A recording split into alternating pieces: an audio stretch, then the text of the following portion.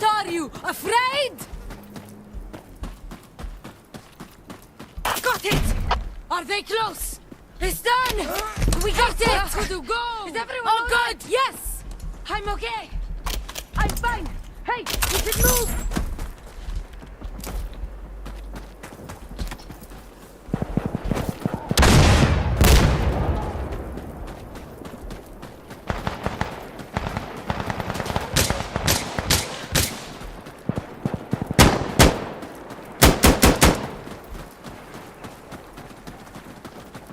Don't be stupid, man! Give up! Look out! Enemy east! Taking it! Damn it! Wait!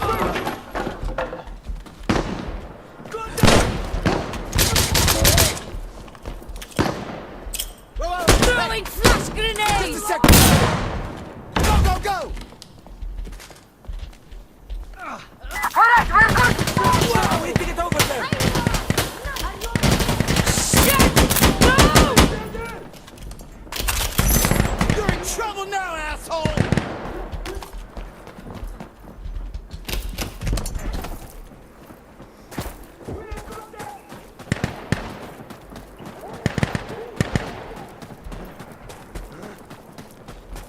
Get down on the ground!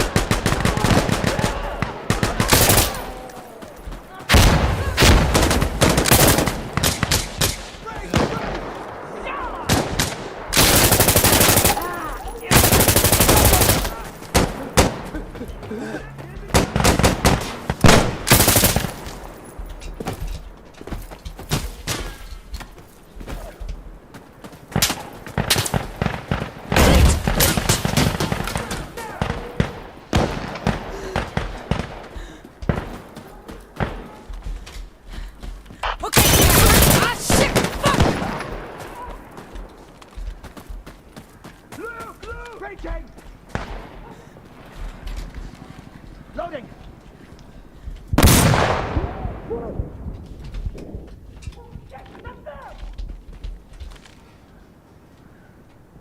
Push! We've captured Bravo! I'm reloading! Go down! Hey!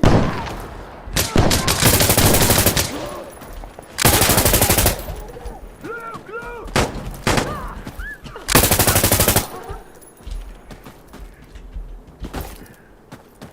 On your knees! Down there!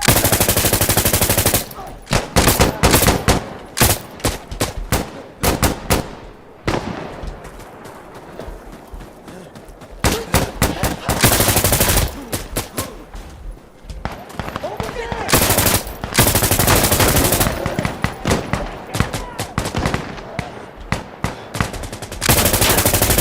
Ah! Over there!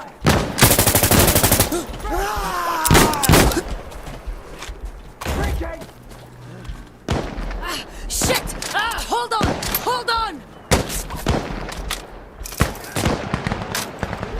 Oh my god, sorry.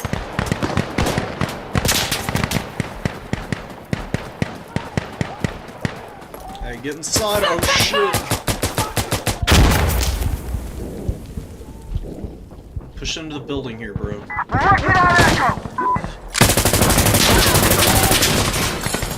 Check upstairs.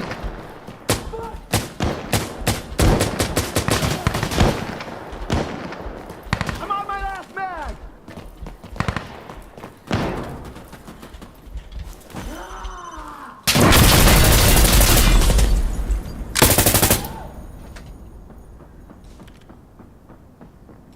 I need guys over here!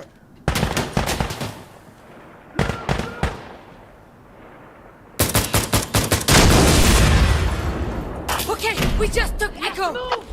It's clear! I'm up! Copy!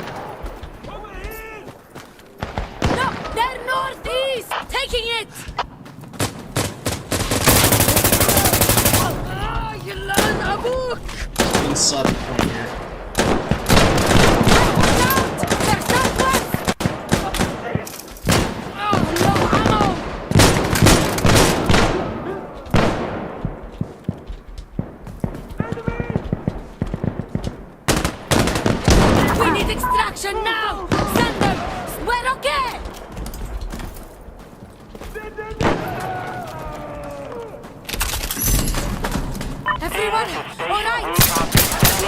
For extraction.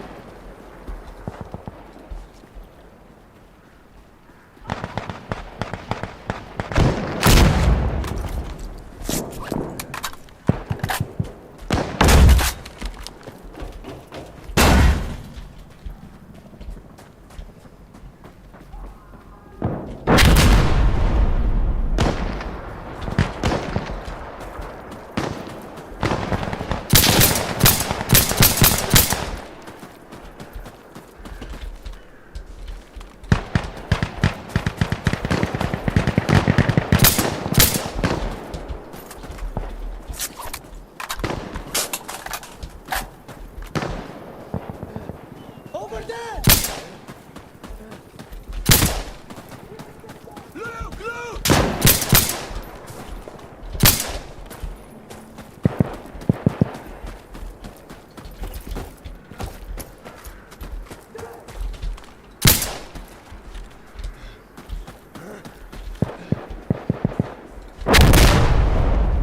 We're on it!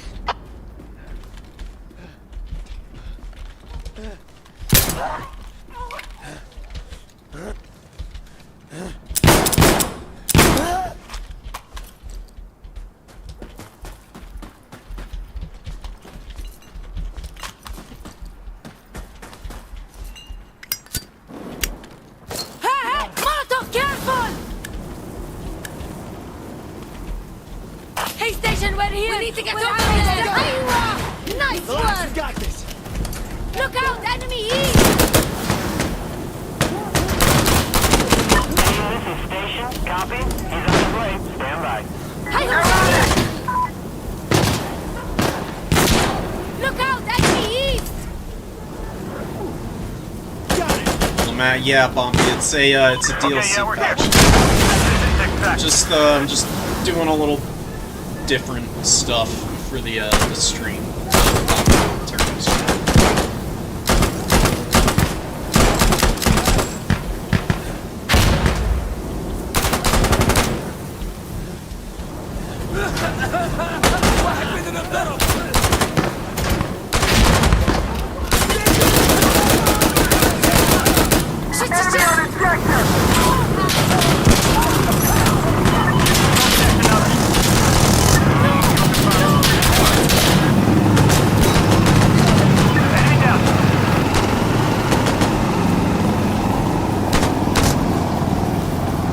Hot damn, that's that.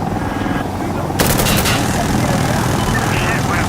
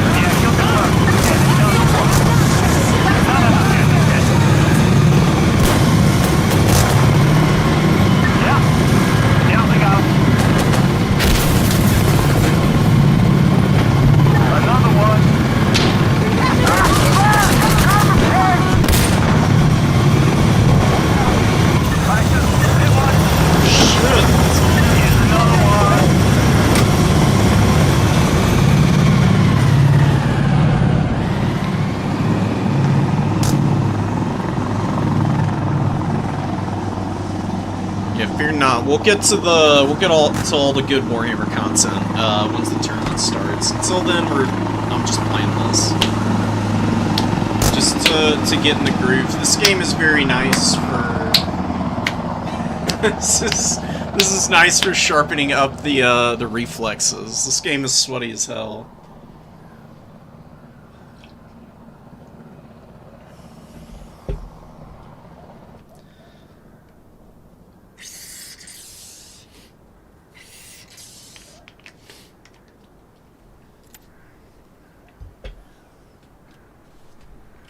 Welcome, guys. It's nice to have y'all here. We got a lot of people signed up for the tournament too. I'll flip it over to show y'all. We got how many signups now? Like 20 people, just about. I actually need to check in before I forget to.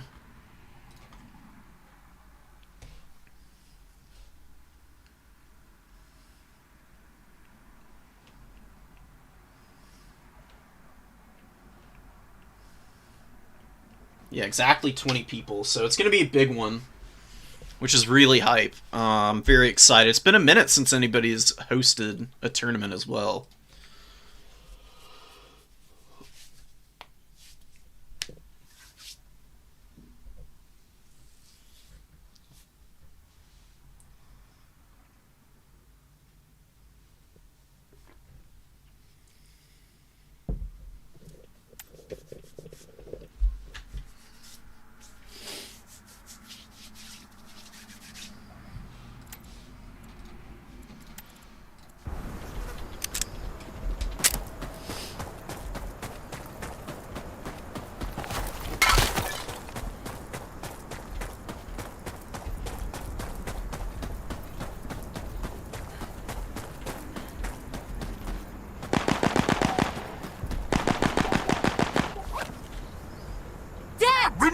ready, يلا. أيوة. No! Ha! What are you, afraid? No can do! Okay! Negative! Hey! Hey! We need your... Stay alert! Here we go! Here we go! Get some smoke out there! No!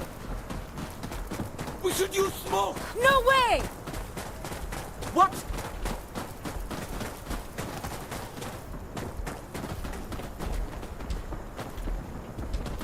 It's the funnest alleyway in the game.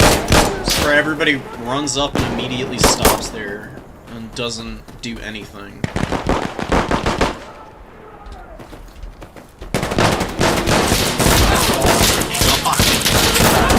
Reloading! Ouch. Get down! Get down!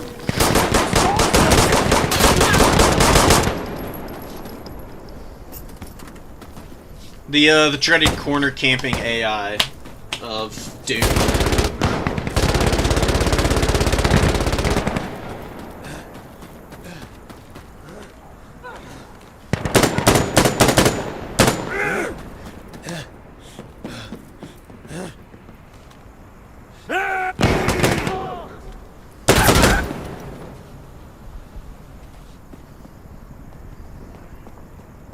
Alright, hold on!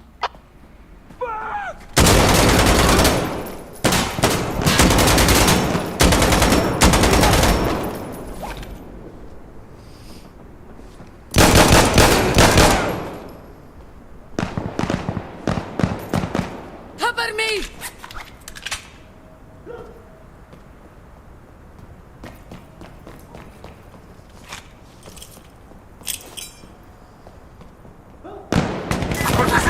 I'm moving!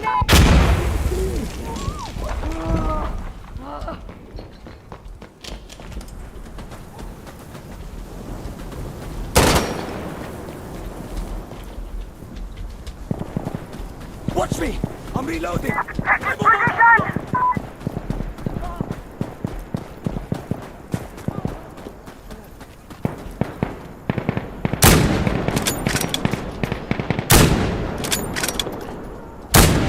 Wow, if I could just hit a shot, that'd be great.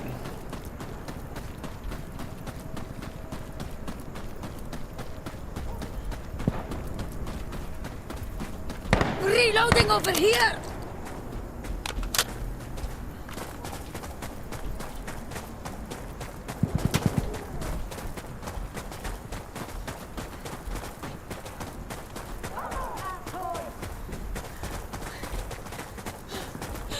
Okay, let's go! Grenade out! It's done! Are you all okay? I could be better. I'm okay! I'm fine! Hey, we should...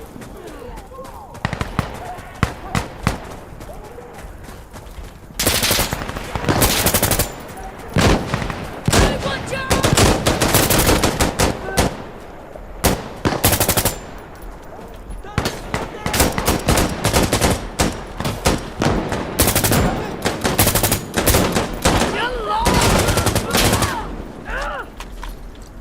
Down! Get down!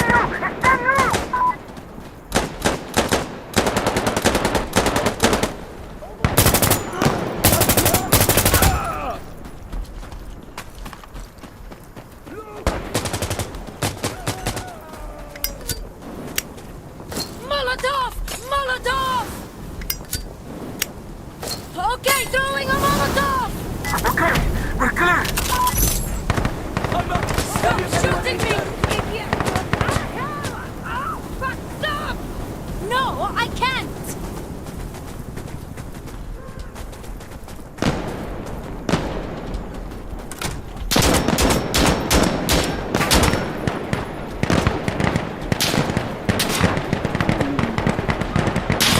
Oh my god.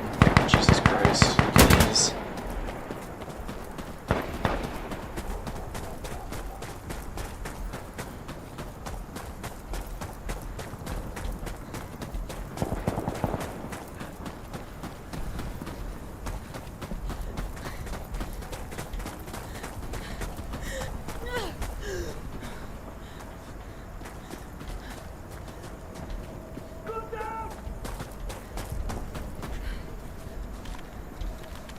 Enemy.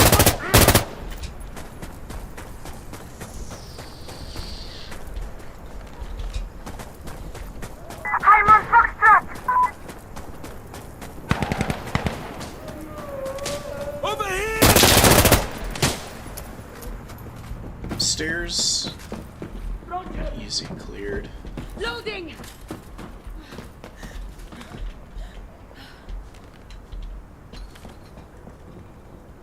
We captured Foxtrot! It's clear. We brother. Check in. All good! I'm okay! All good!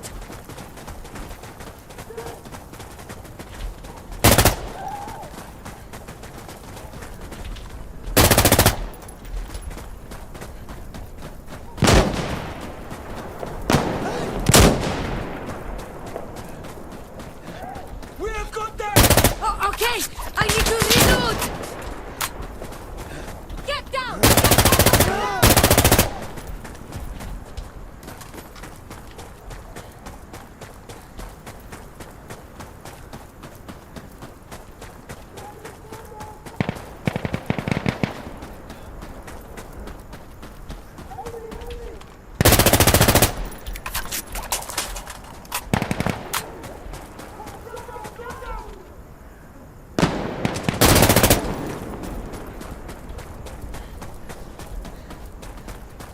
There. I'm on target! Get down! Ha!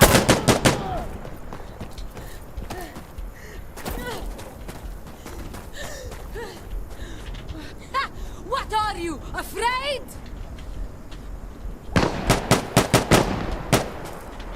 How long do we have? We got another 35 minutes before the tourney Oh, that's starts. really taken! Malcolm! There we go! I'm ready to go! Actually Let's make go! sure that everything's going good. Make sure nobody's got any issues. Which doesn't seem like so far. What are Okay. you doing? Just give up.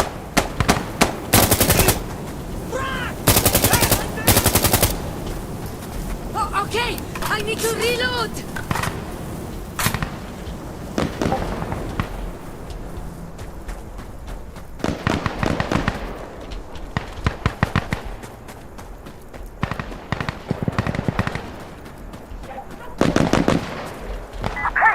always check, always look both ways, folks. Crossing the roads and crossing battlefields, same thing, right?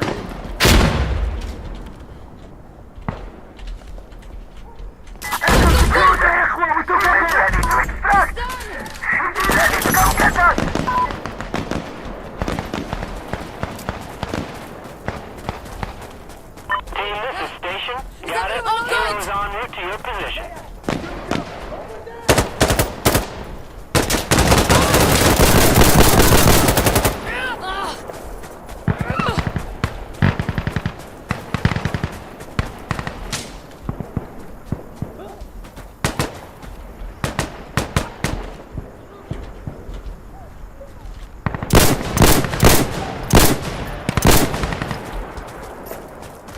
Clicking on heads and they don't die.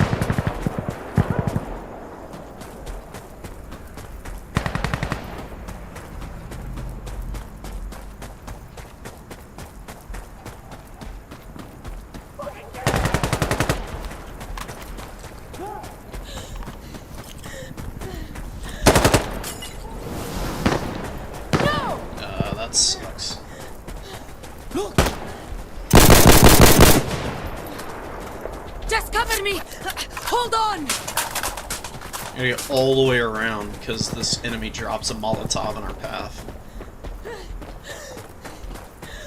Shit!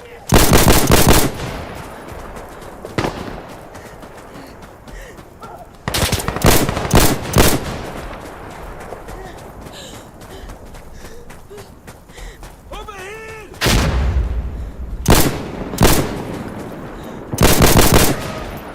Look out! Enemy east! I'm gonna go upstairs.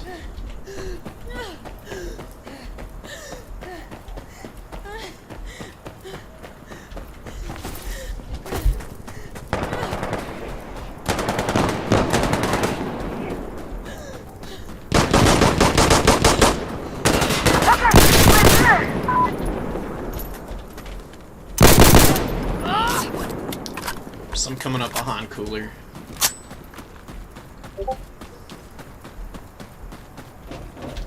Burn it!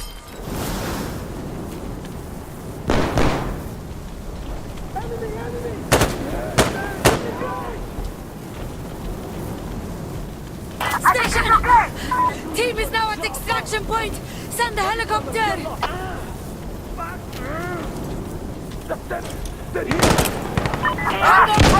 Flash grenade!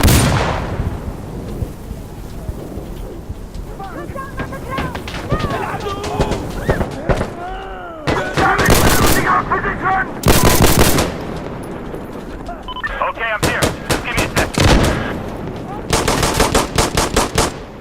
Reloading!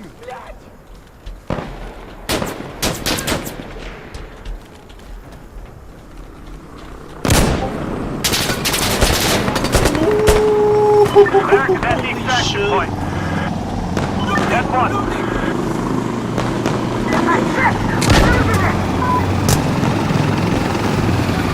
Enemies. Very obliging. That's a two.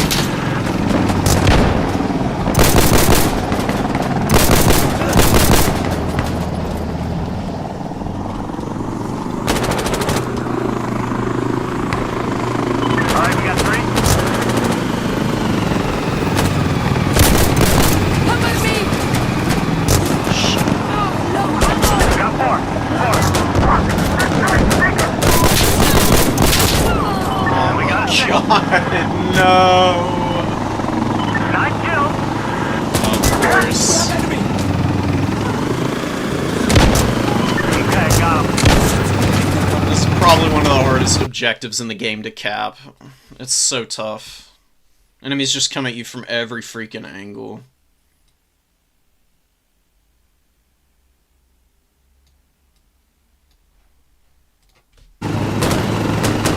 Yeah, he's down.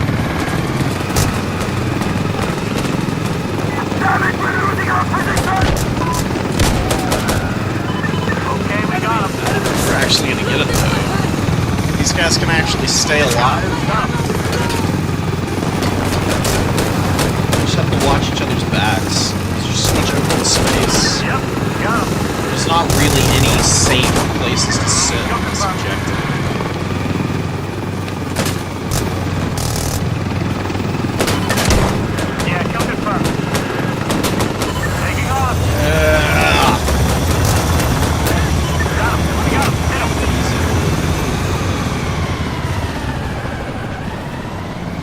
We got time for like one more match, and then it'll be time for the tournament. That's a first on this map. I've never completed it in the first round before.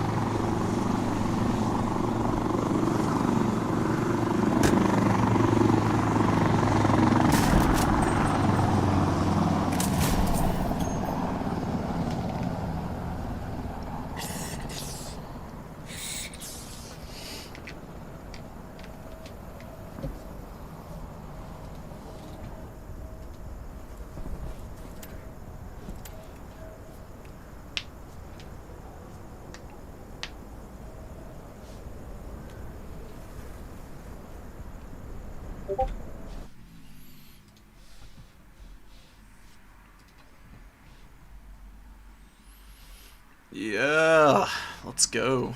We got a lot of people actually checking in now.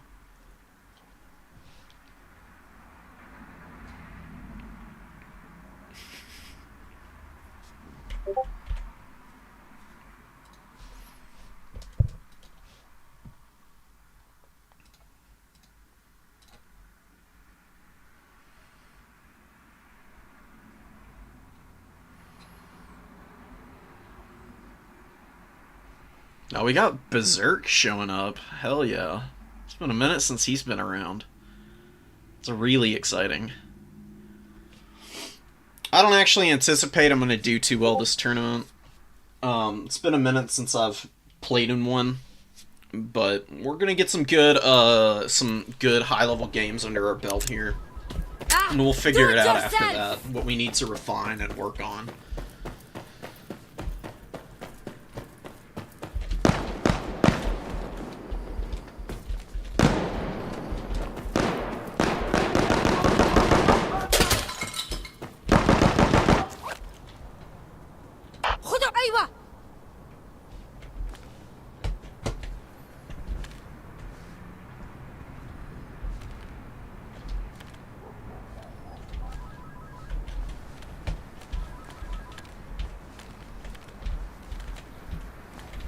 Don't be stupid!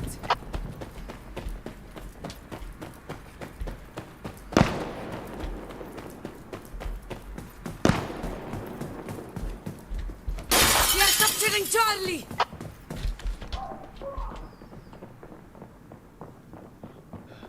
Oh, shit!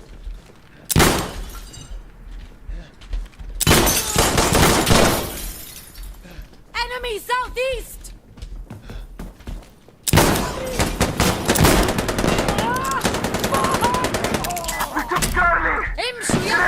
Ah, there we go! Hey, go underground.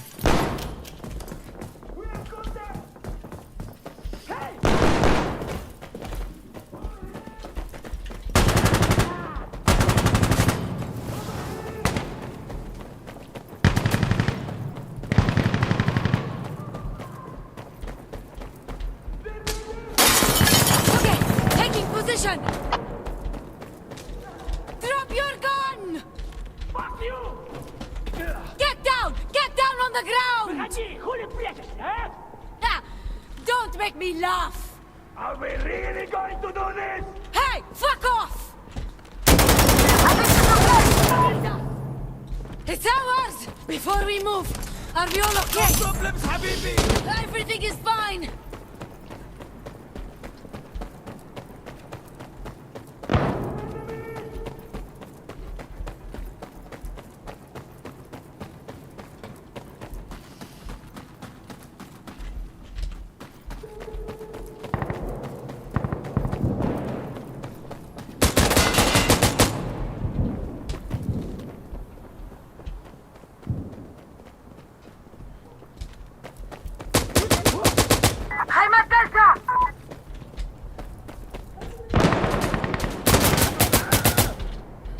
Reloading!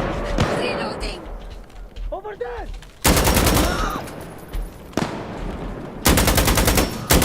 Weapon! Throwing grenade! Delta secured! Nice! Is anyone hurt? Come on, we gotta get over there. Come on. We're gonna go back underground. That's done.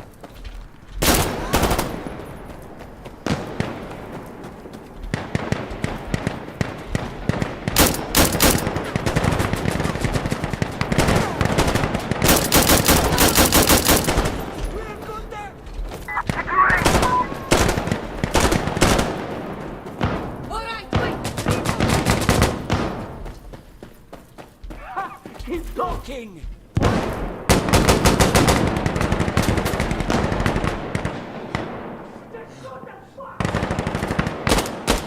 It's fun! Let's keep moving! Get moving, We're get low. okay! Before we move, are we all okay? I'm okay. I'm okay! أنا كويس.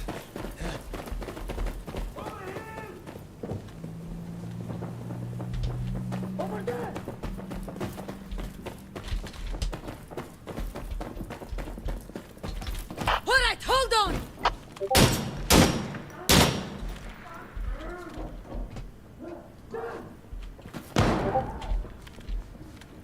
Come on, asshole! Go to hell.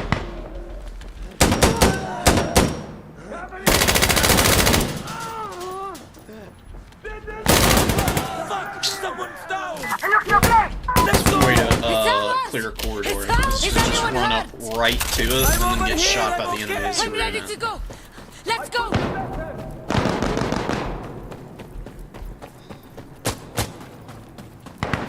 Target spotted.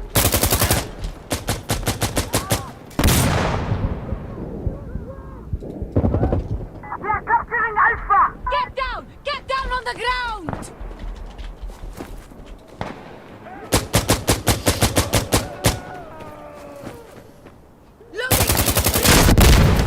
Loading! Station team is ready to extract! We're okay! Yeah, that's nice.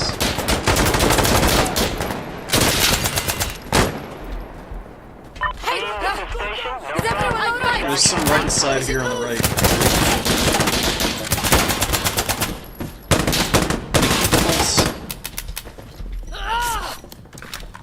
Enemy southeast!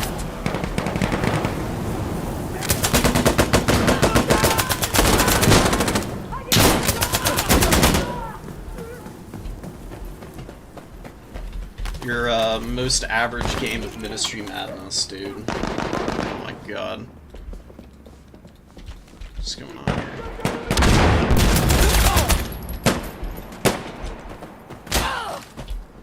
Holy shit. Okay. We run.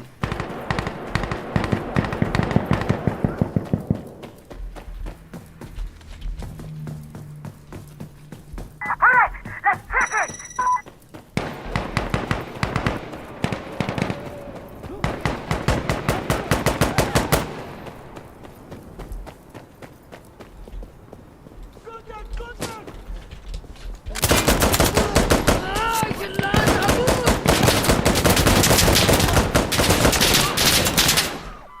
Holy shit. Oh, that's rough, dude.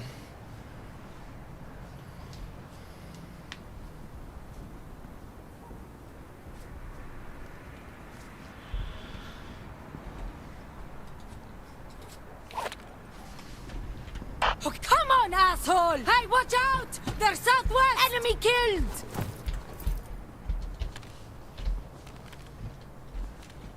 Yes! They're dead. Got them. Hey, hey, come on! I need help! Keep it tight!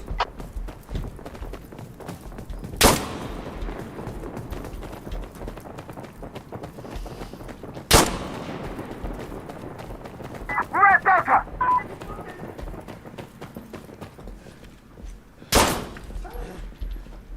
Right there. We sit and we wait. Let everyone else get killed. We got Delta. Going down! There we... Before we... out! They're southwest! Man down! Man down!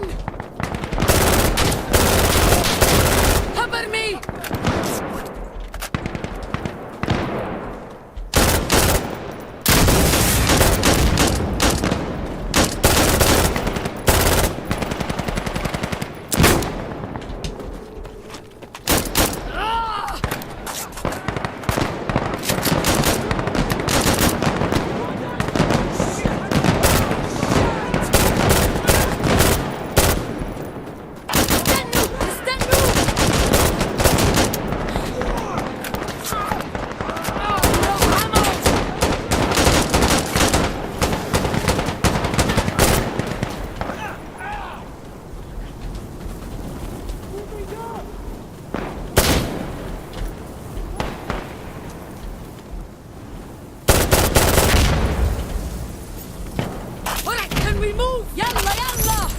It's ours! Is anyone hurt? I'm over here. I'm okay. Oh, good!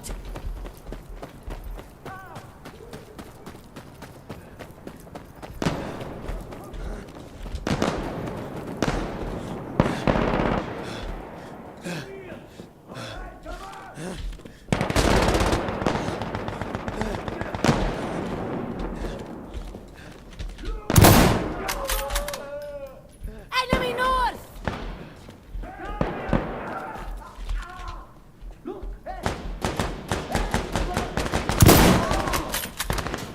Pushing up on corner.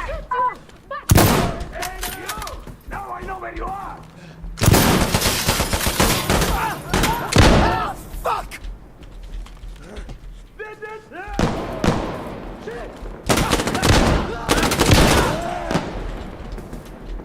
Shit! Got Tourney! Come on, move, yalla! There we go! Are you all okay? I could be better. Oh, good! Cover me! Friendly fire! Friendly fire! Bro, who just shot me, bro? Bro. Stop that! Stop shooting! Fucking good. We're fucked here. This is a bad idea. Oh my fucking Christ.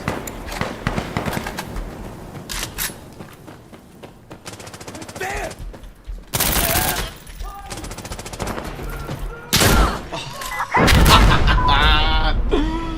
No! Oh my god. Fuck you!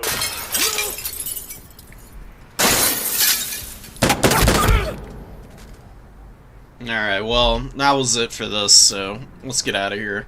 We'll get ready for the tournament now.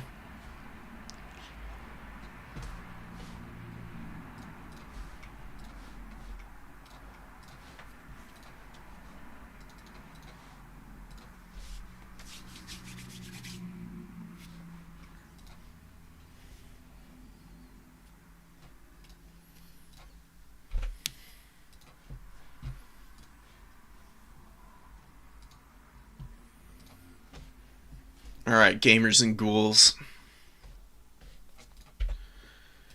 We got about 10 minutes before the tournament starts. And then we'll be running it.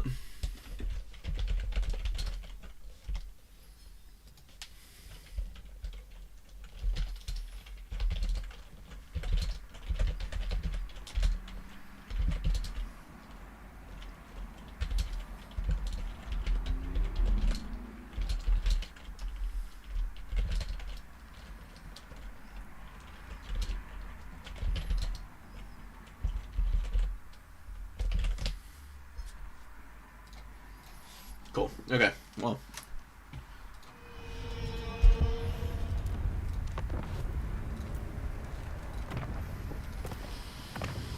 We're here, we're chilling. Load up whatchamacallit, a lobby. What are the maps again? Scalandier's Cave first, Pit, Decrepit Moor, Dried Floodplain. Okay.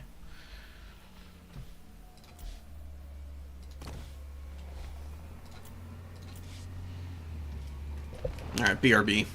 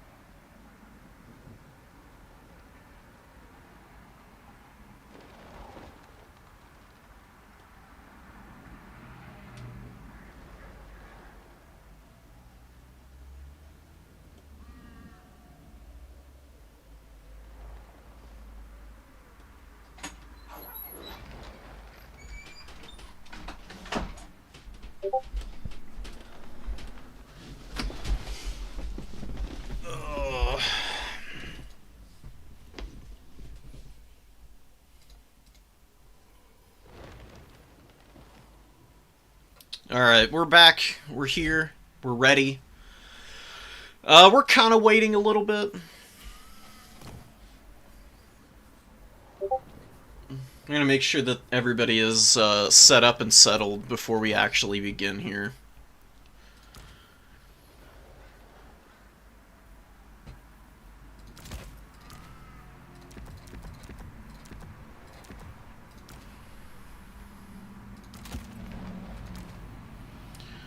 I really want to play around with Arbol. I wish he were better than he is. He's okay. Fear of the Blood God's really nice. Thirst for Challenge is actually pretty good also. This takes way too long to charge up for it to be very effective for him. Especially since he only has 6,000 HP. It's not like a bad HP pool, but not enough for him to be able to like stick in and make enough use out of this chargeable ability. You have to actually kill stuff with Fury of the Blood God to charge up Destroyer, and you've got to kill a lot in order to get it to full power.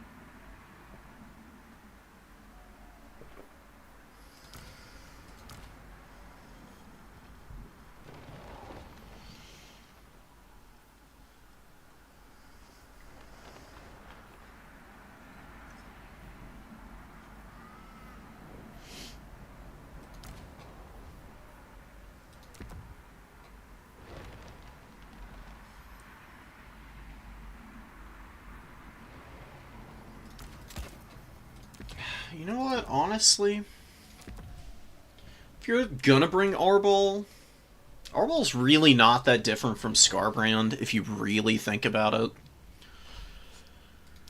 He's only 450 gold cheaper, which is not amazing.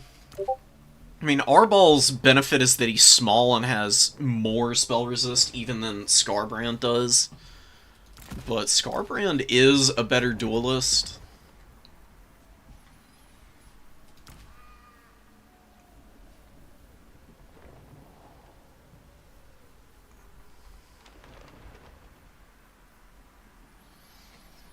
I don't know.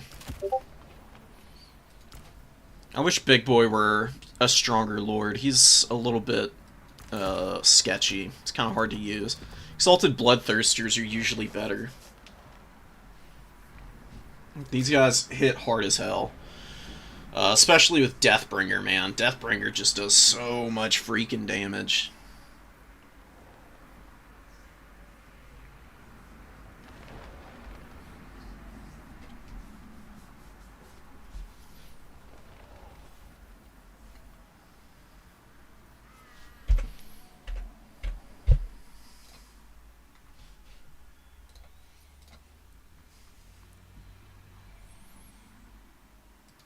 Oh god, no, not Ogre Kingdoms, please. So we got a bunch of people who haven't actually declared their factions yet.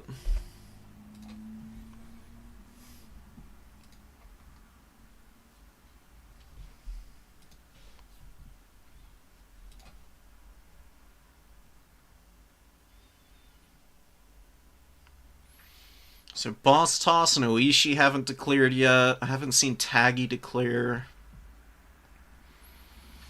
Attack Speed Sylvos. Renegade's here. He's probably playing High Elves, I would guess. I haven't seen Berserk or Stormrunner declare either, so we're gonna have to, like, actually remind people to declare their factions. I don't know what's going on.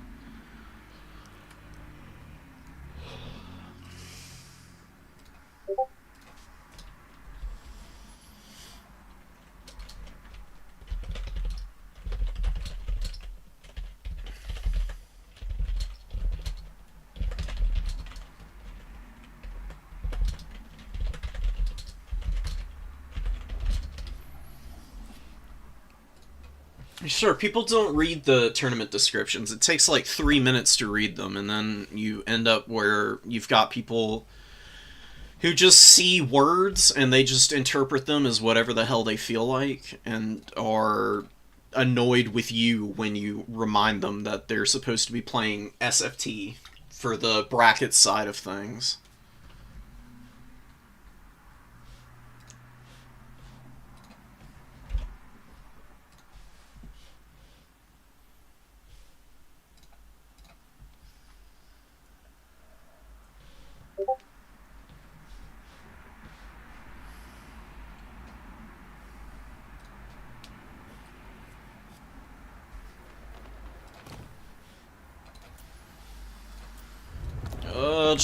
Alright, while we wait for the last couple minutes here,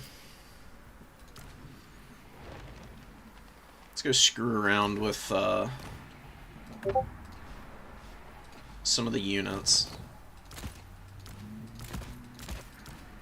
Something that I've been meaning to test again is, murderous exhortations. Like, I really want to see how this actually works against a cavalry unit.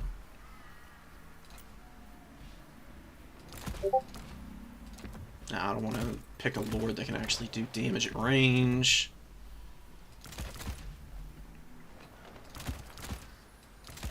Yeah, we'll just do it against an Illyrian Reaver, just to see how this goes. I mean, from all the testing I've done with this ability on the Blood Speaker, it just doesn't do anything. It's just bad, it seems. It says it's supposed to be good against 10 or more units. Maybe it just is supposed to be used against monstrous infantry. But Blood Speakers don't want to be tangling with monstrous infantry to begin with. So, I don't know, man. It's a little lacking as an ability.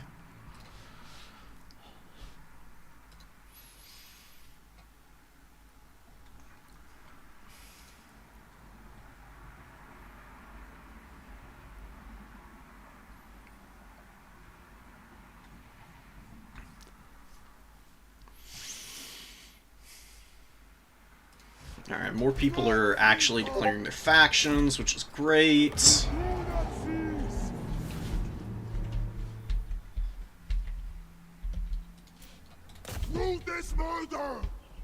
Biggest problem with this guy is that he's just not a very good, like, combatant. His combat prowess is pretty mid, honestly. The final trial begins. Okay, this does good damage to the cavalry, actually, so I mean, this is kind of where it shines. The voice of blood. I don't know, though. I mean, it just doesn't do that much damage, though. You need so much to be blobbed up on this guy for Murderous Exhortations to get any value. I really just don't feel like it's worth it at any point. And you can see how much work he's taken just from fighting a basic prince on foot and some Illyrian Reavers. You know, he doesn't have a big HP pool, and he gets pretty pricey. The only thing that I've seen the Blood Speaker do well is support Skull Crushers. Skull Crushers really benefit from Wild Abandon. Everything else, though, is pretty lacking. I don't really love this guy, I'm gonna be honest.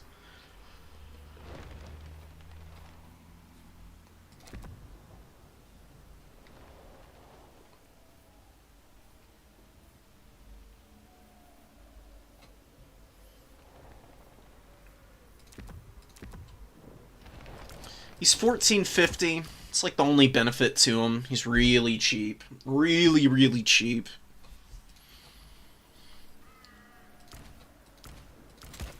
Cheaper even than the former cheapest option, which was Valkia with no Sloughtmere and just Demon Shield. Or the Corn Herald. With just the Revelant Slaughter.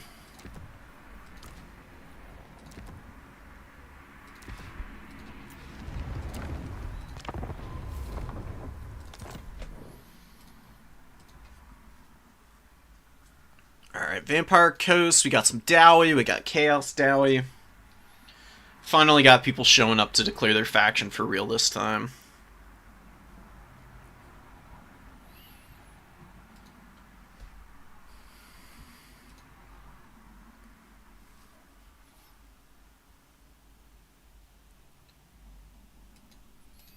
Oishi is also playing Corn.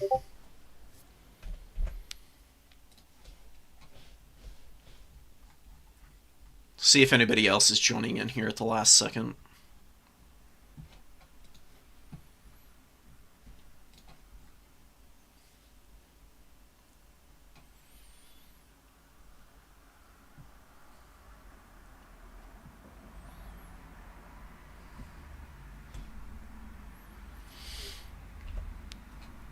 Alright, so we're looking for Berserk, Stormrunner, Ash.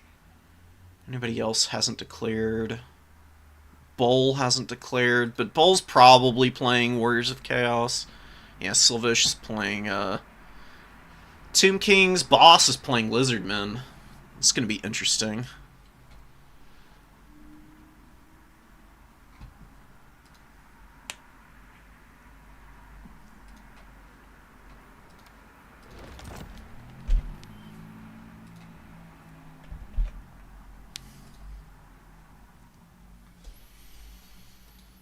Alright, we're going to refresh.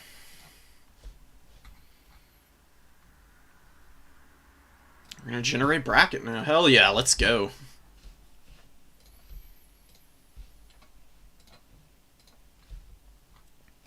So this is bracket as it stands now.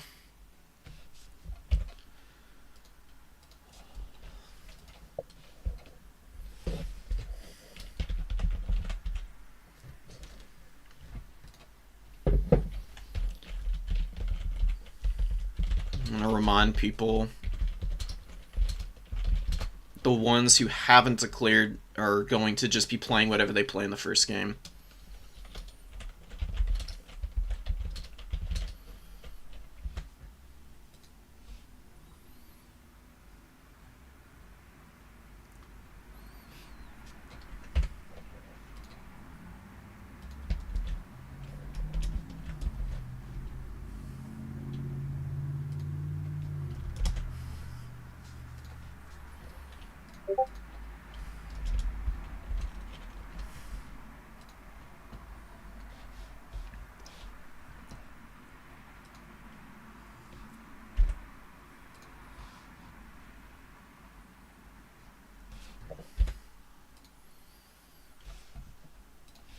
I don't want to have to... I don't know. Why do I have to tag all these people? Why can't they just do the thing they're supposed to?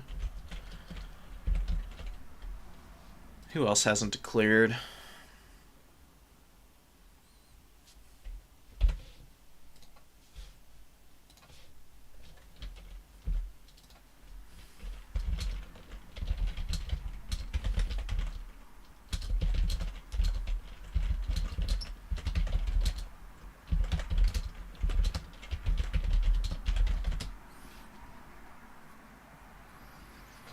Alright, we'll be going in a minute, guys. Don't worry about it.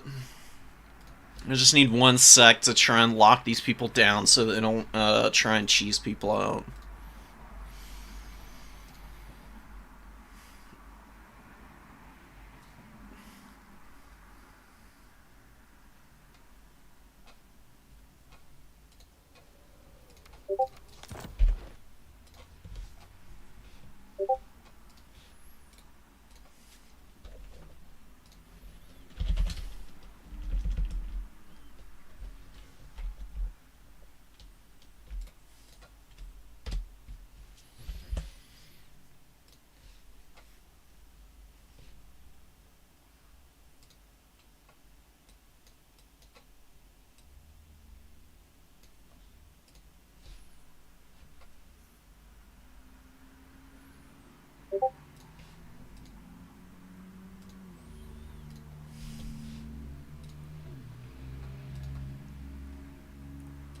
Oh, we got a corn mirror in the first game. That's going to be wild.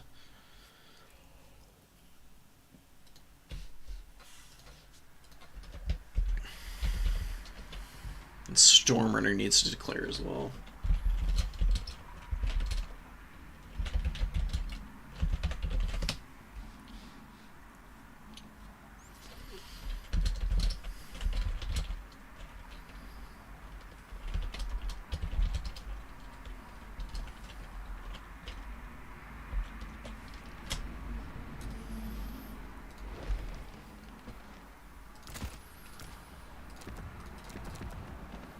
Didn't I play... Have I not played Taggy recently? I actually think we might have played on Ladder recently.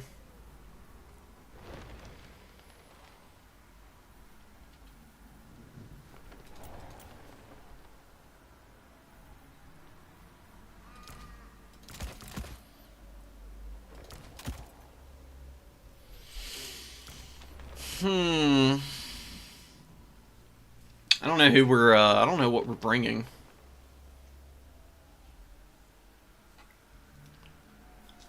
Also, just while we're picking, swap away.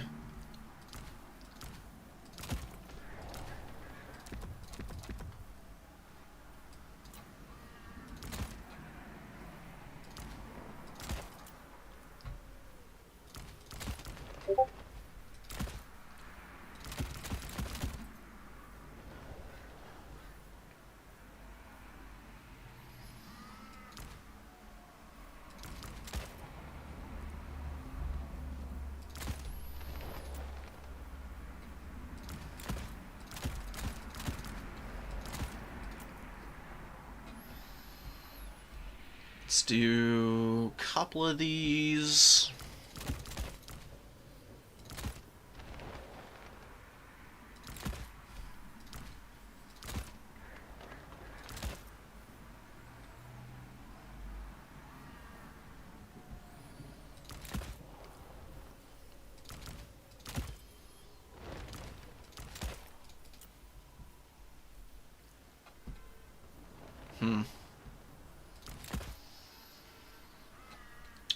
What am I lacking here? I actually think I'm fine. This should be good enough. Welcome, welcome, guys. We're starting the day off with a corn mirror match. For those of you who just got here, it's gonna be messy.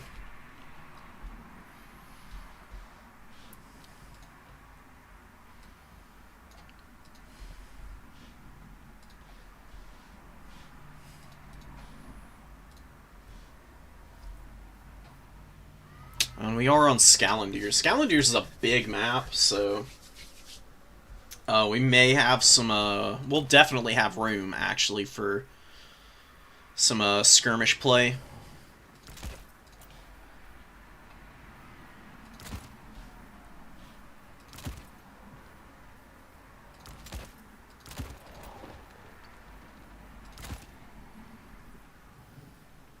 Alright, this is looking nice.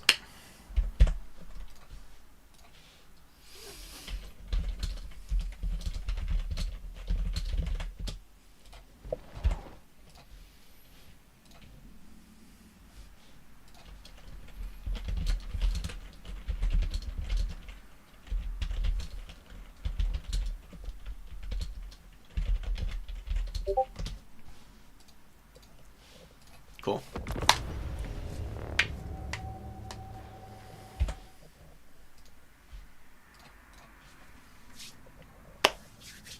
Round 1, Scalendiers Cave. Corn versus Corn.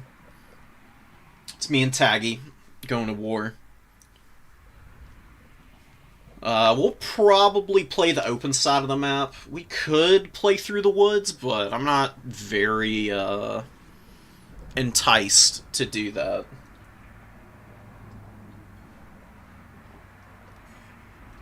We can push up maybe one Marauder or something through there if my opponent doesn't send anything over. But otherwise, we're probably going to hang out in the middle.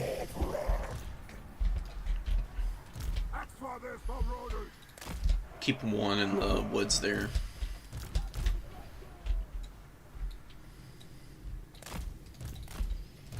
Alright, so we got a Skull Reaper, we got some Bloodletters, and we've got a dual weapon, which is usually pretty good, and then we just got a shit ton of Horsemen.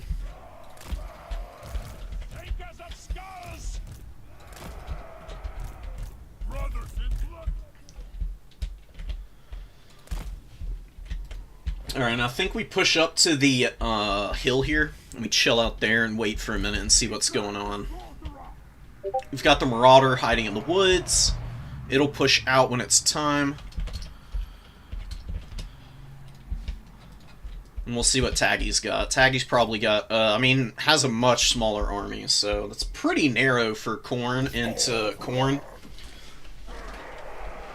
Not that that's necessarily a bad thing. Karanak. And does have Scarbrand here, so that's pretty scary. Couple Corn Gores, the Slaughter Guard are here. I'm very unbothered by the prospect of fighting the Slaughter Guard. I've got more than enough to deal with those guys. We have a victory point. Karanak's kind of scary, but we should be able to beat up on him.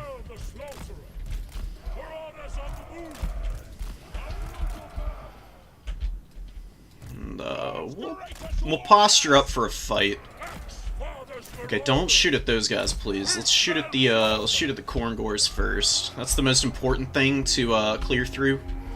And then they immediately waste their ammo on the Marauders, which is hilarious. Thank you, guys. Just ignore the actual orders to shoot stuff. Scarbrand can actually go in and do a little damage there, I think.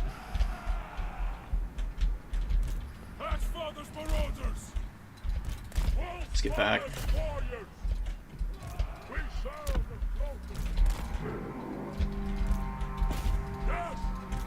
Okay, Scarbrand didn't do anything for some reason. We need to immediately run away before we get rampaged into the Shadow Realm here. Why are you stopping, dude? Why is he stopping? What? Oh, pray the Blood God. I fucked up. This is bad. So we need to get in there and do something.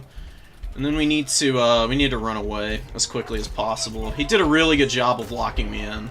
I forgot about Pray the Blood God. So this is a very bad start for me. Yeah, he's rampaging me. My horsemen are kind of winning this fight against the Furies here. Somehow Scarbrand is not dead yet. I have no idea how. We've crumbled out those guys, which is great. We need to get all of our mobility up. Let's get the fuck out of here, please. Oh my god, look at the damage that he's taken, dude. Jeez. Let's just run. We might be able to still survive and win this game somehow. We've really not started well, though. Just taking tons of damage on Scarbrand to open is never good. Slaughter Guard are in on my goodies, and I think I'm gonna throw this game real hard here.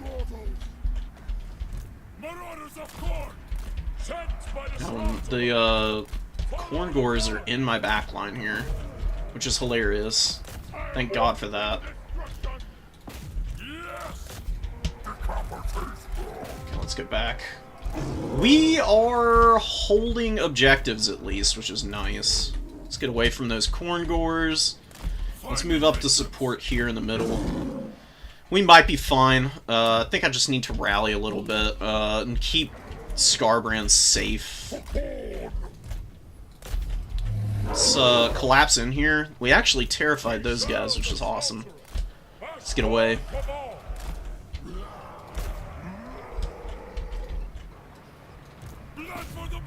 Oh, and we can throw here at the Slaughter Guard because they're very exposed right now.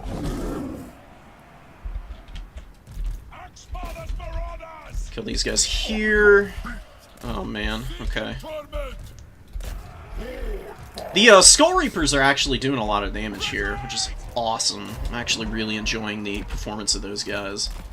Move the Corn Gores up now. Scarbrand needs to try and not get killed here. And how are the Marauders doing over here? They're doing stuff, not doing amazingly. We got rampaged, which is really bad. I'm not playing clean at all.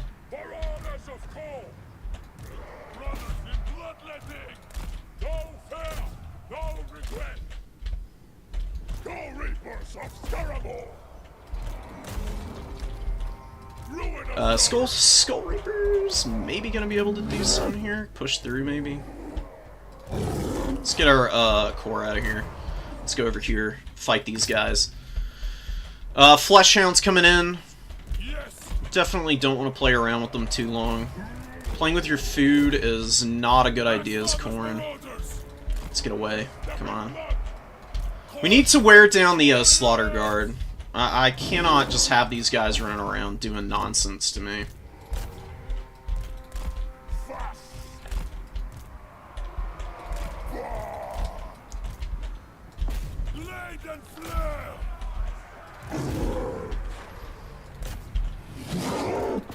Let's kill Karanak here, actually. We killed all these guys, and now we can engage against the Slaughter Guard, I think. Skull Reaper's doing a little bit of damage, and let's try and save these Minotaurs. Yes, Minos, please kill Karanak. That would be amazing. It'd be so nice if we could actually kill this guy. Let's charge it down here. Let's get these guys through here, and let's rally back a little bit. Karanak did survive, which is very painful, but maybe we can do some damage here and maybe get these Corn Gores up. We'll get more Corn Gores out here and go here. We're winning that. We did kill the Slaughter Guard here. They're very vulnerable. They're really not that great. Let's get back. Oh, and we got Karanak now. That's awesome, dude. That's so nice. I don't know how we're getting back in this game, but we are somehow.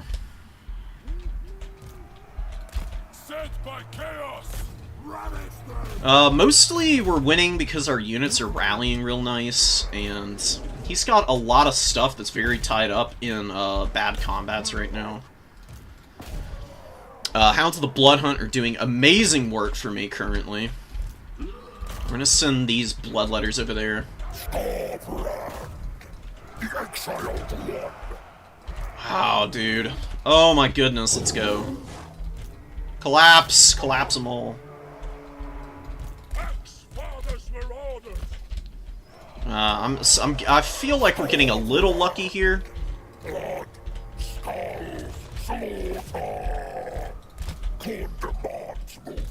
Let's move across and collapse on all this stuff.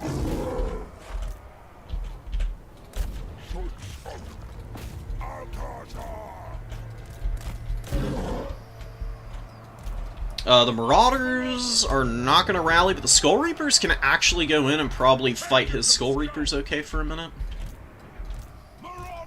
Send some of these guys. Minos are going to die, but that's fine. Let's go throw at his Scarbrand. My Scarbrand, not good. His Scarbrand, much better, but not quite getting it done for him. Get some of these guys out. We'll let Scarbrand actually chase there for a minute.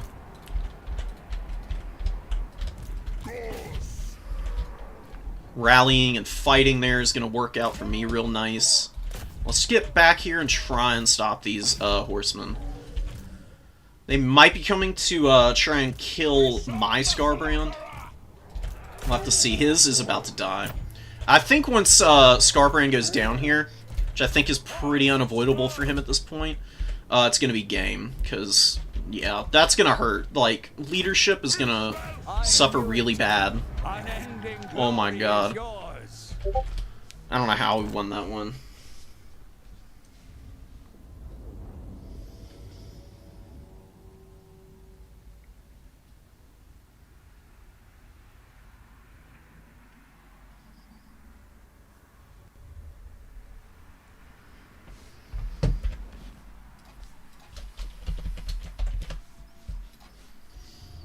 Oof. 2200 on Scarbrand there. Slaughter Guard just couldn't get into a combat, and his Corn Gores just got shredded, basically. His Horsemen did alright. He didn't bring any of his Minotaurs in.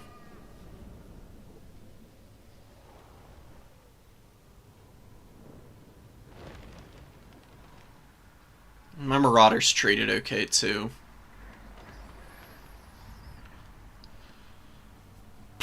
Alright, well, GG's.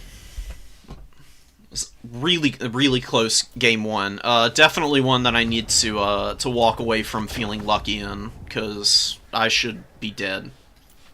What am I doing here?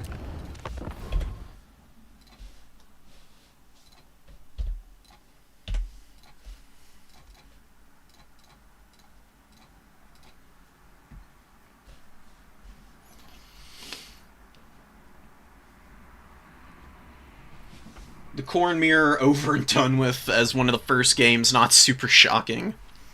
Bull beat Martin. Bull is playing Wok, right? Bull's been putting a lot of work in to get better. We've got a lot of Corn players. Berserk is also playing Corn. So that's 4 Corn players. Yeah, 4 out of the, like, 16 people in the tournament are playing Corn right now, so lots of acolytes of the Blood God currently. Which isn't super surprising, because Corn is so strong right now.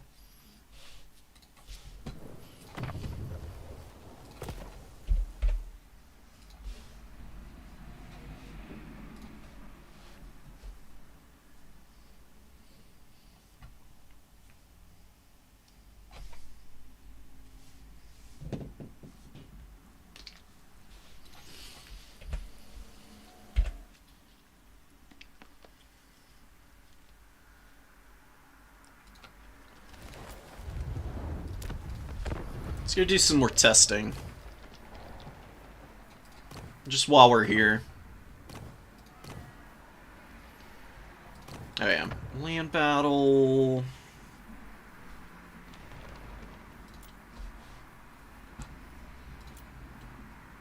Where are the smaller maps?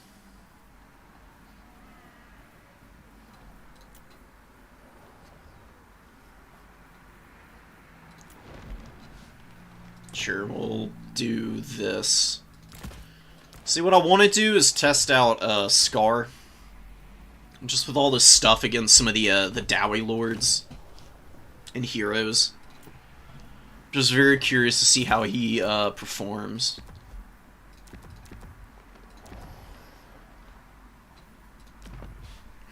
Alright.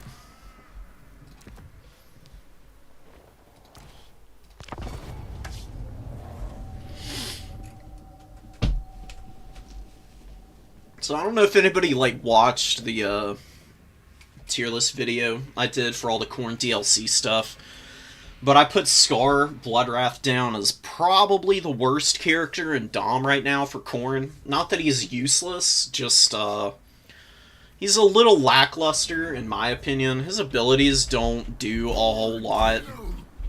Blood Tally is a weird ability, because it deteriorates if he's not getting kills. So he can end up not really getting much of a heal off from the Bloodborne ability he has. It only heals 20% of his HP, which is a decent chunk, but I don't know. He's so expensive with all of his stuff, and I feel like Blood Reapers are probably a little bit better, because they function the same way. The real matchup where I think he might be good is against Dowie, so that's kind of what I'm testing here. I just want to see what he can do against Grombrindle. Some of the stronger, like, duelists that the Dowie have.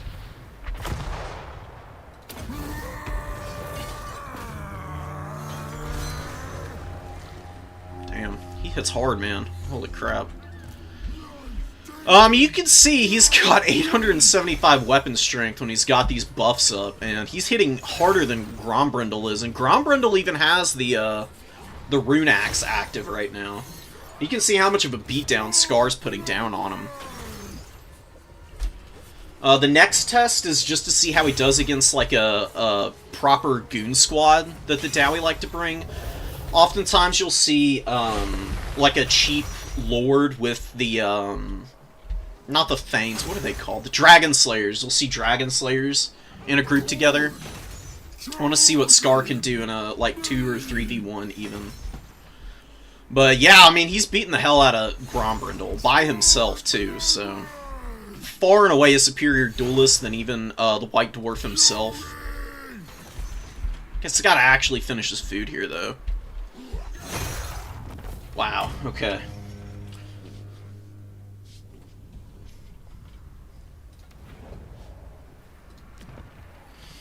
Alright, so let's see what he does against, Hero Squad. Iron Warden's Hammer, Star Metal Plate. You do see a Lord's, fairly often, because this Star Metal Plate debuffs melee attack a bunch. It's actually a pretty good little item. Cut all this.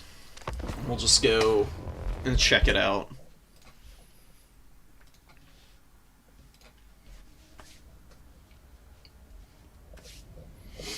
It's also better for Dowie to go cheap against Khorne than the other way around. You know, if you can just overwhelm Khorne with missiles from the Dowie's side of things, then you can easily win the match.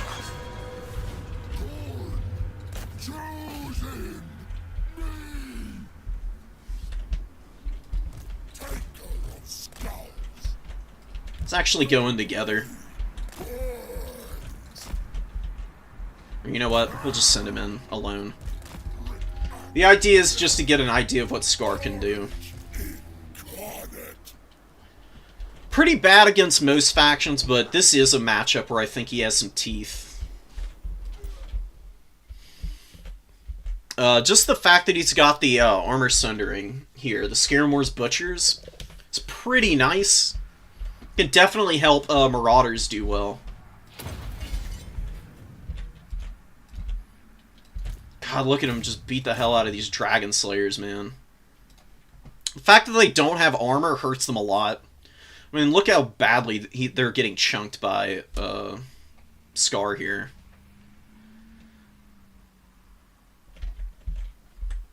Gotta actually finish, dude. If he takes like one more hit, he should get his Bloodborne. Give him a decent little bit of HP. Did they change the way blood tally works? I mean, he's only got the one kill. From what I remembered, though, blood tally was something that deteriorated over time. Maybe they've changed that. Used to be that it would tick down every 15 seconds, but I think it looks like they've actually changed it. So maybe these, maybe Scar is just actually straight up better now. Because my biggest complaint was that this would never get any charge.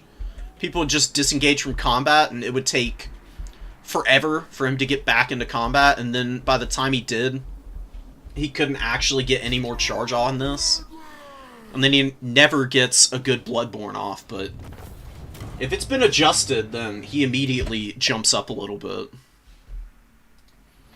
I know they've been changing a bunch of stuff, but he beat all of those heroes, which is crazy.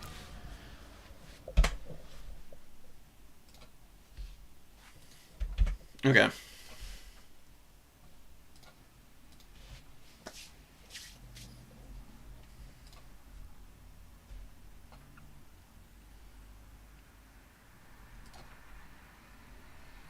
Oishi, Renegade, VM Berserk, Harrison, Attack Speed, Falling Star, Scrambled Egg, Son of Heaven, LVO, and Ash are all finishing up their games still. So right now, Boss Toss, Silvos, Bowl, and I. Oh, and Tingus are the current winners for the first round. Next round's going to be pretty wild because it's on Pit of the Everchosen, which is just a goofy-ass map. I'm very curious to see to see how much salt flows from people if they lose there. Hopefully not too much. I really love mixing it in to my tournaments every now and then. It's just a really fun map. It's really goofy.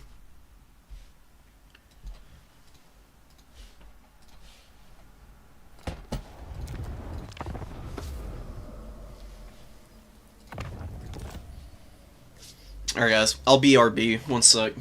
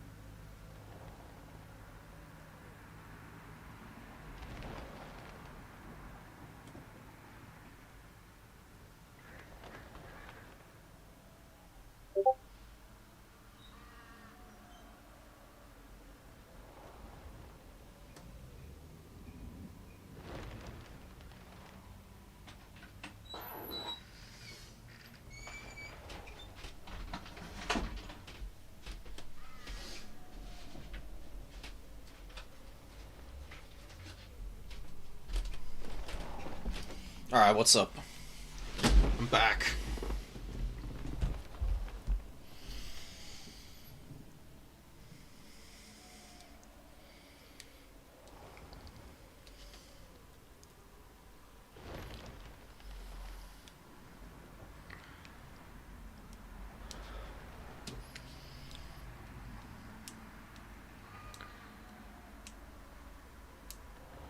No worries, Bull.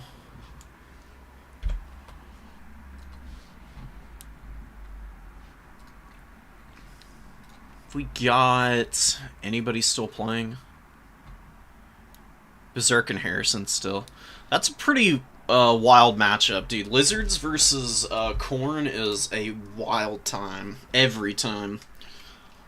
Lizards can bring so many different options and units. And Corn is just solid as hell, so, you know, you can do whatever you want there. You've got all kinds of good counter units for the Lizardman shenanigans.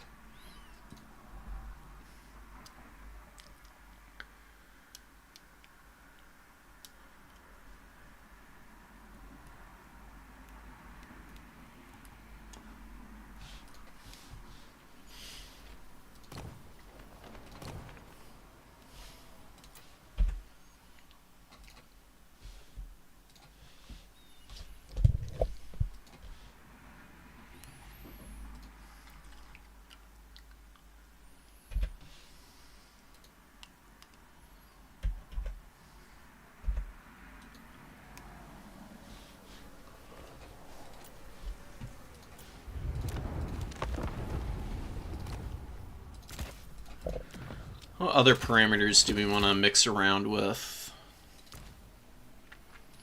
Who are the other available options for the Dowie? You do see Thoric a fair amount. See how that goes. Forge Fire is not a great item. I don't think that you're going to see that be brought often. Testing against Felix will be nice. Although I feel like Blood Wrath will just demolish Felix. And you won't even get any healing out of him in the process, so maybe not the best unit.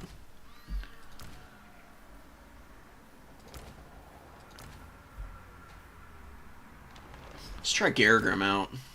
Garagrim is anti-infantry.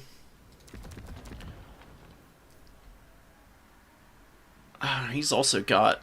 Yeah, Garagrim and Scar Bloodwrath have very similar items.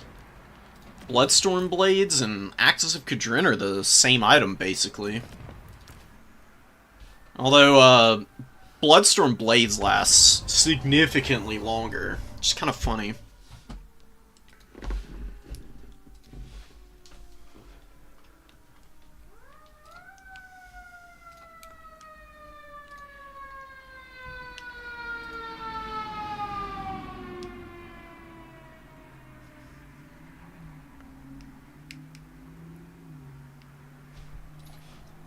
So who beat Ash? Oh, Elvio beat Ash. And Elvio is on, Oh yeah, Elvio's on Ogre Kingdoms. It's gonna be interesting to see what, our Ogre Kingdoms players are gonna do without the, Thunder Tusks. They're also lacking the, Pigback ROR, but they should be fine. I mean, it's not that big of a deal. It's not really that hard to get good value out of Ogre Kingdoms, even without those tools. They just are so strong and solid. They've got good range, they've got good kite potential. And now that they operate a little bit differently with the, whatchamacallit, the army abilities, the charging, being so central to charging up the abilities, I think they got a little bit better because of that.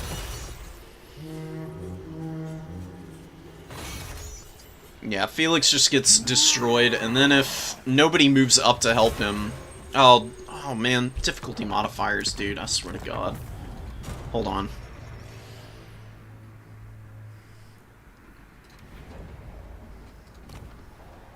I forgot about this. I don't know why this resets every freaking time. It's very annoying. Okay. Let's restart this. That way we can get a more, more balanced view of how he actually does here. It'd also be really nice if the AI would actually engage with all their characters instead of running around in a circle. Although I think that what's happening is the AI targeting is just seeing Scar and seeing how good of a duelist he is, and being afraid to actually commit all of their characters. Or if they actually did, then they would actually be able to whoop on Scar a little bit, I think.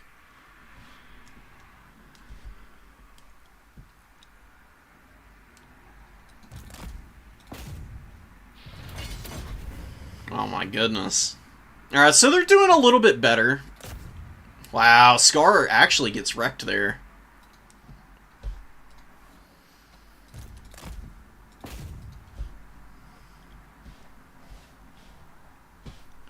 Scar gets the heal. He still kills Felix. But yeah, you can see if he's fighting multiple characters there with the actual AI not being debuffed by the difficulty modifier, then he doesn't do nearly as well. Okay. And see, look, it just immediately resets. What the hell? It's baffling. CA, please. If I set the difficulty to very hard, why would you reset the AI difficulty modifier to, like, 0? And make the AI so terrible? It makes 0 sense.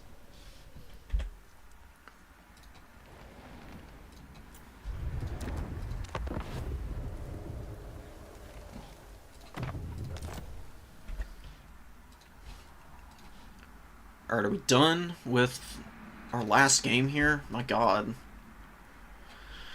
Nah, Berserk and Harrison are still in game.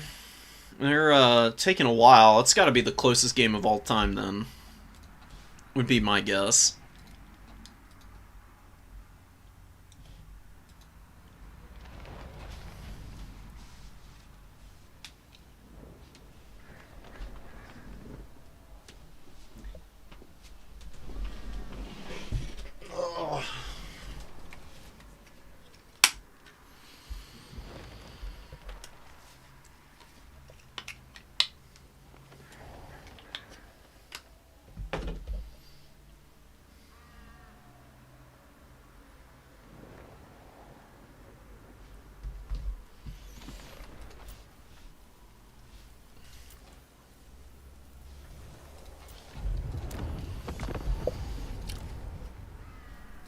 Alright, so what does Korn feasibly bring against the Dowie in terms of lords? I mean, Skulltaker is by far and away the best option in my book. I mean, he just hits so freaking hard. Even on the Blood Throne, he's really good. And he can stay really mobile and get away from the Dowie character squads if he's, you know, on it.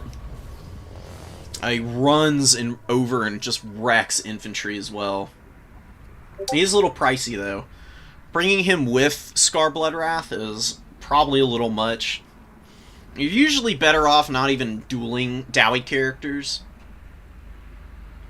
The thing that I've always had success with is just kiting them out. Like, they don't have a ton of cap weight. They usually can't out-anchor an objective if you have infantry on it. It takes way too long. It takes way too long for the Dowie to kill everything.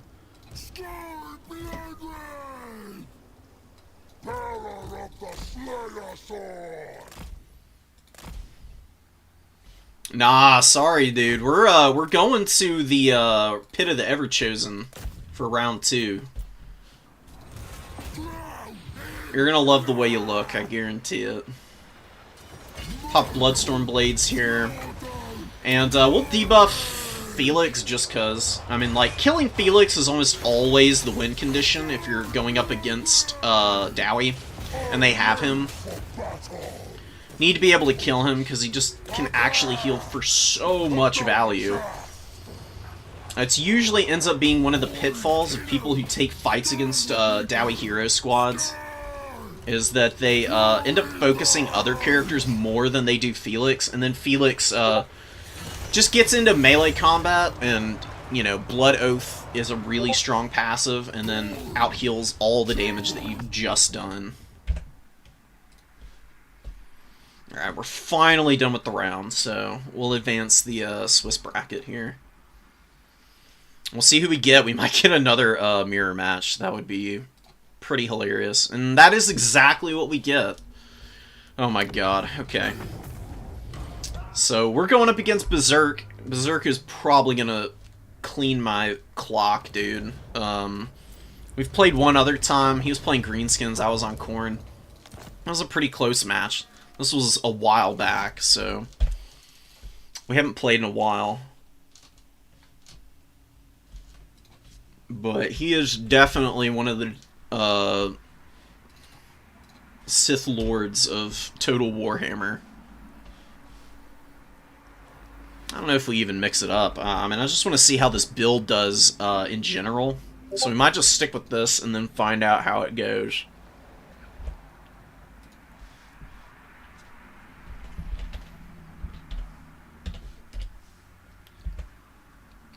And we are also on Pit of the Everchosen, which is a really ridiculous map. I'm very excited. Because, you know, you start off in the middle, and then you've just got objectives off to the sides. And you can summon stuff out from anywhere on the battlefield, really.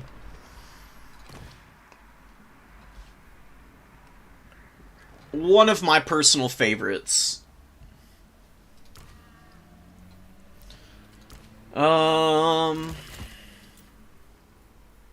Yeah, screw it. I kind of like this opening. We'll just stick with it. I've got, like, a reasonable amount of experience in the mirror here.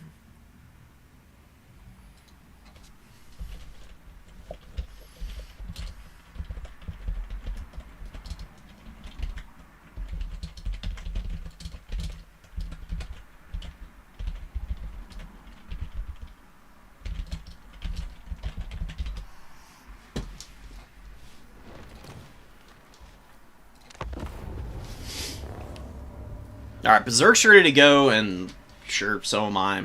We're just gonna run it. I've already got people messaging me with concerns, but that's 90% of the point that we're playing on this map, is just to have a wild-ass time. And you can see what it looks like. Absolute hellscape. Oh, and we've actually got an adjustment of the, actually got changed a little bit, so it's even more interesting now. Now there's an actual point right here on the middle. It used to be off to the side over here, but now there's one on the actual hill itself. And this is where the home objectives are now. Okay, it's very different from how I remember it, actually, but whatever. Very curious. God damn it. Okay. He's got 6 units. This is gonna be a mess, dude. He's probably gonna flatten my front line. Okay. What's he got? Very curious. Incoming immediate loss. Who's ready?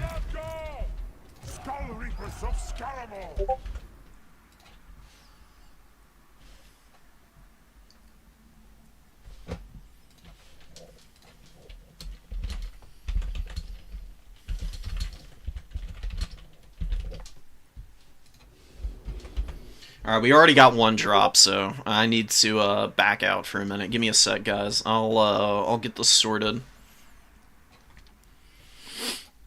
And then we'll get it running forward.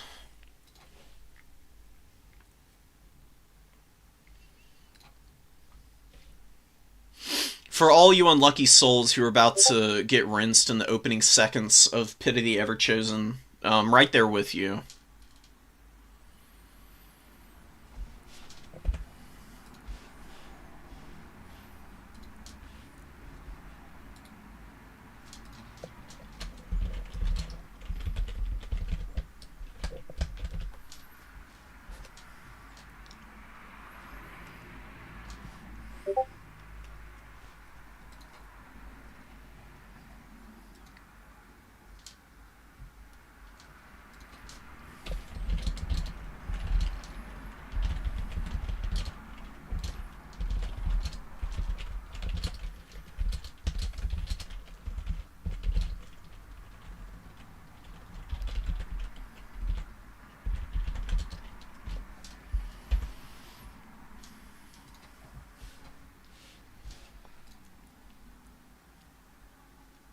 Okay.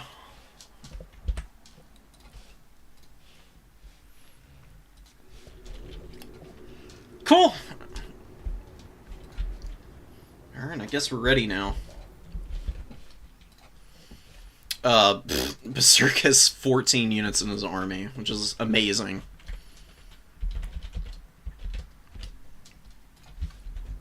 Wait, what? Hello?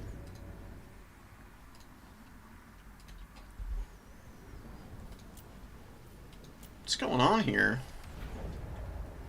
What the hell is his build, dude?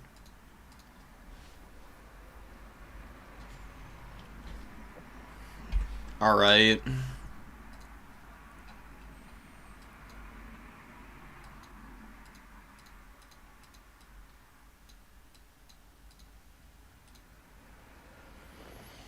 Okay, so that was not his actual build, I guess. He just gets to scout me for free. Which is great, I guess.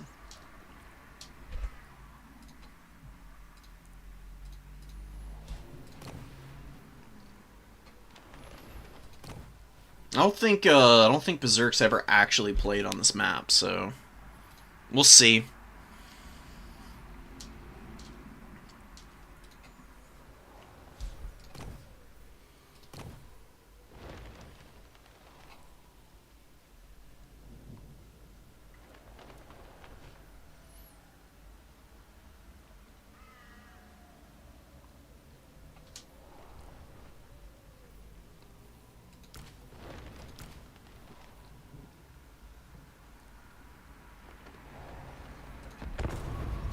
I'm just gonna ready up. We'll let him get here when he's ready, I guess.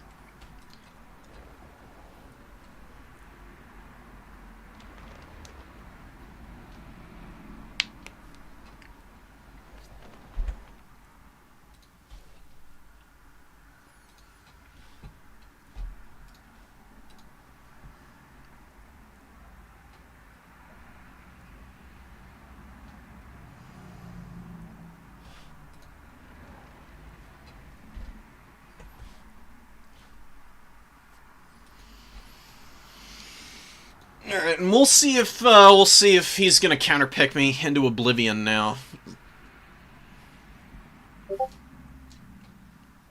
That would be one way to go about it.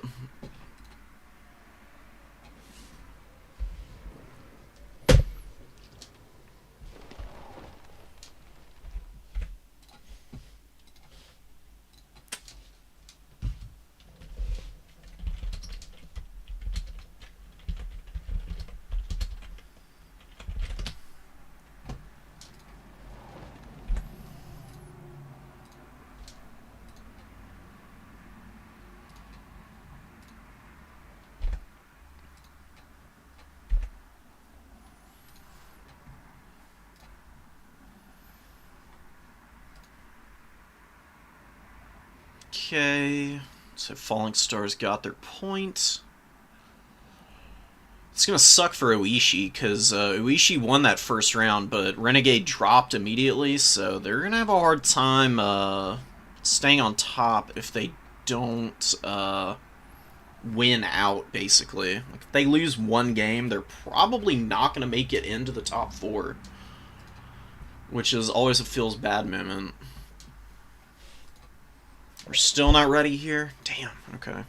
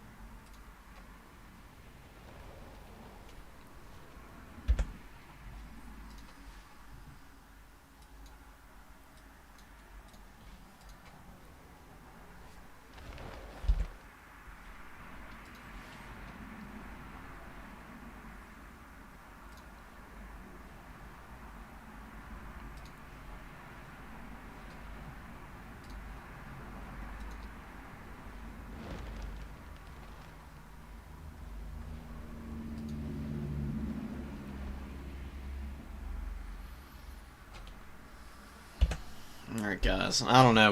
We're waiting on our opponent. We'll get there one day. Once he awakens from his ancient slumber. Until then, we'll go screw around on the Total Tavern website. And we'll just see what's going on. Slanesh up here with the ridiculous win rate still. Beating the living hell out of Beastmen. Not super surprising. Hellstriders just body, like, everything the Beastmen have access to. You don't even need Seekers in that matchup. Seekers are limited, which I think is pretty appropriate, because they're pretty gross right now. Something in the last few patches got changed with these guys, and the Seekers are just unholy. Like, they're unstoppable. If they get one good charge off on your flank, you just immediately lose the game. So here we go. We're finally getting into our match. It's me and Berserk on Pit of the Everchosen. We're gonna be scrapping here for sure.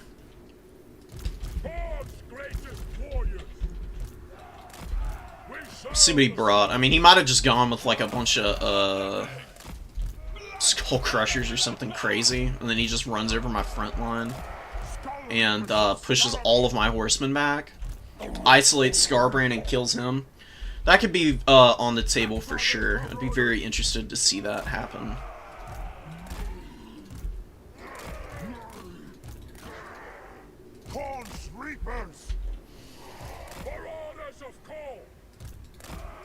Let's try and get as much infantry on this objective as possible. That does actually stop stuff, which is interesting.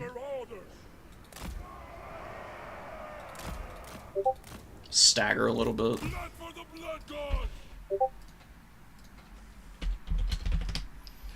Alright. We're about to have the shortest game of all time here, I think. Minos, we got horsemen, we got Scarbrand, we got more horsemen, more stuff here. We have a victory point. Keep it from the foe. And I don't know, man. I think I'd bring out a Corngore. I gotta sit on my objective here. Let me just push up, maybe. Wouldn't be a bad idea. Let's throw at Scarbrand a little bit. He's a little out of position. He's doing some fancy wiggling. Wiggling techniques are very powerful, of course, as you may all know. We don't actually have my guy in the formation here. We're gonna go over here. We'll post up here. Skull Crushers, or Skull Reapers can come over here too. Chilling here. We'll fight. Get all our horsemen over here before my Corngores get completely ripped to pieces.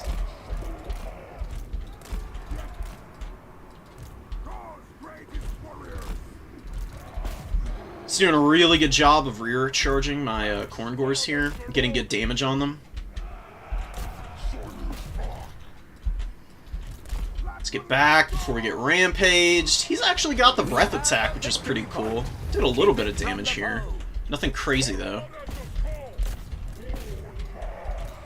Let's chill. I'm gonna take this fight.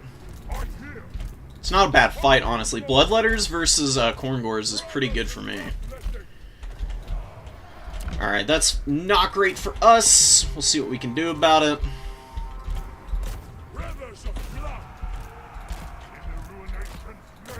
We're actually doing a bunch of damage there, which is hilarious. Okay, please throw at the big boy. Let's get out of here ourselves.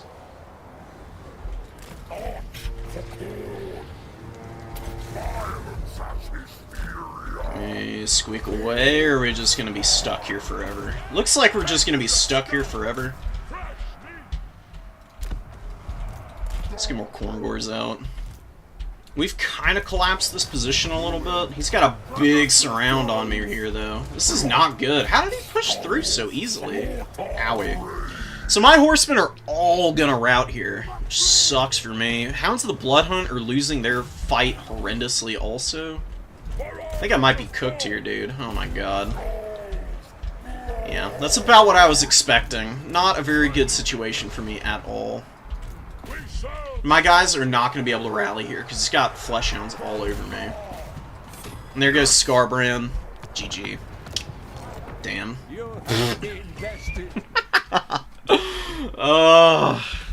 That was nicely done on his part. He just, he outplayed me. He surrounded me, with the, flesh hounds. And then just pounced on all my horsemen at once. And, just completely, trounced me. I was a little too slow on, reacting to that. He actually had the, corn halberds. So I don't know who was taking the fight against those guys. I probably should have brought my, Minotaurs out, first. Because they would have been pretty good at countering some of what was coming in to pressure me down. Not having them available was pretty painful. Skull Reapers didn't get into combat quick enough. He just had a very clean build and very clean execution against me. It's not super surprising.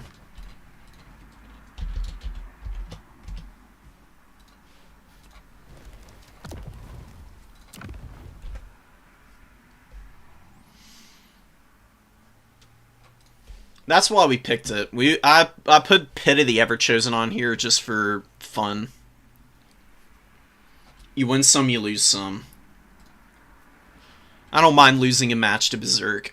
He's definitely going to probably end up in the top 4, if I had to guess.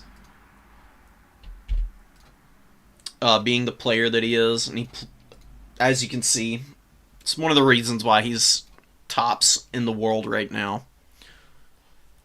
He just has a really, really good understanding of the game. And he'll diagnose you and read you to filth, and then he'll just completely swamp you.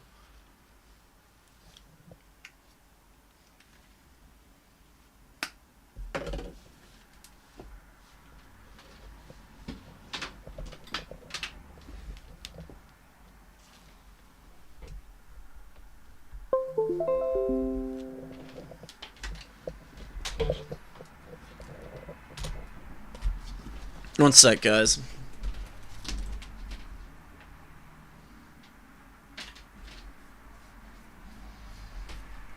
Alright.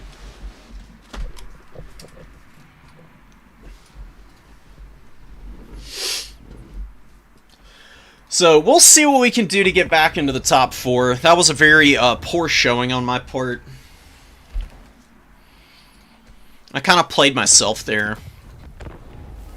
If I'd kept my formation a little bit more centralized and pushed down off the map appropriately and summoned out my Hounds of the Blood Hunt a little bit better into a nicer position, I probably would have been okay. In fact, I need to go back and I need to just watch what I did wrong here.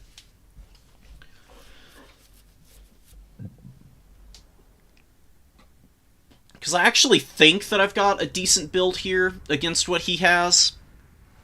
I needed to get the Minotaurs out earlier. I needed Scarbrand to be microed better.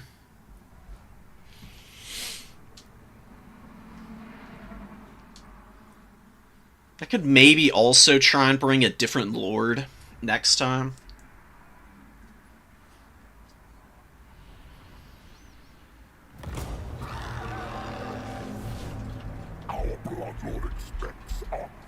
And so he pulls back immediately and just gives me the middle objective.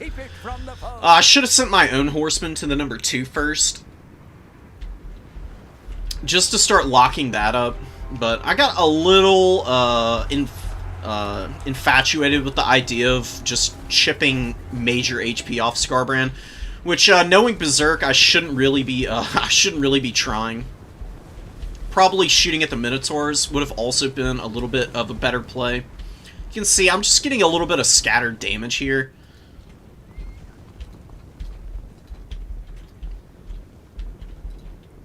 I'm a little slow moving my formation down, and I turned my entire formation, giving up like all of the space on this side over here to him. Like, he can easily maneuver around this side of my formation with all of my infantry pushing his far side. Because this is, like, where my infantry engaged, was, like, along here. And then I've got one Corn Gore. hanging out on this side over here by itself, and he's just got everything, all of his mobile stuff that can just push around onto the rear of my throwing axes. And once he was able to do that, and Scarbrand got a great terror route, he just immediately clocked my forces. Like, there was no recovering from that point, I think. Because he'd just pull back and out-skirmish me. And then I wouldn't really have anything to be able to, one, chip down his Scarbrand, especially with me losing mine. And then I wouldn't be able to save any of the horsemen, because his would be able to chase me down. All my infantry being occupied back here, not having anything to, like, pull back through is the death knell of me. And I'm kind of waddling Scarbrand into a pretty bad situation here. I get a good little blow against Scarbrand here. You know, he's taking a decent chunk of HP. And, you know, the Minotaurs, they're doing a little bit of damage to my guy. But I'm persevering okay through this. I should have charged down all of these units here. Like, I get my Flesh Hounds, they get caught by his, and then they're pushing through trying to get after his horsemen. Just taking ruinous damage in the meantime. He actually collapses here. My Scarbrand's pulling out of combat, his pushes right through. And then I run back in for some reason. I don't know what was going on with the orders here. Chaotic, but I've got too much infantry blobbed up. Skull Reapers, dual weapons, Marauders, way too much there. Chaos Halberds are being beaten by my Bloodletters. I'm losing my Hounds of the Blood Hunt. I'm losing the all of the throwing axes, and you can see they're just getting wrecked by his multiple Flesh Hounds, and then Scarbrand immediately crumbling out. So, You have been bested.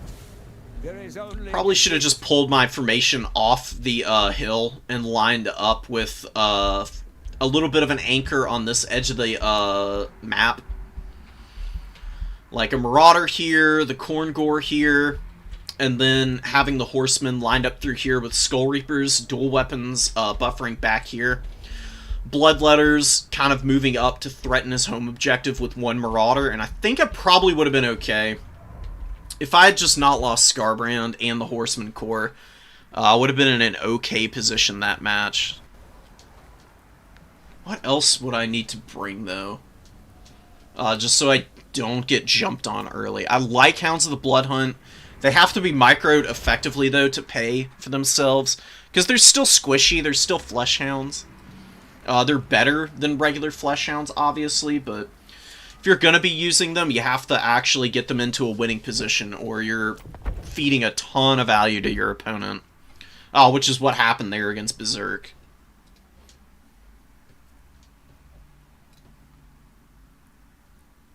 Alright. Round's over. Moving on to the next one. And we got a matchup against the Chaos Dowie. So we finally got not a mirror match, which is great. Very excited for this. Oishi and Scramble Egg are going up against one another. Berserk and Boss Toss. Bolin attack speed. Harrison and Jack. Elvios, Silvos. Ash Falling Star. Taggy Martin. Stormrunner. And then Greenskin playing one another.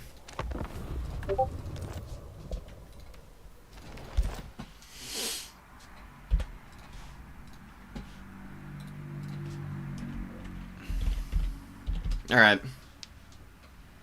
See what we can do against the Chaos Dowie. So we'll actually be bringing a pretty different map, or build here for this map. Because we're on Decrepit Moor, if I'm not mistaken. Yeah. So Decrepit Moor has home objectives, which is pretty strong for the Dowie-like factions. They benefit from it a lot. And I'm gonna swap y'all away for a minute.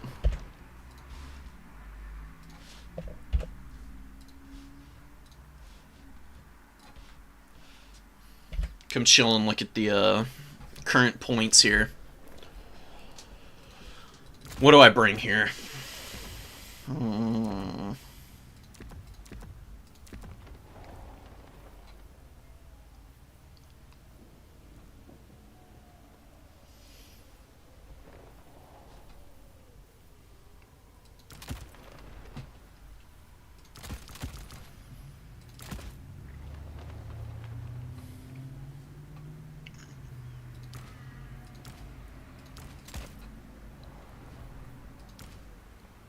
I don't know. Are these guys going to be any good here? Maybe, maybe. Maybe, baby. We'll see about it.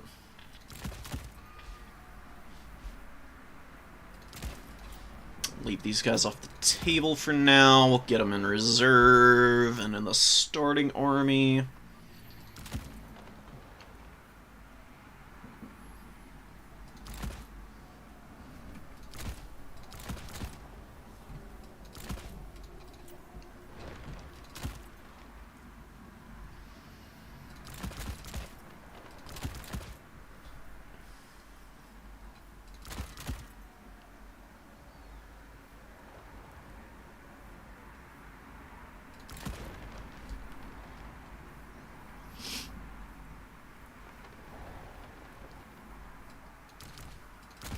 Maybe cut those guys then.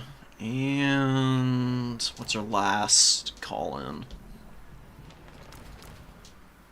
Good damage output. More damage. What are we not prepared for? Not very prepared for trains. Those will be pretty devastating.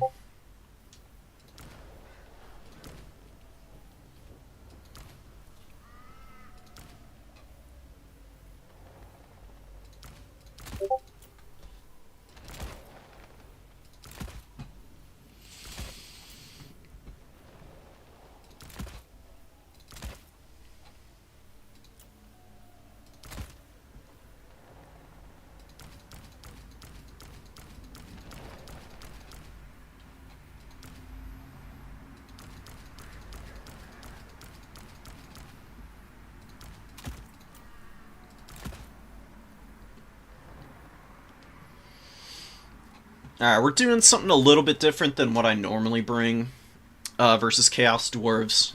Just very curious to see how this works out. It's not a bad build by any means. It's just definitely not the most meta Khorne options.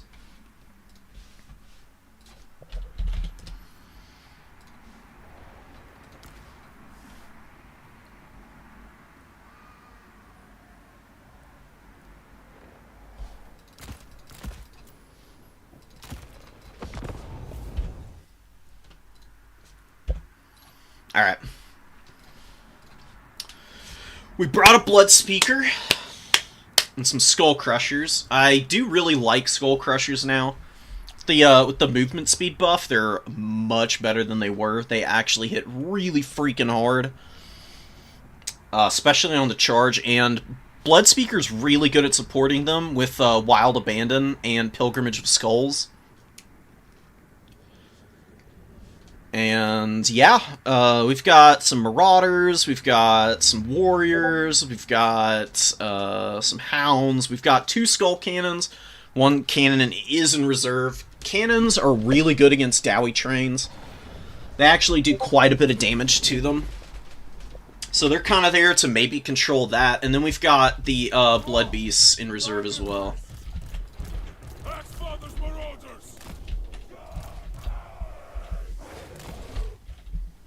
It's a pretty elite Chaos Dowie build here.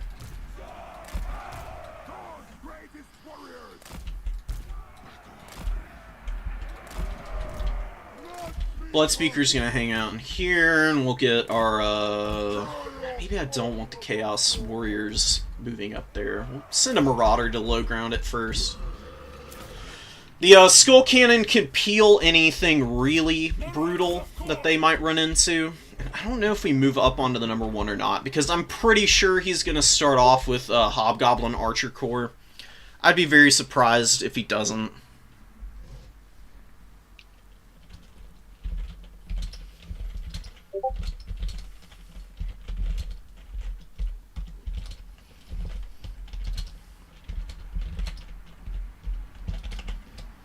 Alright.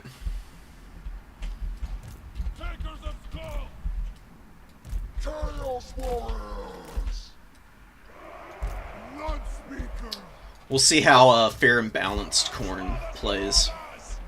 There's not bringing any of the really ridiculous stuff in this build. Keep the Blood Speaker back. Blood Speaker's basically here to cast his abilities. That's really about it. And yeah, Wolf Raiders are out here. We'll just stay back. I don't need to go after them. We'll move this guy up and get the Marauders forward. Skull Crushers are going to chill up here. We'll take Laborers, some great weapons. That's not a bad choice. The great weapon Chaos Dowie Warriors are pretty decent, actually. There's Astrogoth. Astrogoth's going to be annoying. He's got the Flame Storm. Let's get out of here. Let's not feed too much free value here. Let's actually not shoot those guys. Ooh, we've got the perfect target to shoot at, actually. Let's get up here. Infernal Ironsworn are going to feel the wrath of our shots here. Get a little bit of damage there, and we're going to bring up the second Skull Cannon. Keep that in the second one. Fireglaves and these guys are going to start suffering. Let's get back. Let's keep back. Let's just buffer out. And get up on the objectives here.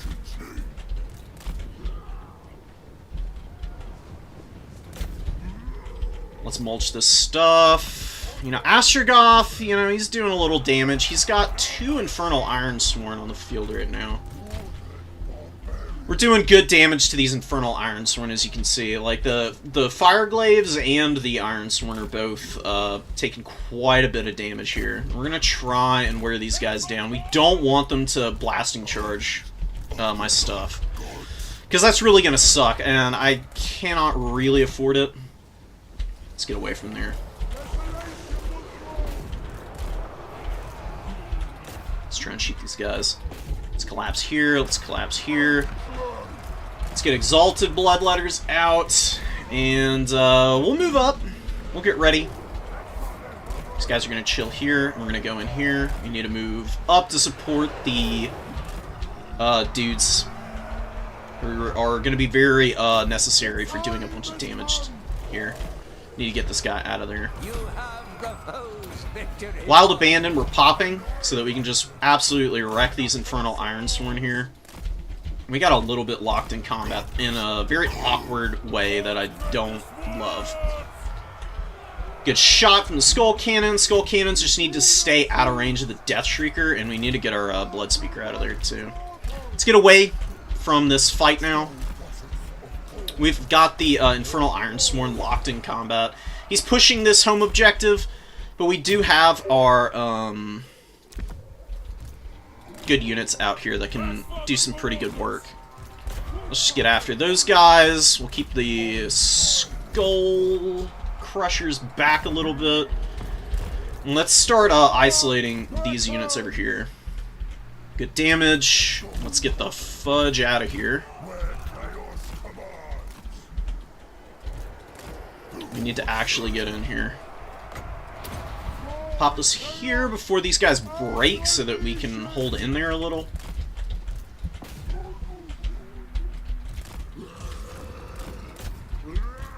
Oh, here comes some Bull Centaur renders.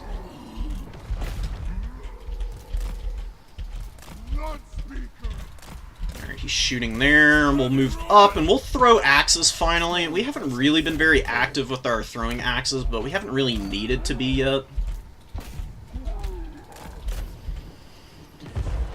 The Death Shriek is doing some pretty good damage. We're going to actually send the Skull Crushers to go there. We're going to come over here. He's got his stuff over there. We're going to actually throw at the Death Shriek. If we can get on the Death Shriek, then we kind of win the game.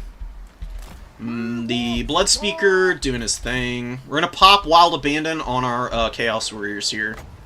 So they're going to start chewing through these guys pretty nicely. Alright, he's going to respond to that really nicely, and we just lost our Blood Crushers horribly. They got really fucked up here. But we're going to pop Relentless Rage and maybe be able to salvage that position.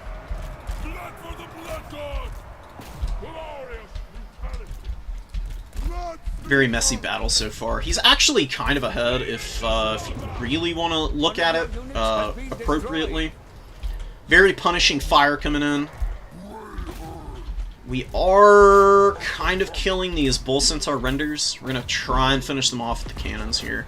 We lost our skirmish core, which really sucks now. I don't have... See, this is the problem with the Blood Speaker, is he just doesn't do enough of what you really need him to do. Need to stay in combat here.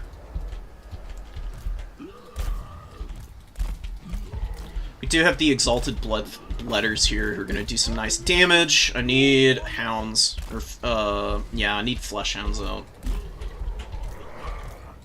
Let's shoot at the, shoot at that Death Shriek rocket. We'll get on the point here. And we'll just try and hold as long as we can. We'll move over. We'll move these guys over. And let's move stuff up. Let's unsummon all of my poor horsemen because they just got absolutely shredded. And we're not actually hitting this unit here. Another very unfortunate situation for me. We are losing this. Let's get fleshies out. And there's Kadai Fireborn coming up.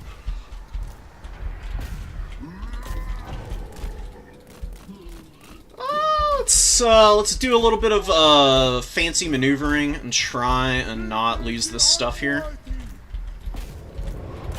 Our Furies should be able to win here pretty nicely. Just need to get away from these Kadai. We can't afford to have the Kadai run me over. Really good attacks here from the whatchamacallits, the Wolf Raiders. They're doing pretty nice. We'll pop that there. We'll rear charge here. We'll get more Flesh Hounds up. Because we'll win a mobility trade over the course of a long game.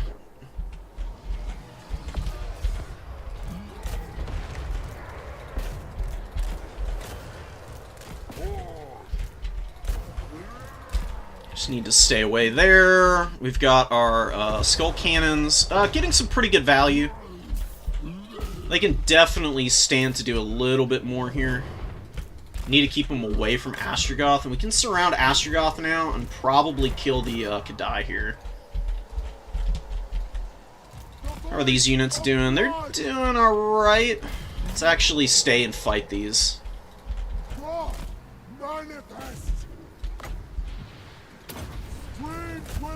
Stay in. More Corngors. He's casting some spells here, which I don't know how much that's really gonna do. Wow, dude, look at that shooting! Holy crap. The shots from the Death Shrieker actually did a bunch of damage to me there. We're winning here. We can get on top of this Death Shriek now, I think. Because if we can kill that, then we win the game, I think.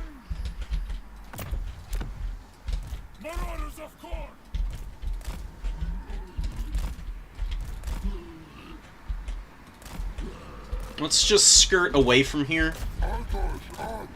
Use the skull cannons aggressively. Get over here.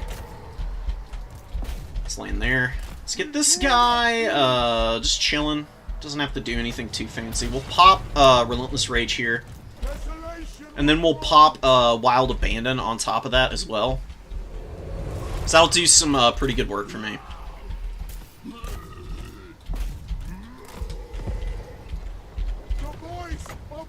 One of your units has been destroyed.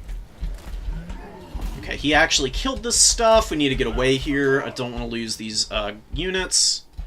Need more horsemen. Let's get away from the Flamestorm if we can.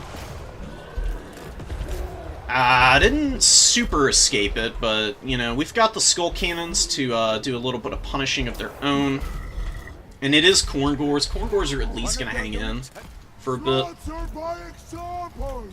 Let's charge down here. Let's just get those corn gores on top of this unit, and we actually fucked up over here, because we let our stuff get caught here. That's rough.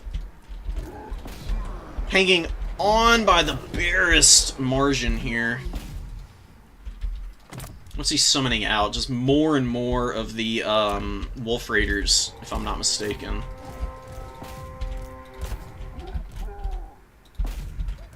Yeah, wow. I'm just not playing well with the Horsemen at all. They're just a huge point sink for me now. I'm pretty fortunate to still be in this match, honestly. Corn Gores are a big reason why. I mean, they're just doing so much work right now.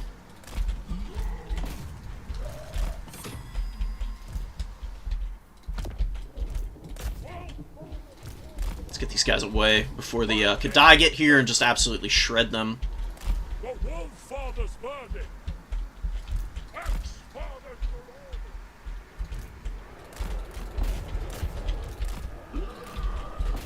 Just like nothing left on the field for either of us. We did kill the Death Streaker, which is amazing. Thank God. Thank God Corn Gores are here. They're saving my ass right now. They're doing so much work. If I didn't have these guys, I'd probably have lost the game by now.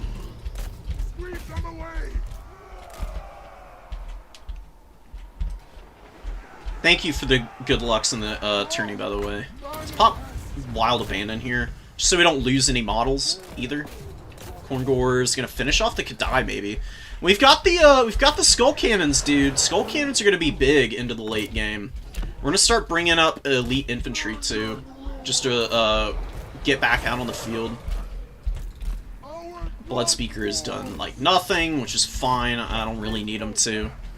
It's mostly there for support. We can run over those Chaos Dowie Warriors probably. More Kadai coming up, which is fine.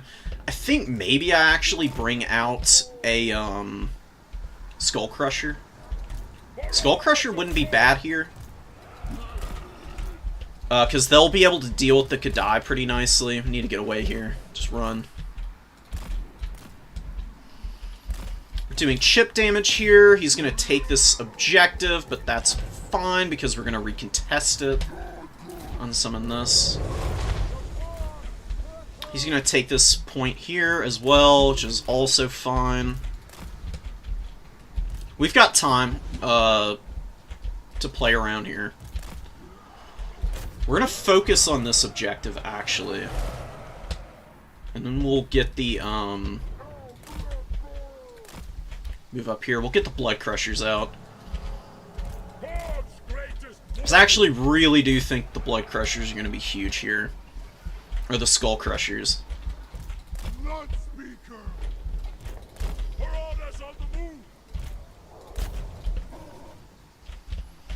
Woeful tidings. The enemy has captured one of your Let's go in. Let's get these guys forward. We'll try and run away here, I guess. Kill these Kadai, please. That's what I really need to have happen right now. Blood Speaker can fight a little bit. Now we got the Skull Crushers moving up. Oh my god, I actually think I've really screwed up here. Blood Speakers are not for melee combat, and I just sent him into his doom, I think.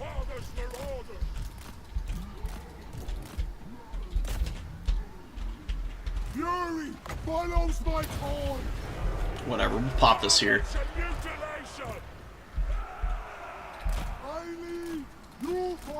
Please squeeze through. We'll get away from the Flame Storm. We're gonna shoot these guys just because we can. We missed our shots, which is epic. Very nice. Amazing work, guys. Let's get a Corn Gore up. Let's try and get away from Astrogoth. I mean, my god. Please get away from Astrogoth. Skull Crushers, I need them to do just a ridiculous amount of work to win me this game.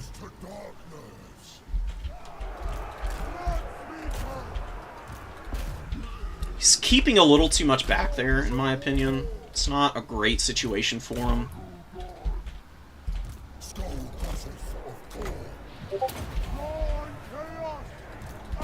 He's gonna get the surround off here, but, you know, Skull Crushers don't mind that too terribly much.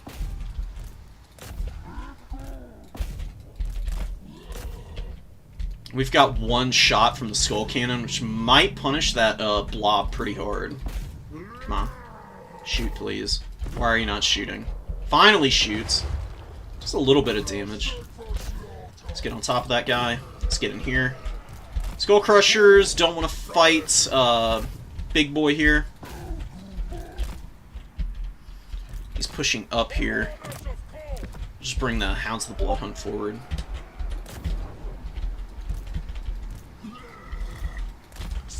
We just need to hold our objectives. And these guys are going to go help against the Kadai. Because we'll hold here for a little bit, but we desperately need to actually kill the Kadai Fireborn over here. Another really nice Flame Storm, going to punish me pretty nice, but we're going to take the objective. Let's get away from the worst of it.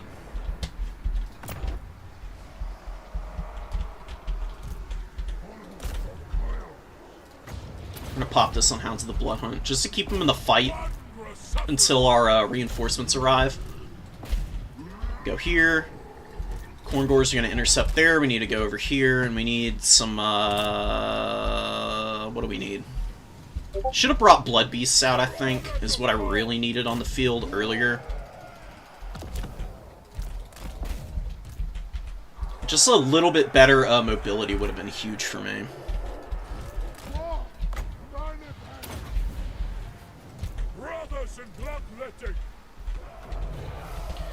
Unbreakable's gonna help, and I don't know if I just don't think he's got time to be able to win that, so that's another very fortunate win on my end.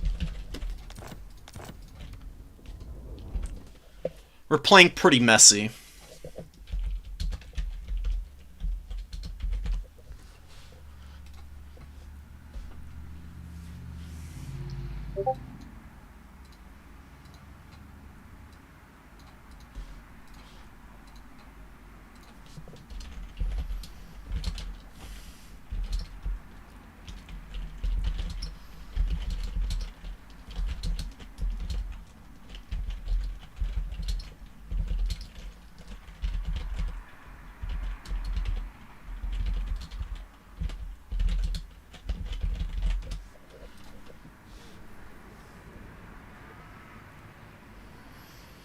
So, very unsmooth win there. Bloodspeaker, didn't really do a whole lot. Skull Crushers were alright. They did pretty well. Throwing Axes were pretty mid. I didn't do great with them. The Skull Cannons were amazing, though. This one got 1,800 value. The other almost paid for itself. They were my saving grace. Hounds of the Blood Hunt with 2,800 value, too.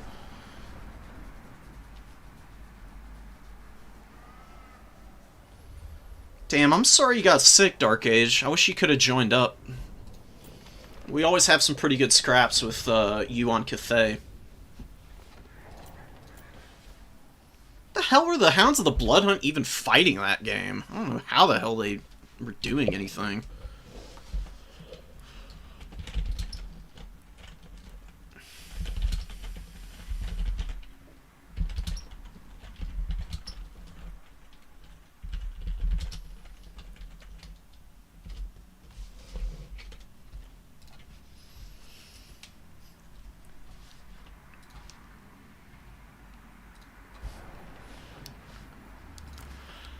Okay, we got pretty fortunate in that game. Yet again, the Bloodspeaker coming in and kind of helping. Wasn't terrible, wasn't, I don't know, man. Like, none of these abilities are, like, strong enough to really justify the, inclusion of this guy, because Khorne just does better with lords that actually do damage.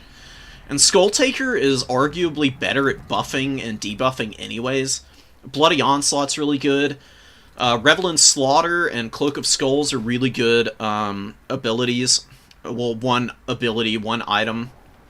Especially on the Blood Throne, he's very resilient to missiles.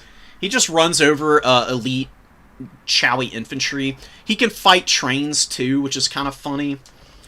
He's just all around the best option for going into that matchup, but Bloodspeaker's cute, you know. Wild Abandon and Pilgrimage of Skulls can kind of help you out a little bit. I'm just questioning how much it actually assisted me in that game.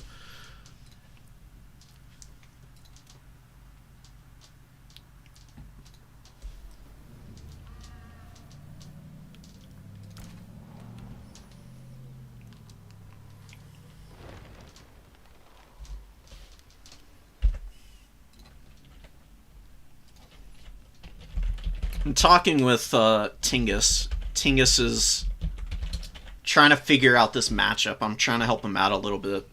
Khorne is very difficult to deal with as the Chaos Dowie. He was telling me before the match even began that the last time he played Khorne, they got the Wrathmongers got 4k value, which isn't too shocking. The ROR Wrathmonger unit is crazy. I mean, they're absolutely insane.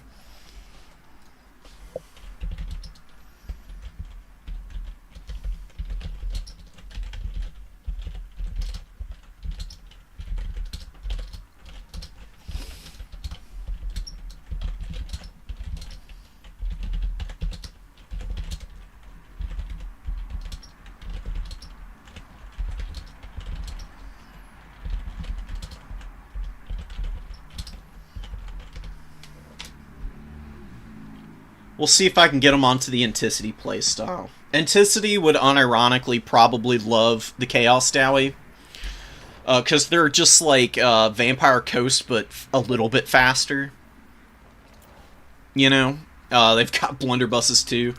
An Infernal Guard Fireglaze. I mean, like, the pure meme value of just doing something like this. Oh my goodness. I would love to see it. Just like max out on the Chowie range, and then you walk everything into melee underneath it.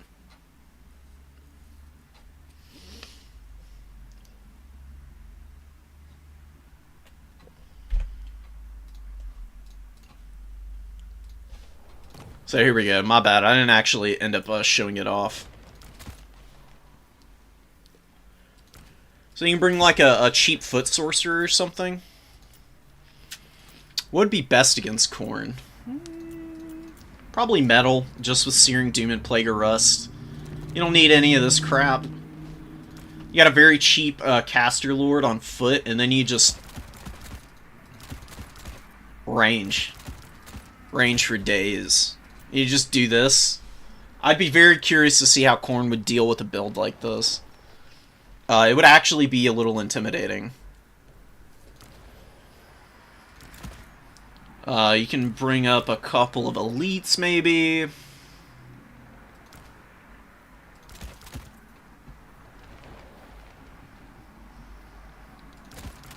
I do like the Kadai. I don't think you need Bull Centaur Render Great weapons against Khorne. I don't think they're very good. I think trains are just better in general. Because trains run over infantry and they put pressure on stuff, and they also have the shotguns on top, which can do pretty good damage to, you know, like, large targets. You've got all the shooting for anti-large. You just need to be able to peel infantry off of your blunderbusses and stuff, so doing something with the Kadai swarming out onto the field to go over the top and cover the blunderbusses and Infernal Guard that are taking fights is probably the best way to go about it. You've got silver shields on these guys, so if they don't just outright kill throwing axes that are trying to get on top of them, then they'll just absolutely blow them apart and endure through it. Even if they do get hit by something, they'll block some of the actual missile fire. What else can you do?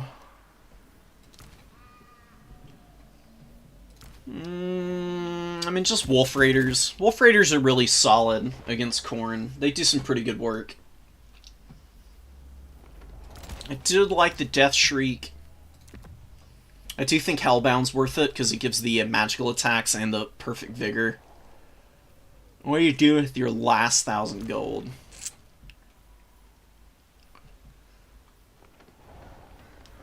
Could bring an Infernal Guard with the great weapons, maybe. Something like this. Might be an unironically strong build against Khorne, because you just go in and start pushing all your missiles forward and start buffering out the Khornate army. And Skull Cannons are great against missile lines, but against this many missiles, it's going to take a long time to get through all of the HP on these guys. And then you've got to pick what you want to actually be focusing down. I mean, the blunderbusses are very vulnerable in melee.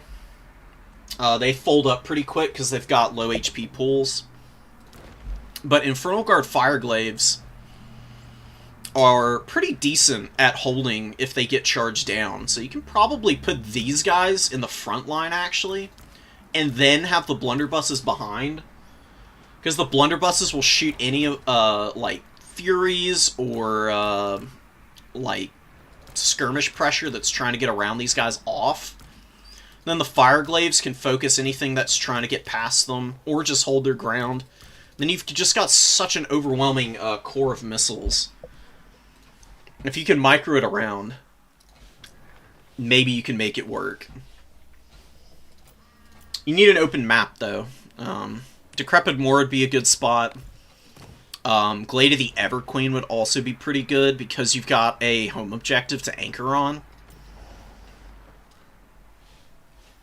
That would also be a good place. You know, it's a give and take. I'm just very curious to see someone try and make that work. It's just really hard to grind into Khorne now. Khorne just has so many good tools in melee against everybody that I don't really know how you win that fight consistently.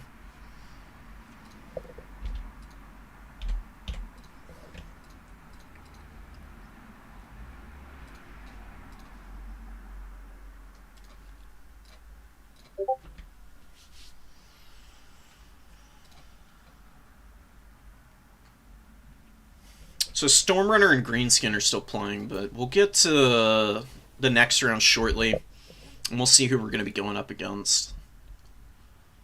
Maybe Boss Toss or Harrison. Elvio. We've got 3 undefeated players right now. We've got Oishi, Attack Speed, and Berserk. Attack Speed is playing Wood Elves, I would guess.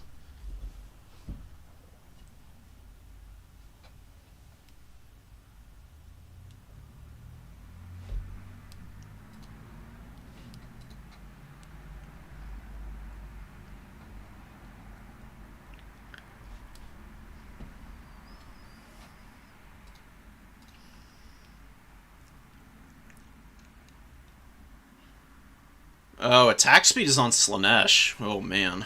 Okay. Yeah, Slaanesh being the Dark Lords yet again. Yeah, I see that now. 77% win rate, man. That's so crazy.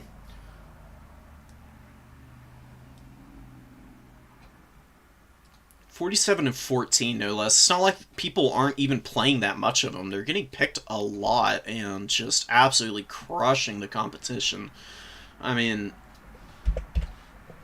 let me show y'all what I'm looking at.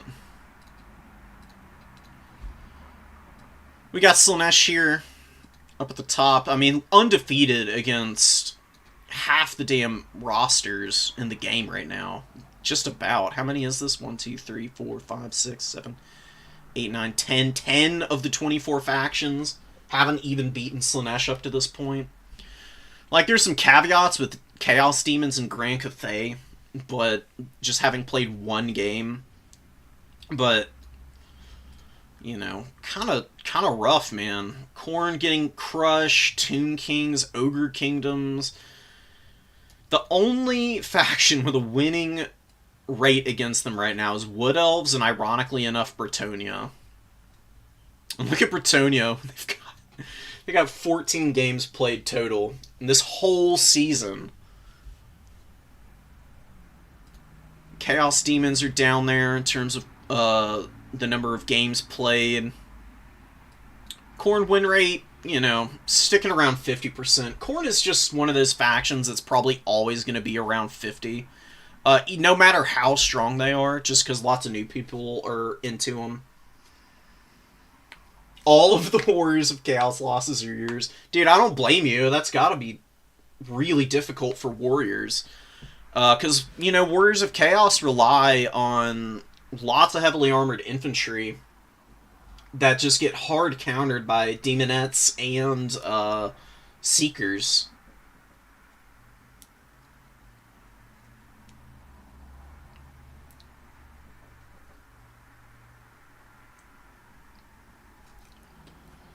Oh, man.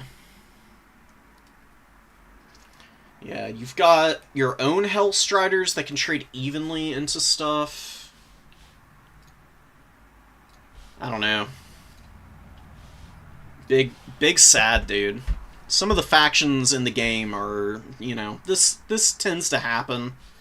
It's been a while since we've had a faction dominating the win rates this hard. You can see this really short season was Slaanesh dominating. Slaanesh has been hovering around a decent win rate for quite a while now. It just feels like something in the last couple updates have really sent them over the top. As you can see, this... Oh my god, look at this. This was when the Hellstriders were at their absolute strongest, I think. And they just absolutely obliterated anything they came into contact with. Dominant here, pretty dominant here, dominant here. And then here, around this time, is when I think they finally got hit with some pretty hard nerfs. Because they were obscene for quite a while. And yeah, then they're in the pits. Now they're back on top again.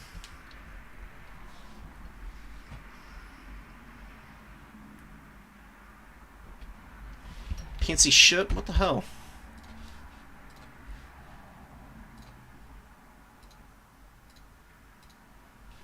There we go.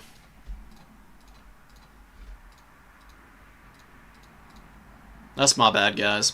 But yeah, like, from August until May of 2023, like a whole year of Slaanesh just dominating the metagame for like a year straight. Before CA finally did something about Hellstriders, which was one of the big problems. And now you've got Seekers who just seem absolutely ridiculous. Alright, so me and Scrambled Egg are going.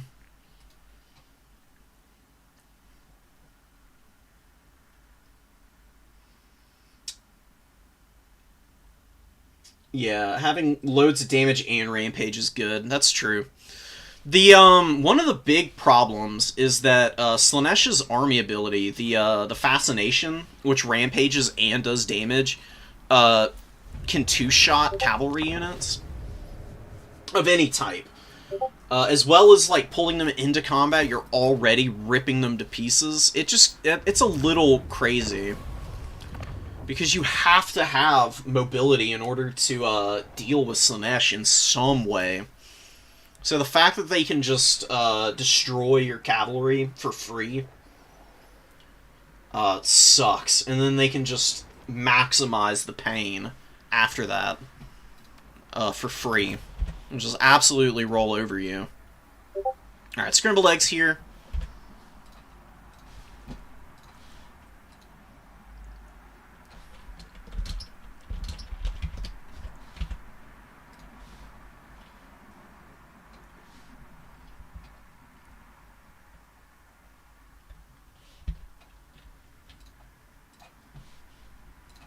We had someone get a double buy round. Okay.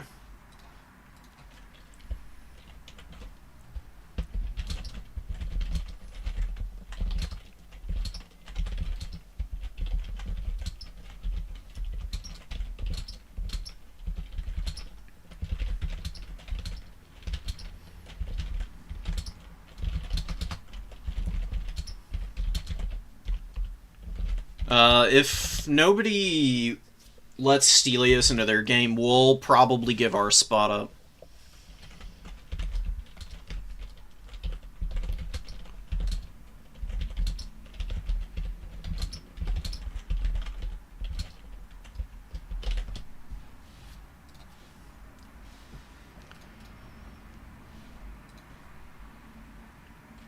I hate seeing people get double buy rounds. That's really shit, honestly. It's not fun. I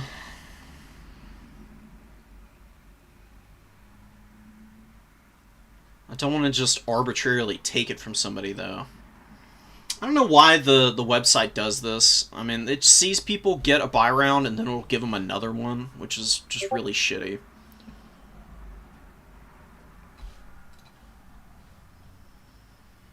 Also, I did give Falling Star the point. Son of Heaven should have gotten a point as well, so I need to manually change that.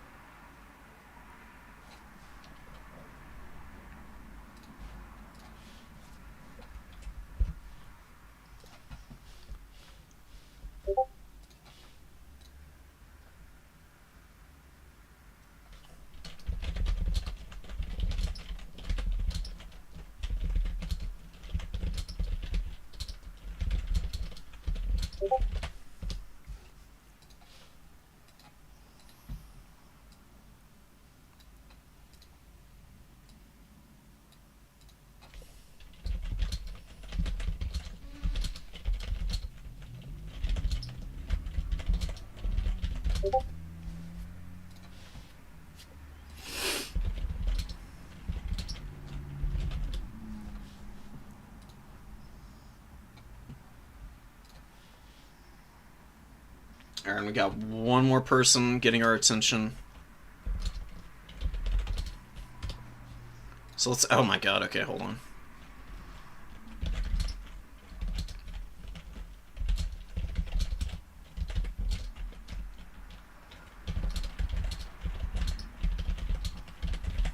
Cool.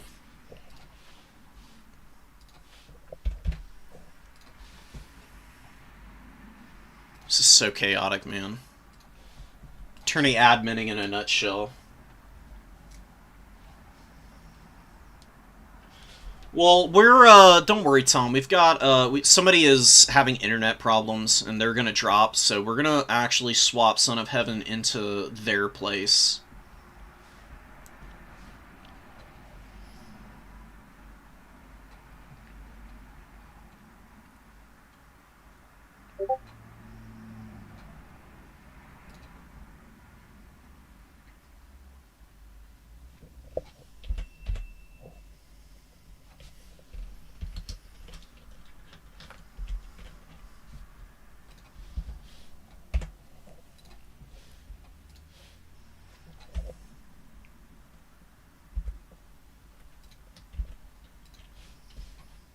Okay.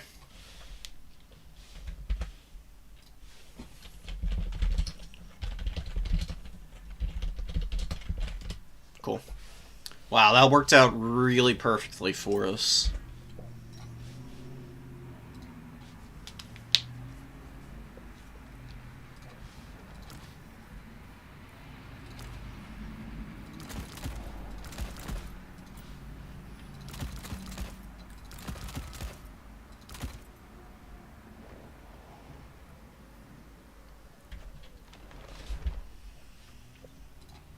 Okay.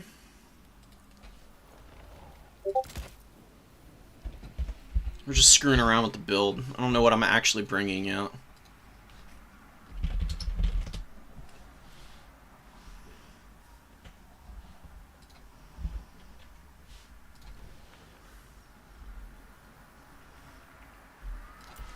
Alright, Geyser Bluff. Love Geyser Bluff. Such a cool map. Very fun. What do you bring? What do you need against the, Vampire Coast? I still haven't beat Scrambled on his Vampire Coast as Corn, but maybe our luck turns. Maybe the worm turns today.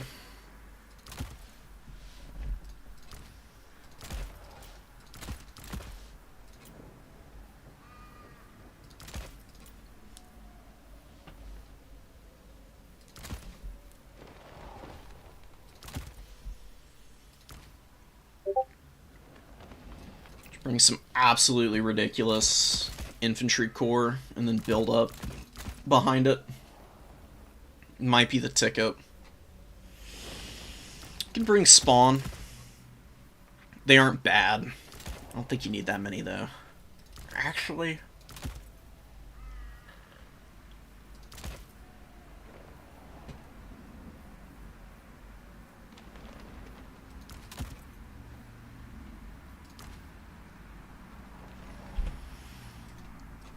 Hold on, got more messages from people.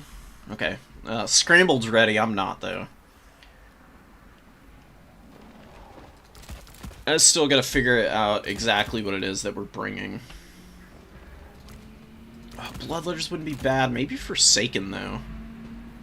Just to rush in there, try and rip stuff up. I don't know if I need the Hounds of the Blood Hunt. Just something goofy like this.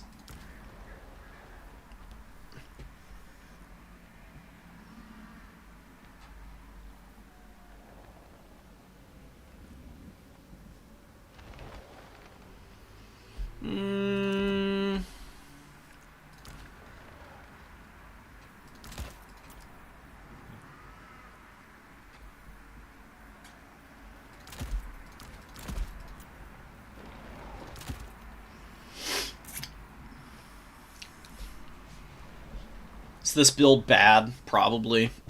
But, whatever.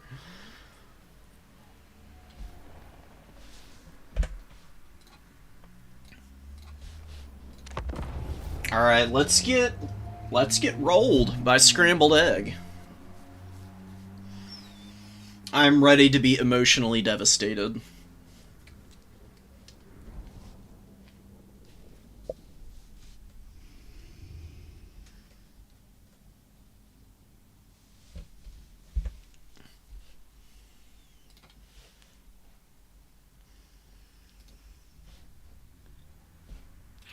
Oh, and I mean,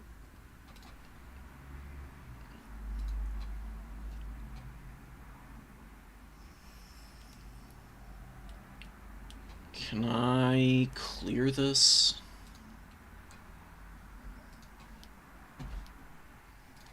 Hopefully this does not just completely destroy the bracket.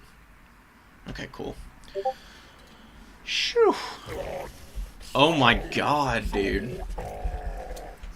This 6-unit build. This is gonna be rough. Holy shit. Okay. What is going on here?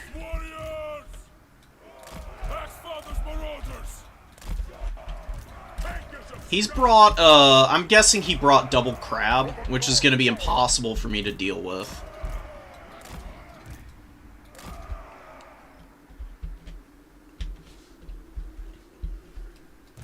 We're gonna get memed to death, guys.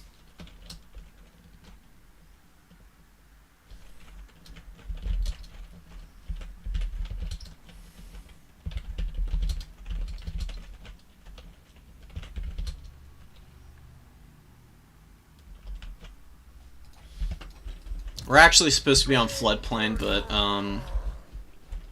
he doesn't really care. He said he's fine with it. Mess with the crab and get the stab. Exactly. We're about to get stabbed to death here. I am terrified. We should be able to hold on to objectives. Maybe we can just kite the crabs around. So I didn't bring any throwing axes, because they're usually terrible. But, I think they actually would be really good here. So obviously people are teching for the new corn stuff, which isn't a bad idea. I mean, it's all really powerful.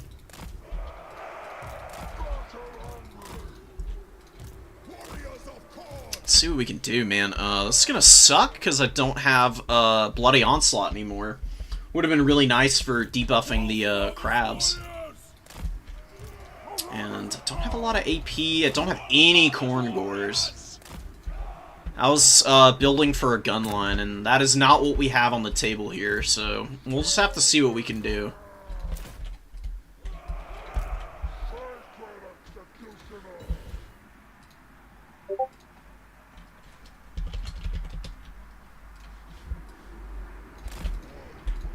Ooh, Necrofex Colossuses. He's got the Gallows Giant and double Rotting Leviathan. Bomber mobs coming up. Groovy indeed. Okay. Lord chilling there. He's just gonna goon objectives, it looks like. I don't think I really even need to engage the front line. Let's just stay away from him. I don't really know what else to say here. Because this is an absolutely insane build that he's coming in with. If we just don't get overwhelmed, though, we might be okay. We have Spawn, who can go and lock all of that garbage up. Like, this is designed to kill the Wrathmongers, but I don't have any of those, so I might be fine over it.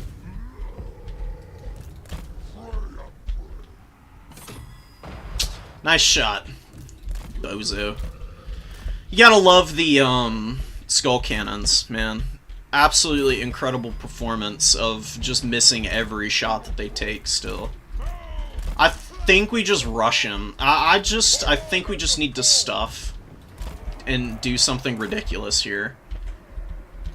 Because I think otherwise we're gonna lose. Wow, owie.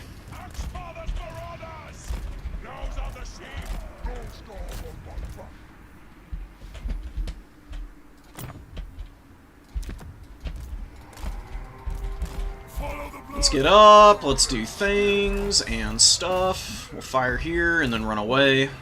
And we actually didn't do any damage, which is funny. Let's go run over these guys. Let's just push up. Let's go, Skull Taker. Just don't get caught, bud. It's the last thing I can afford here. Stuff things here, and we'll get forward. We're just gonna keep running. Just keep pushing through. And we're going just full balls to the wall here, guys.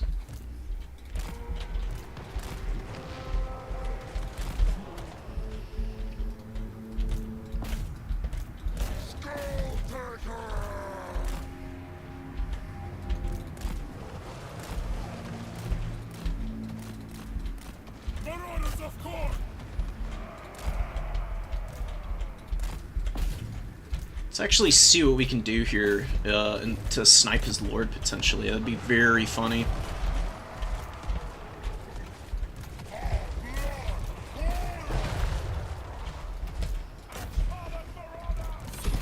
Yeah, not starting off hot. That's not super shocking, though.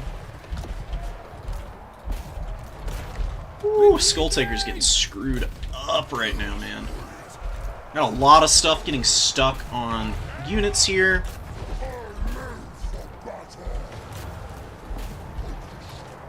And just stay away from the Gallows Giant. Maybe we're alright.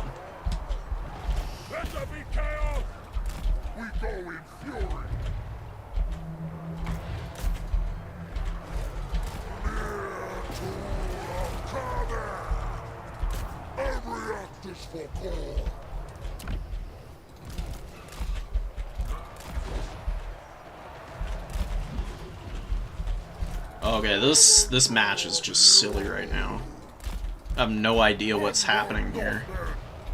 Just absolute shenanigans One currently. of your units has been Stand destroyed. there and kill that stuff, and we'll just throw stuff forward. Sure, we're gonna actually use Relentless Rage to try and keep stuff alive there. We have gotten through this element of the line, and now we just keep pushing forward. Let's run over all this garbo.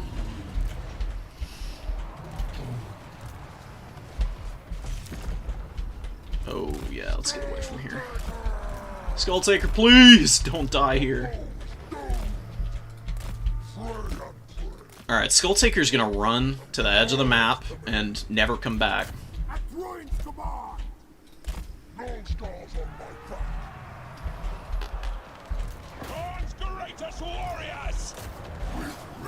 just happened here? Just lost a ton of HP on my stuff.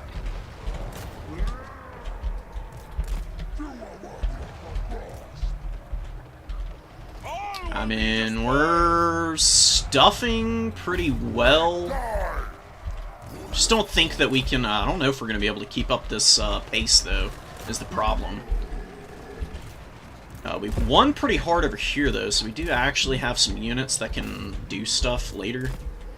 Need to keep our boy alive. We're going to pull up Forsaken and Hounds and other stuff.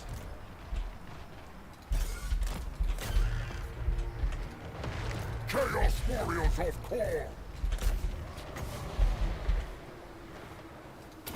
I literally don't care. We're gonna bomb this stuff just for the lulz. And Skull Taker's gonna hide in the woods.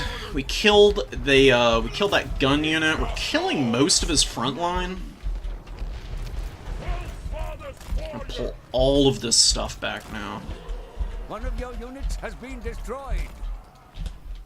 We're gonna flood infantry onto the field. Marauders of Core! Fall back. I don't know, man. This is not looking amazing in terms of value, but just the fact that we've stuffed him back for so long might be enough.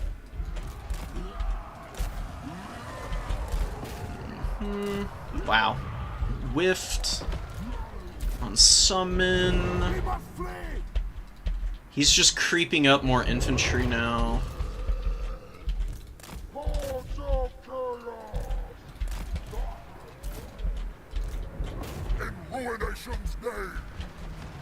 Hounds are dead here.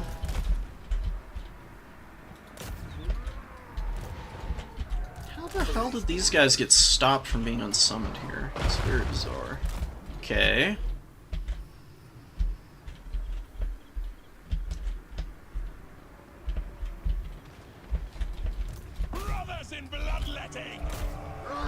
More piles of trash coming in.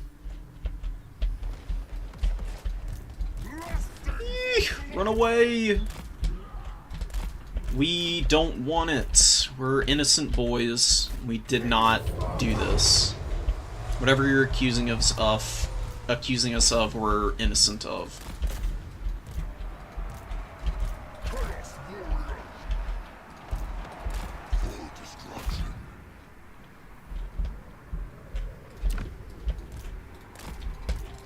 Yeah, we are just innocent men here. That's really all I can say about this game, is for the blood god, I guess. Fight and die for what you believe in. Don't be dorks.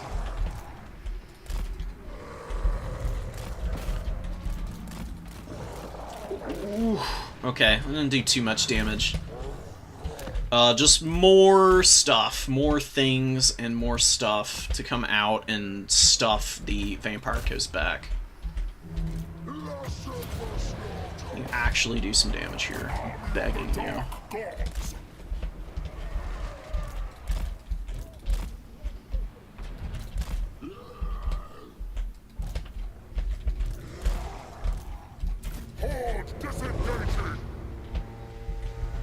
He's not going after the objectives all that much, which I think might end up being his downfall, because he does need to cap objectives here. And not actually doing so is going to hurt him in the long run, I think.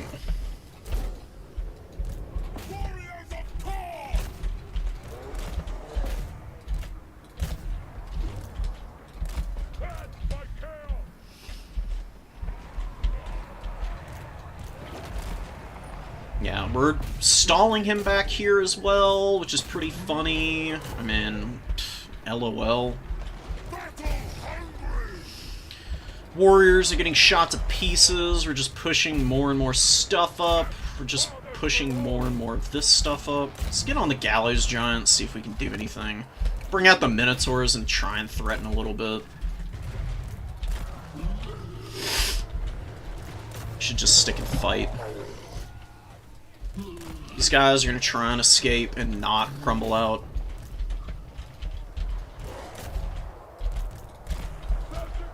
Just throw stuff forward and sacrifice it for the Dark Gods and our eventual glorious victory, maybe. We can actually Helm's Deep now, so we might want to start thinking about doing that. We're kind of killing the Gallows Giant here. Okay, Forsaken, go in.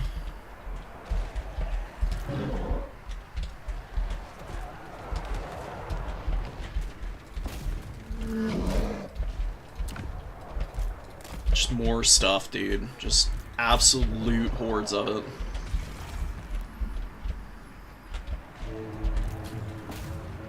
The Chaos Spawn are kind of killing the hell out of the bad boy here.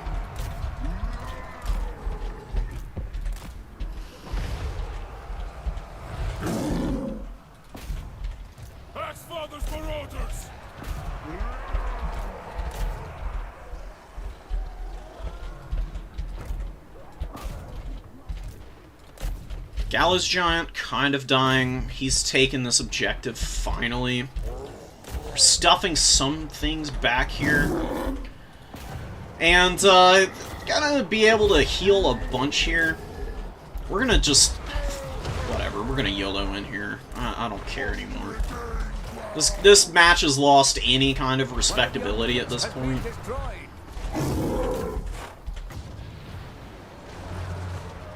There is no facade anymore. This is just a pure cheese grind match at this point. Fighting to stay in this. He's taking that point. We're gonna get up some hounds.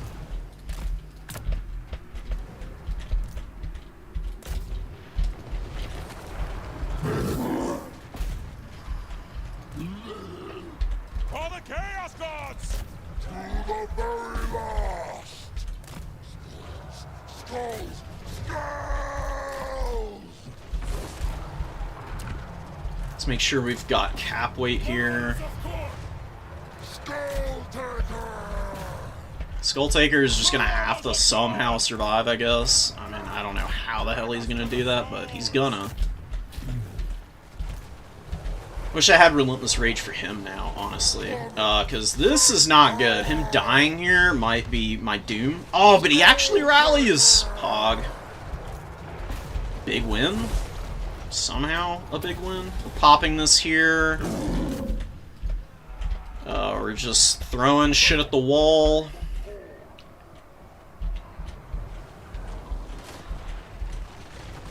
Skull Taker!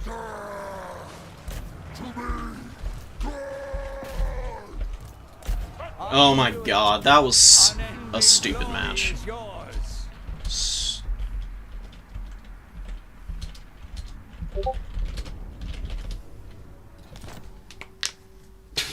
Scrambled freaking memes, dude. That build was interesting.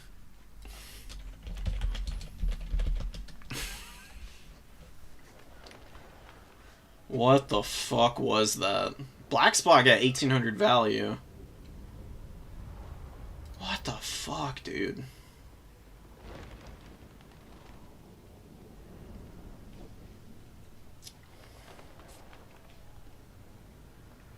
We got, like, no value on anything, which is pretty funny. Except for the spawn. The spawn and the Minotaurs got value. Fleshies did alright, Furies didn't do much, the Forsaken killed a bunch of stuff, but, you know, whatever. Whatever. We take those.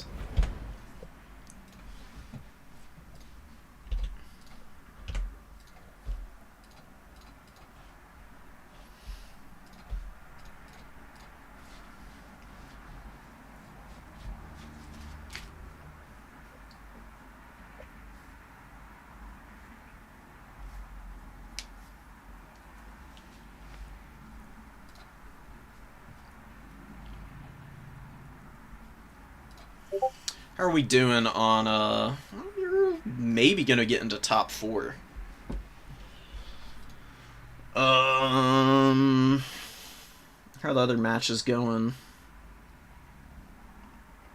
I don't know, man. I think attack speed probably gets in over us.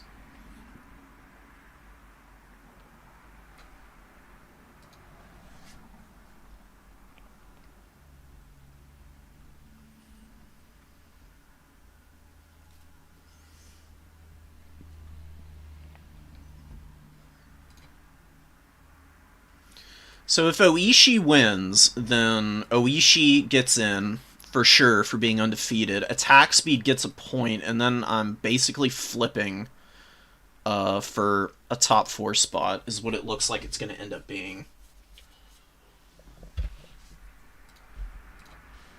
Just from the current situation, because there's one game left, attack speed and Oishi.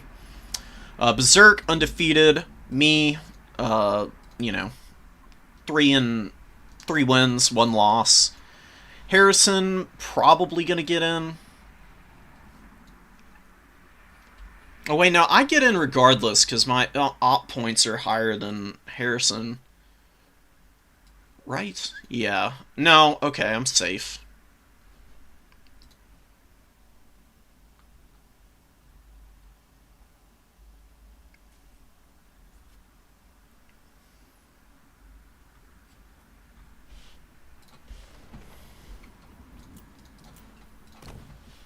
Alright, geez, dude. So there's 3 corn players in the top 4.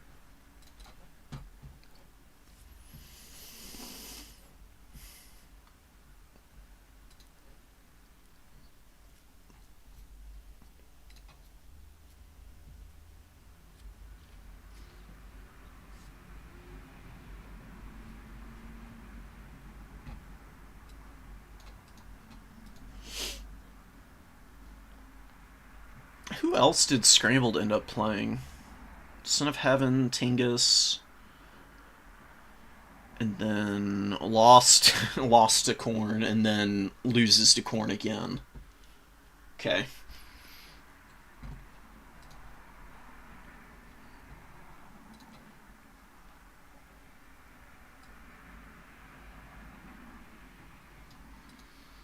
So yeah, man, it's been a Blood God feast today, dude. 3 of the top 4 people got in playing Corn. At least as it stands right now.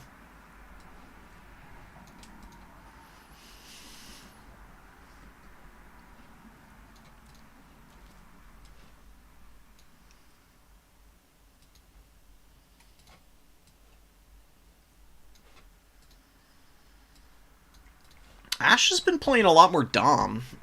Typically, I've known them to be a land battle player.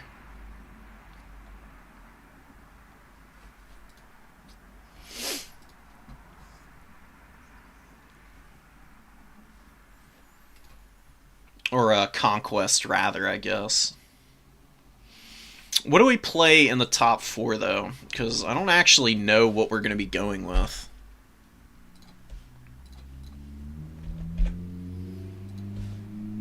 Alright, let's actually check and see if they're done, because they should be. They're still playing, man. God.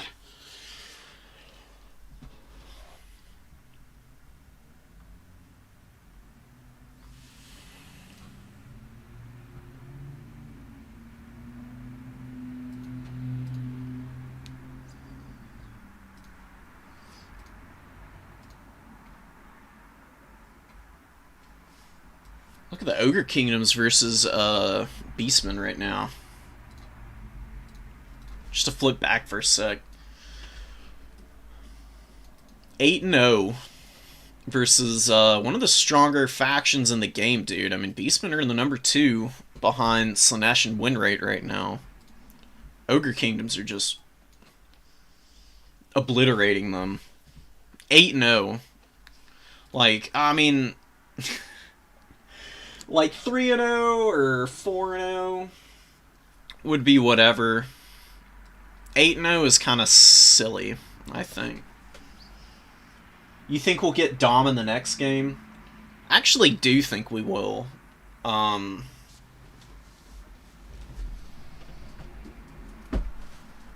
don't know why they would get rid of game modes.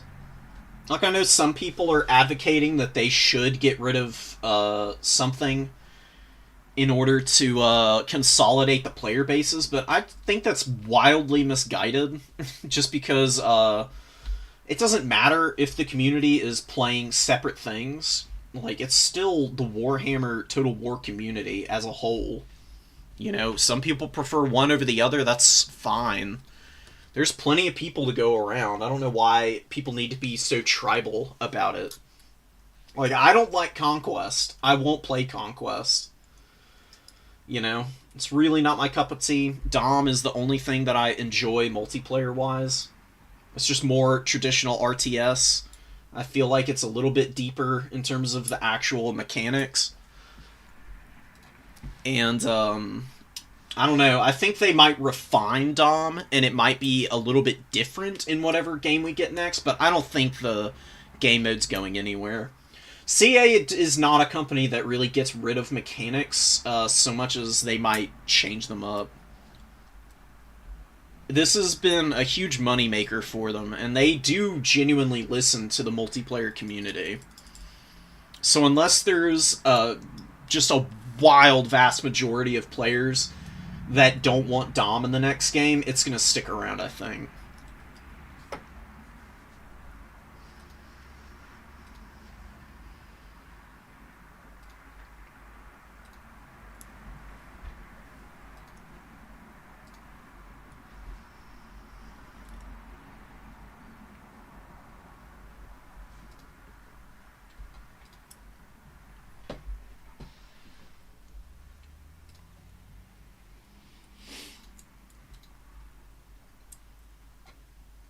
Alright, here we go. We finally have the top 4 rolling.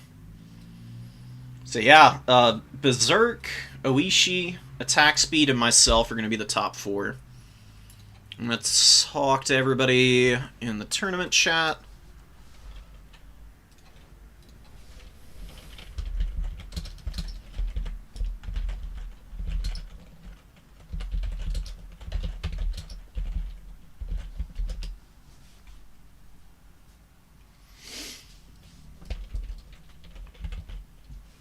So at Berserk, at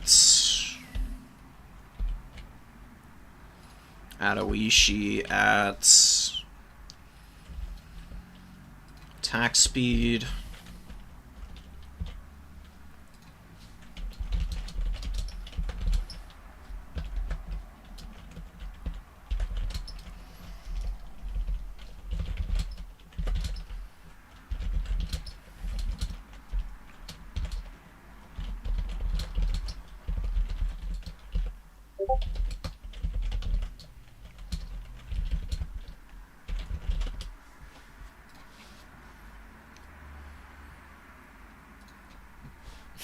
Okay, Elvio just sent us a replay. I'm very curious to see what it is. So I'll probably do a separate replay of it.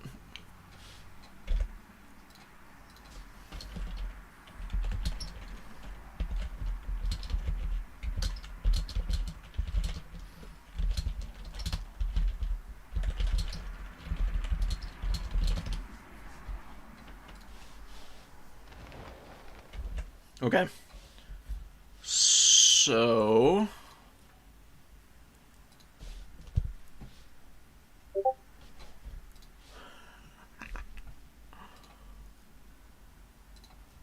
We gotta actually advance the tournament now. So, advance top 4. We can finalize the bracket side of things. So I don't forget it.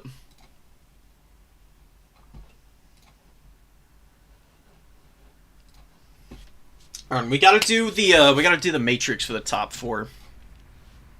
And we're going up against Berserk. Oh god, okay.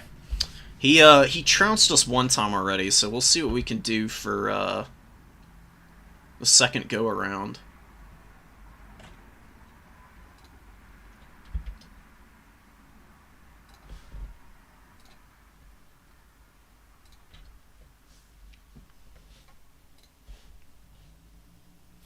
Am I top side of the bracket? Pretty sure I am. I had to double check though. Top 4. What am I looking at? Here we go. I am top side of the bracket, so I'm hosting. Copying this.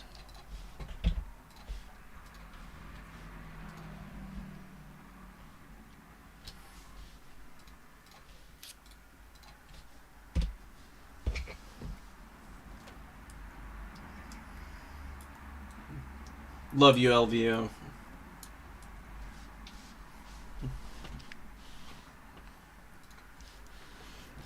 If we have dead time, I'll show it off on stream, but I will probably do a separate video anyways.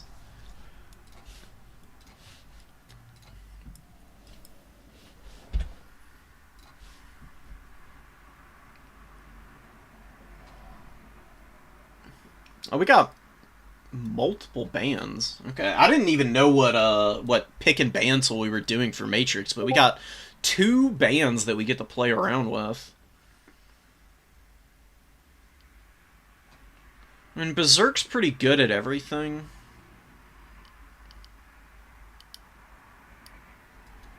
Okay, well.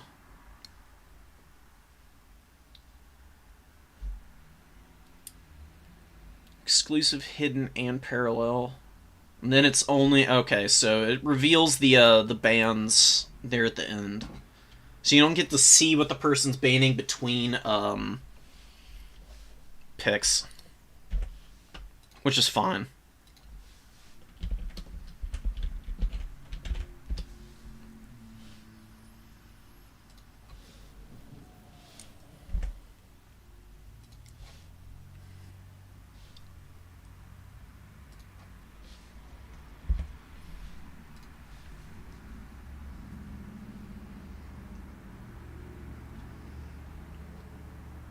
Dude, yeah, I've played 2 matches against Berserk now. He's beaten me both times. The first time we played, it was Corn and Greenskins. It was a really close match. And the second time it was a Corn Mirror, and he beat me. I out-microed myself. I just blundered Scarbrand in and let him surround me and get all over my horseman, which was pretty much game. I mean, he was killing Scarbrand. He killed my horseman. There was nothing I could do at that point, so I conceded. We'll see if we can make this more respectable this time. Yeah, Berserk is definitely a man of culture.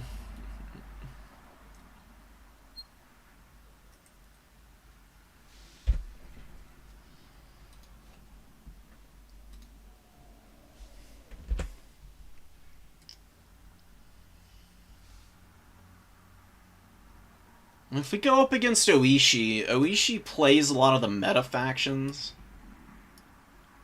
Whatever they are. So, Slanesh and Korn are probably going to be in my bands there. And I guess we just have to find out what to do from that point on.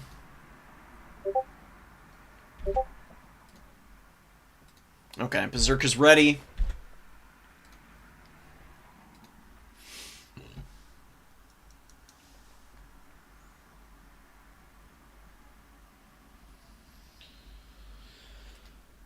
We banned Slanesh.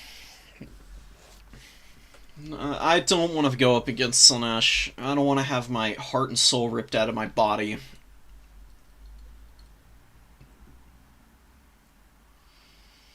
And what do we ban? Corn?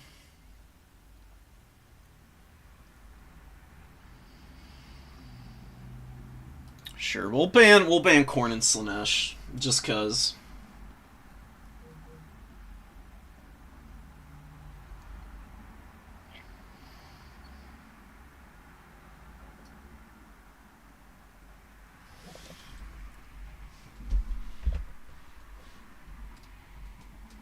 So we got Slanesh and Kislev banned, which is very interesting. I mean, I'll pick Corn, sure. Sounds good to me. So yeah, we got Beastmen on the field.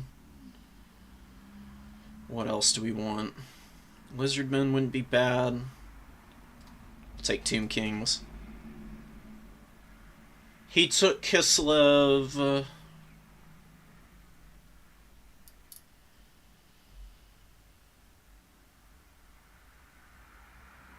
Alright, we'll roll with some Lizardmen. You say great bands, but they're just like the good bands.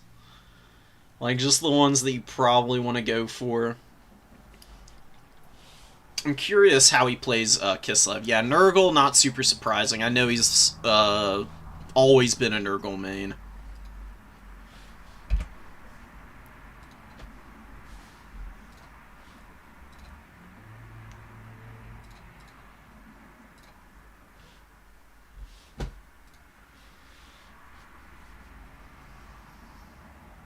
The matchup that we want to avoid more than anything is Khorne versus Beastmen, because it sucks. Beastmen are actually pretty good against Khorne, in my opinion.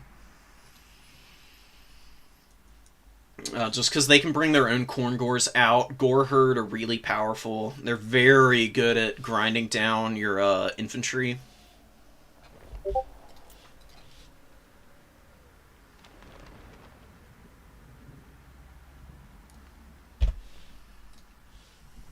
Okay.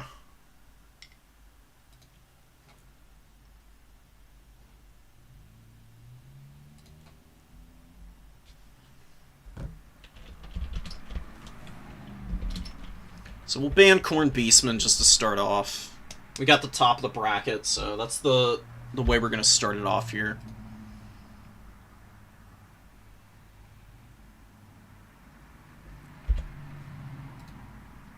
Hold on. What the hell?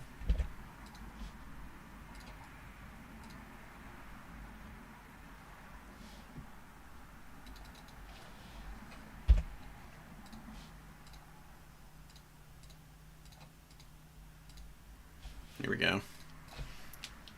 I'll let y'all follow along as we go.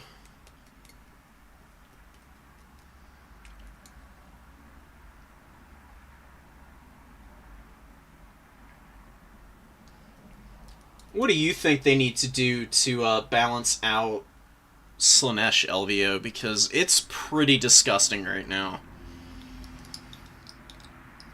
I was showing it a little earlier on stream, but like the old win rates for Slanesh were also as skewed as they are now. Slanesh is just not well balanced. They never have been. They're either really good and they dominate the meta, or they suck and nobody plays them. And that's just not very good for a faction as a general rule.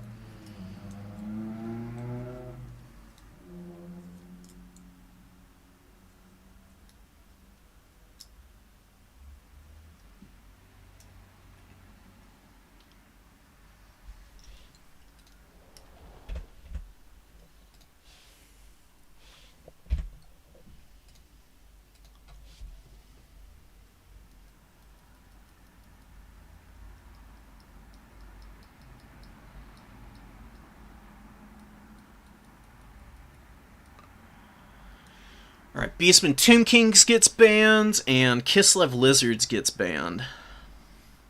Cool. I'm gonna ban Khorne Nurgle.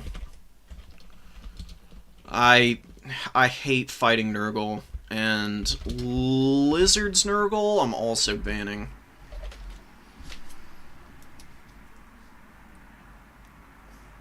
Yeah, the Hellstriders. I mean, that's back to release. Hellstriders were busted at release, too.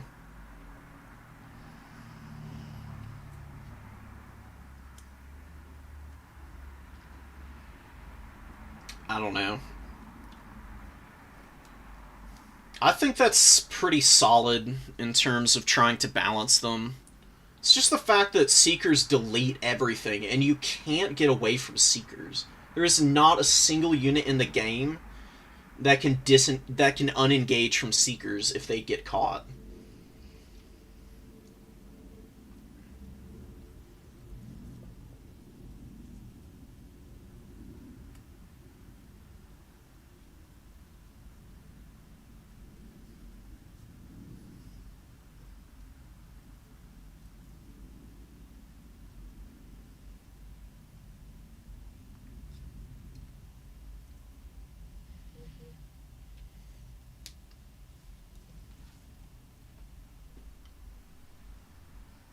That's fair. Glass cannon is a great philosophy as like an idea, but you've got to be really careful with factions like that in terms of balancing. I think CA has been a little indelicate with them.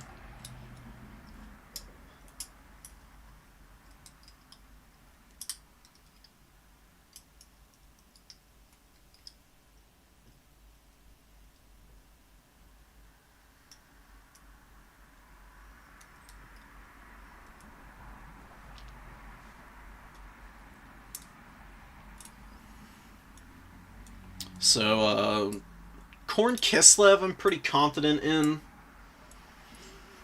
And Tomb Kings into whatever I feel pretty happy with. Lizards, Beastmen, that might be a little tough just because Korngors are going to be pretty nasty. Although I think Saurus would beat Korngors.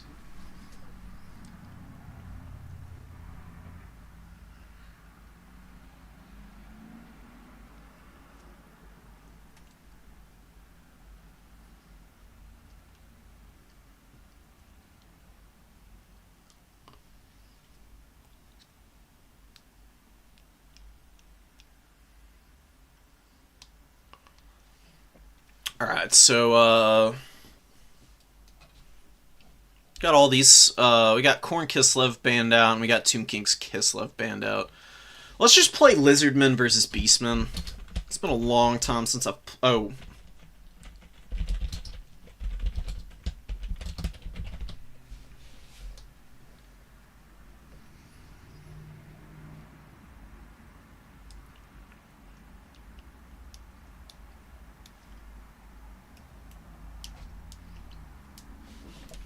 I mean, I kind of want to play Lizard's Beastman, just to see about it.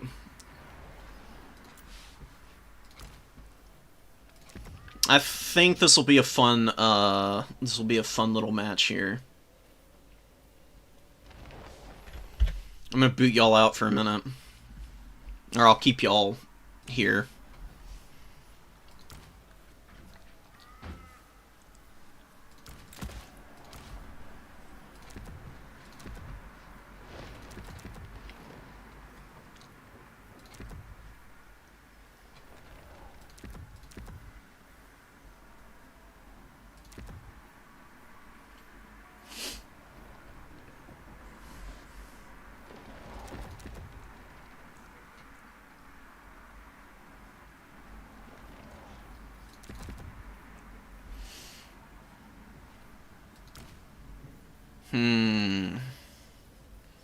Choices, choices, choices.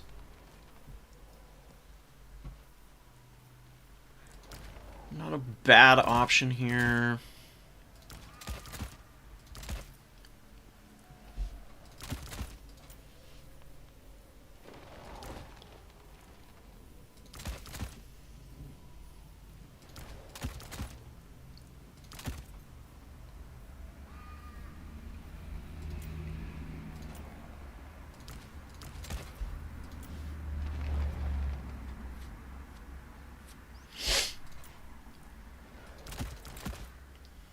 should be okay. Probably want a couple of these.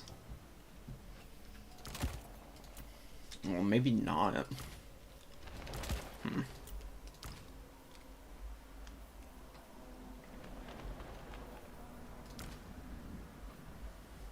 Have to get really clean engages with these guys.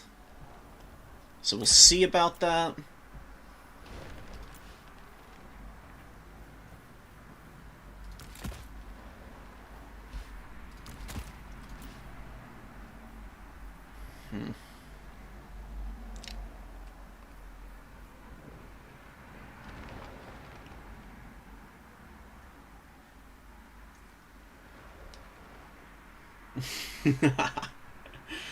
Not everybody can be a lizard enjoyer. Lizards are fun. They're a little goofy.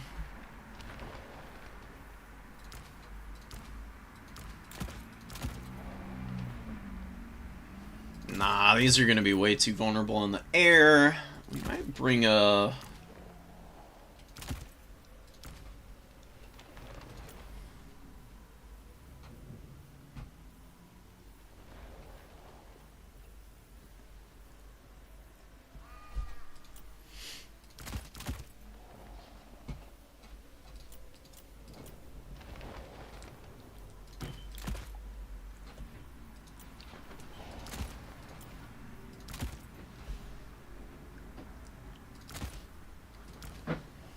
Are these guys going to be any good here? We'll find out.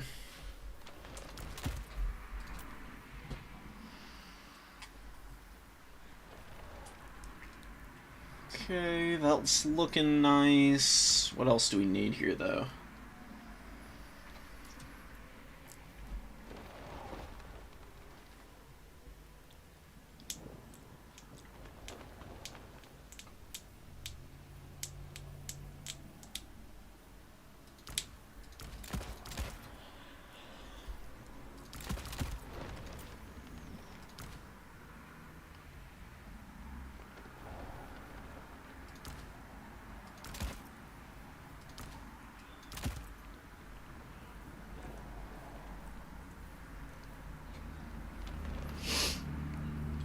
See, Berserk plays stuff really off-meta anyways, and he relies on just being a better player to win matchups.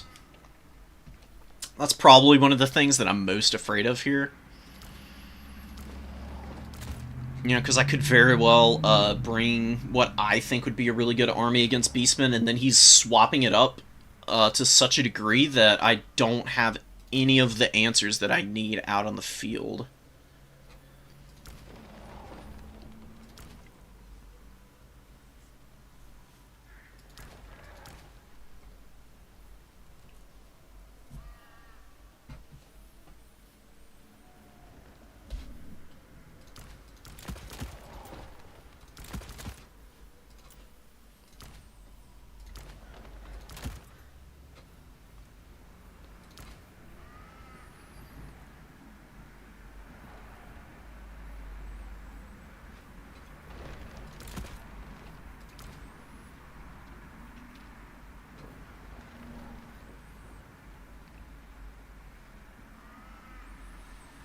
Oh, and we're on...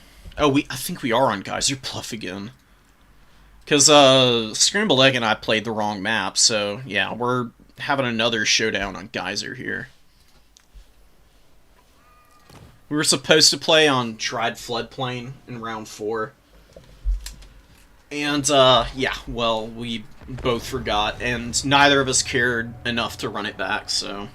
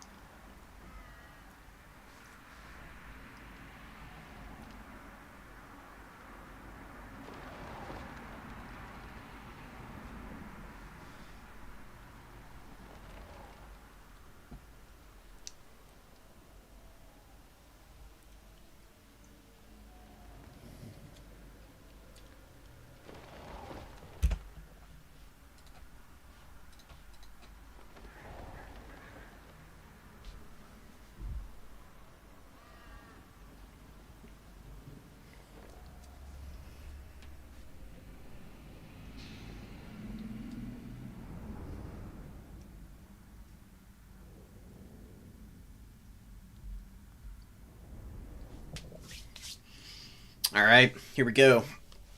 Let's see if we can not lose this game in the opening moments like last time. Oh, because he just pounced on us and we outmaneuvered ourselves. Might be a little bit better here. We've got a home objective to anchor on a little bit. We'll see if we're able to do that. We're going to need to be careful of beastmen moving up through the trees.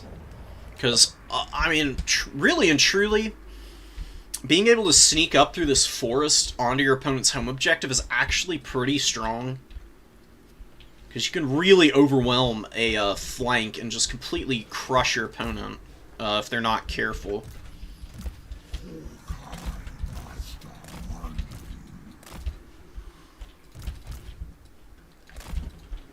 We got red-crested skinks for corn gores.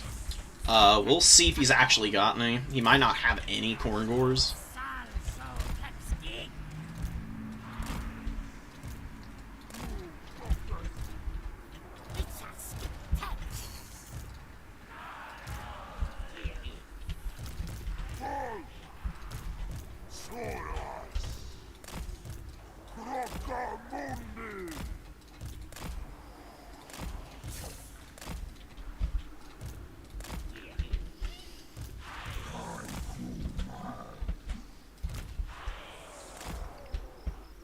Keep these skink skirmishers over here, just to hang out.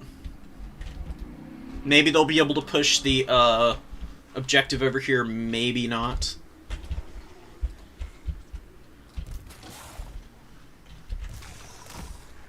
If he's got stuff deployed over here, then we just pull these guys back immediately and tuck them onto the #1 objective, and then we'll push from #1 to #2.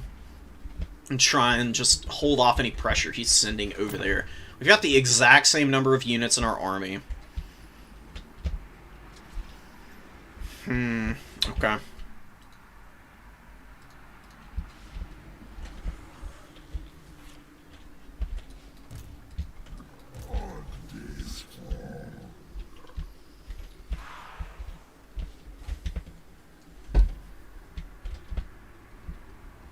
Perfect mirroring.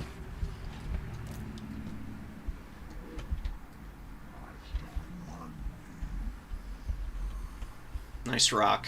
Very nice rock. There's a cool little war camp up here.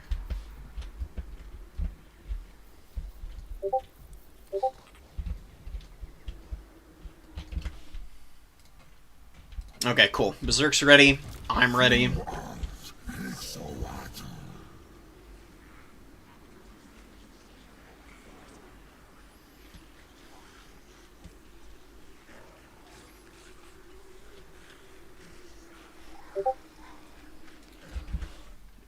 Thought he was ready. Just messaged me.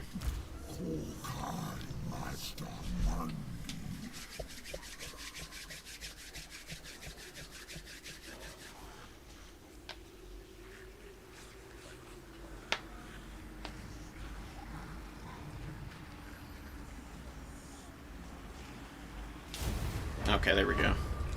He did bring Razor Gores. Razor Gore Chariots are amazing. They're such a good unit. He brought a ton of throwing axes. I was pretty ready for that. He's got Kazarak. Kazarak's really strong. It's going to be a tough battle. He's got a very strong force here.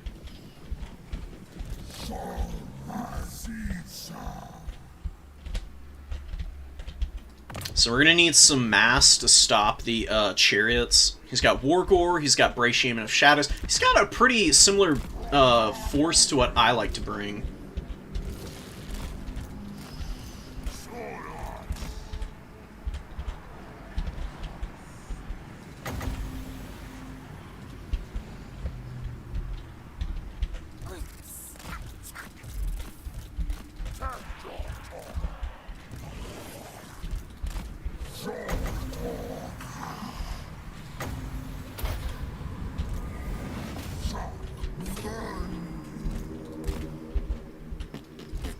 Let's push up. Let's get these guys forward.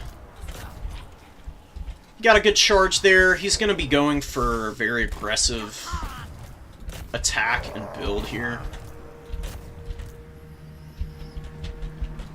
We're getting some pretty good damage here. I don't have anything to come out of the Vanguard, unfortunately. That would be so nice if I did. We've done a good bit of damage here. Let's pull back. Let's try and salvage our positions here. Look how much damage these freaking things do on the charge, man. So wild. Let's go over here. Let's throw. Let's get Mazda Mundi away.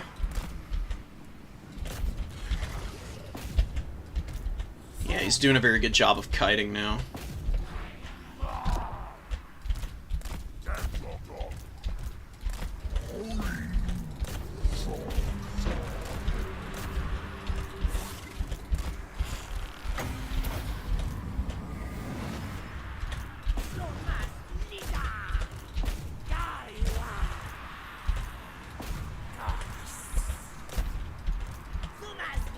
Good charges. Very nice charges, in fact. We'll try and kill his summoner here, actually.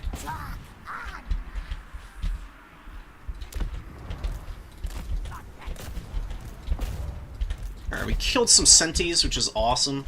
We need to try and protect our Umbral Tide, because he's trying to get into the cookie jar here.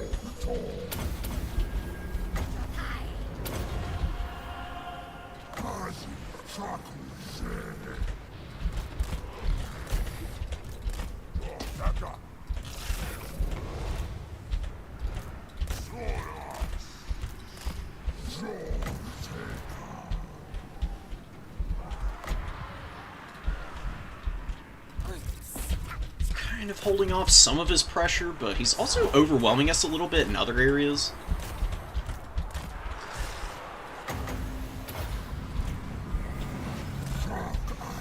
Very aggressive. I don't know why you're not casting here, bud. It'd be so nice if you would.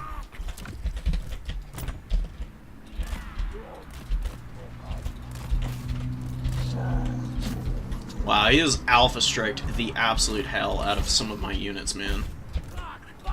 It's very impressive. I mean, just look how much pressure he's putting on me here. Let's see if we can get just a disgusting ruination of cities and somehow save myself here. Wow, holy crap, dude. Let's go, Mazda. Holy shit, dude. That was nice, but he's pretty much overwhelmed me on the entire battlefield elsewhere.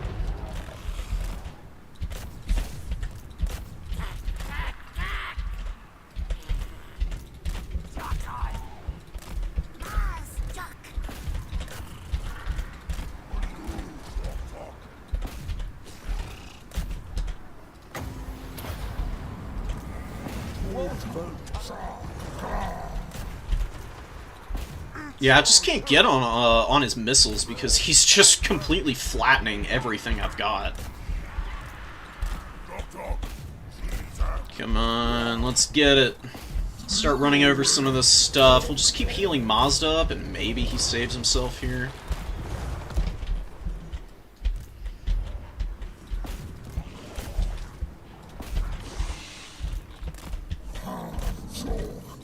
Kazrak is so vicious, dude. Jeez. Grog hooves are killing me right now. Need to get in here. Just slap up as much of this stuff as possible.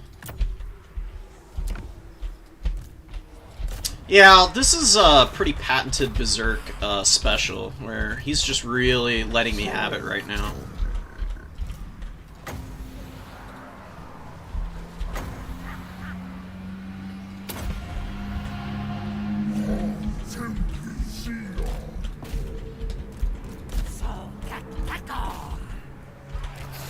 You know what? Not bad. Wolfhounds coming in, or Warhounds coming in. I think we push up some Sword Spears next. We've killed his caster, which is amazing. Really, really amazing, honestly. We're gonna get the cohort of Sotek a little bit of health. We're gonna go run over these guys here. Wargore is being pretty annoying. I don't really have an answer for him.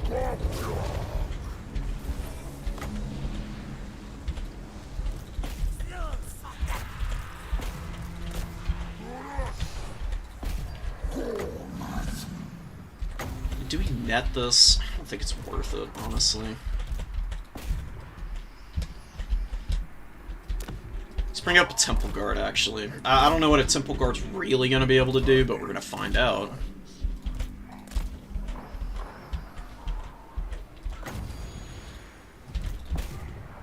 Damn, he's just swarming me.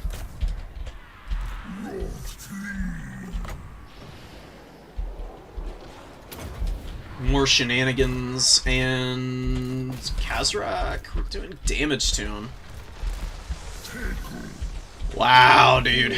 Ruination did some pretty good work for me, but I don't think it's gonna be enough, because he's just so much aggression going on that I can't handle. Like, I've got nothing on the field, and he's just completely swamping me in units.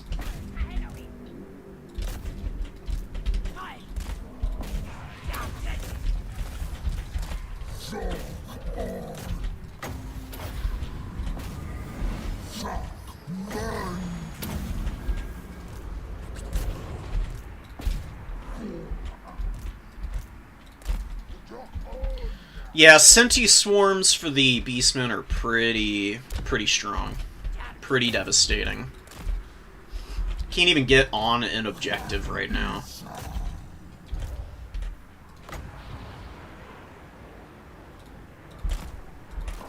How much value does Kazrak has? Kazrak gets so much value. He's crazy.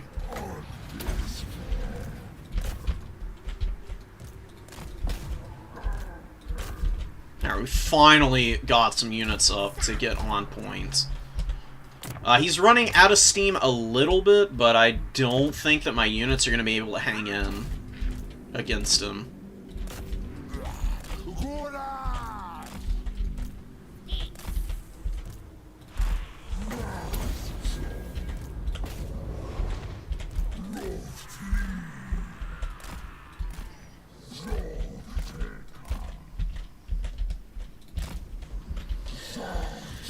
Yeah, this is rough. It's gonna be a swamp because of the Centigores.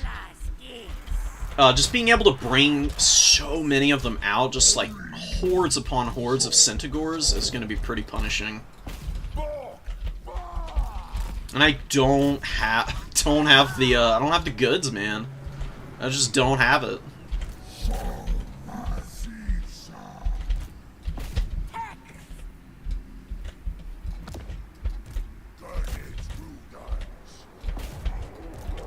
Yeah, red-crested skinks were not it. They've really not held up their end of the bargain at all. We've value traded alright, but the problem is he's just owning us on our own objectives. He's got Kazrak just running over all of my stuff, which is really nice. Like, good for him. Kazrak's an excellent option. I love him to death. You can see the kind of work that he can do in conjunction with Centigores. Just running over the skinks. Skinks are normally a very good core. And here you can see just how badly they're doing. They're getting absolutely owned right now.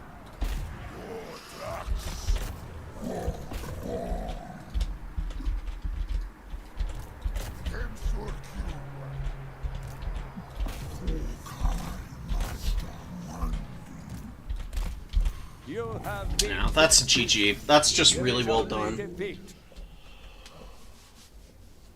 Oh, red-crested skinks are for Corngors. And they do okay against Zangors. But, you know, I should have expected the Senti swarms. Like, why? I don't know why I'm so shocked to be seeing all that. He played a really clean game, yet again. Crazy value on all of the throwing axes, which isn't shocking. Kazrak did well, Wargor, and the Shaman did okay. Mazda was my only unit that really did well. Everything else was a little limp. Didn't do too hot. Umbral Tide was okay. I needed to keep them safer. And I'm not 100% sure what I would bring next time. Maybe a Feral Carnosaur wouldn't be bad. Feral Carnosaur might actually, work.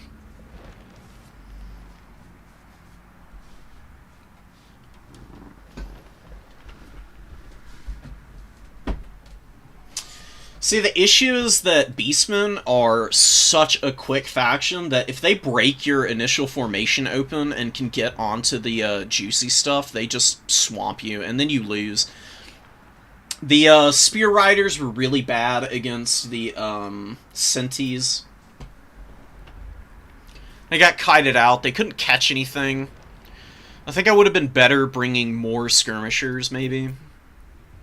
Or, I don't know. Actually, that might have been worse. That would be a really bad idea. Just don't know what I bring. Mazda was my MVP. Love this guy. He did really good. He got a lot of value, but he wasn't able to put the game on his back.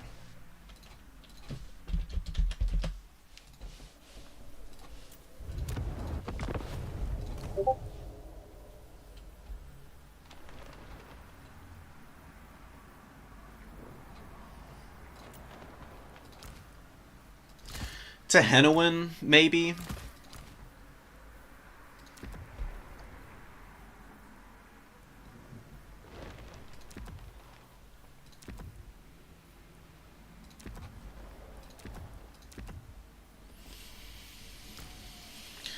You know what, Henowin with Flock of Doom might be better in that matchup. He's cheaper, and I could get more units out on the field. I think having the Saurus Spears instead of the Cudgels would have been better. Spear box with Melkoths, that would work also.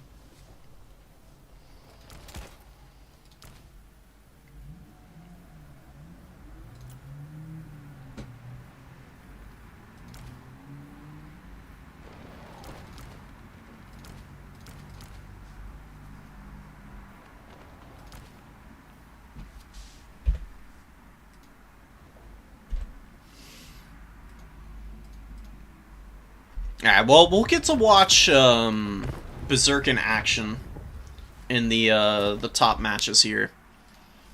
As soon as they're geared up and ready for it.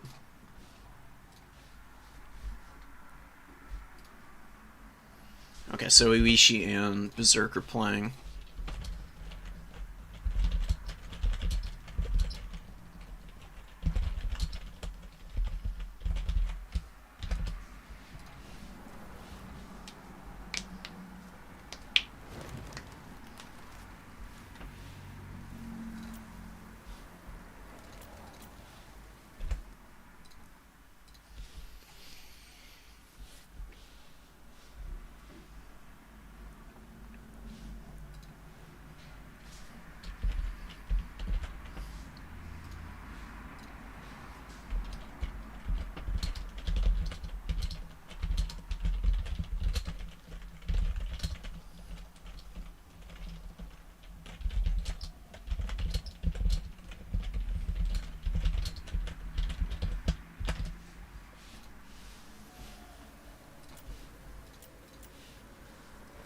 We'll give them some time. Until then, I mean, we can go and screw around with builds and see what may or may not actually work for somehow winning that matchup. Because it was pretty cursed, man.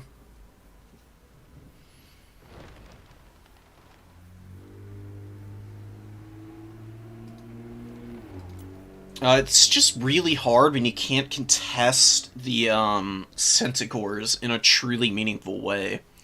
So the Spear Riders don't have great stats for prolonged combat.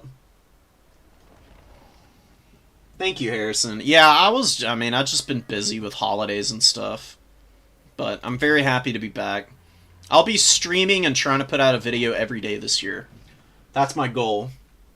I've been very good about it up to this point, and I've got some ideas for stuff I can do.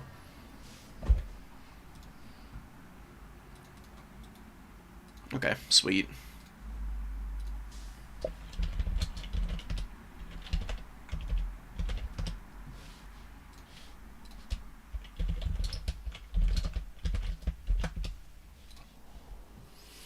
Let's actually go jump into the lobby. I'll scheme up something for Lizards versus Beastmen another time. But it's also comes down to players, and Berserk is just on a different level from the average person in this game. And it was just fabulous micro there.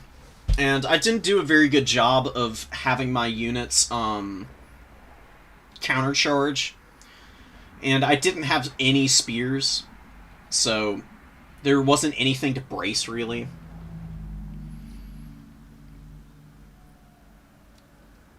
I didn't feel like the Korngors were actually that big of a threat, so maybe I don't need any red-crested skinks, because they were pretty weak. They were pretty bad. I think maybe just bringing max javelins would be a good idea. And then to have a spear box that can just, keep them safe would be a good idea also. Mazda was great, but he's really expensive. He got a tremendous amount of value, but still barely paid for himself. And I think being able to use Tehenowin to assassinate his foot characters would have been really strong. Because I was able to kill the caster in the mid-game. But just because of the Beastman's swarming ability, I wasn't able to capitalize on that. And Kazrak was pretty unstoppable. He just kept rolling him in and out of my infantry, and he just racked up so much value killing those guys.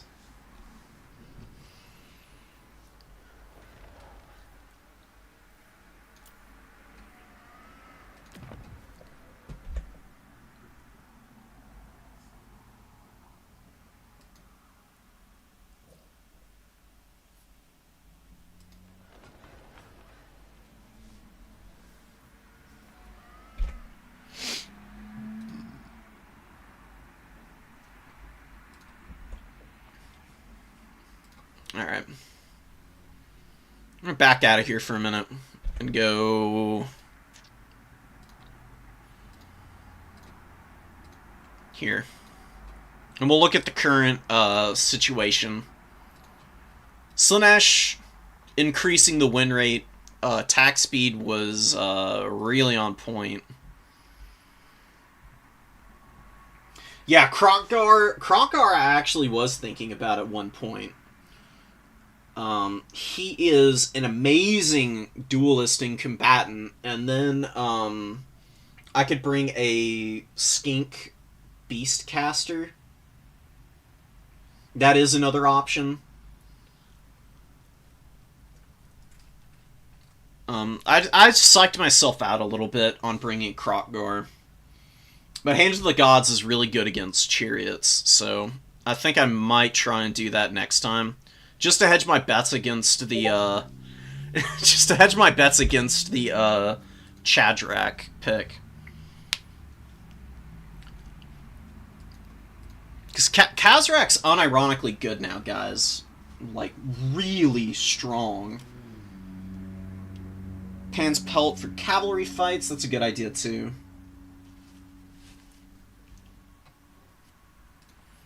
Yeah, Flock of Doom, Pan's Pelts.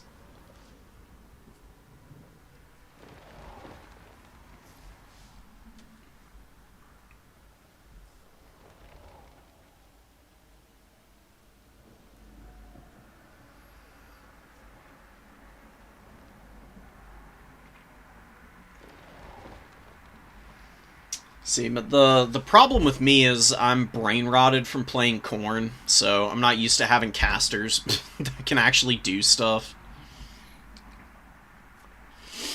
So sometimes I'm a little inefficient with my magic use. So that's something I definitely need to touch up on. But I might do a Lizardman stream where we can just, like, actually play a bunch of games with them and figure them out. Thank you, boss. It was rough. Berserk got us a good 2 times. And there's definitely a lot I took away from this tournament. 3 of the top 4 were... Yeah, Khorne is really strong. Even with the Wrathmonger limit and the Hellforged Bellower being restricted. Very good faction. Khorngors just fit so well into Khorne as a whole. I don't even think Khorngors are broken. Like, they're strong, but I don't think they're any stronger than, like, Armored Kossar hybrid shooting is. They're pretty easily countered by missiles, but just the way that Khorne plays in general, you can actually keep the shooting contained and give Khorngors time to grind and value trade. That's what makes them so good. And Beastmen can kind of do the same thing as well.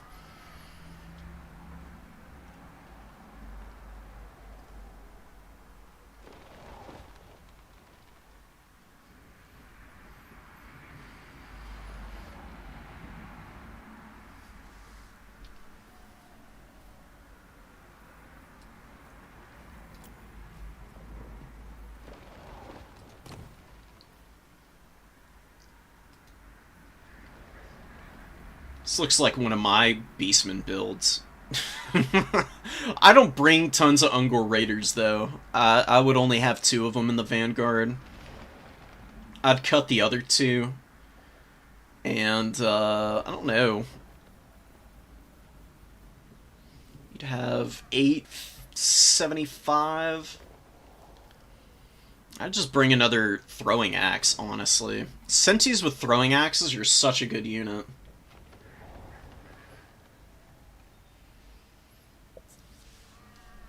Yeah, the loose formation is really nice, and spell resist, always good.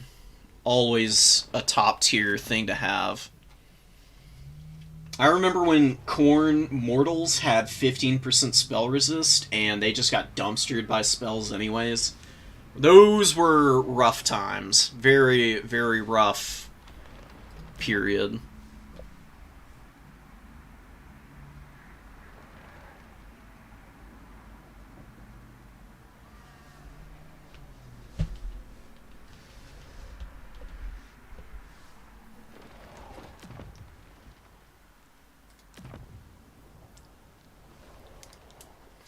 Alright.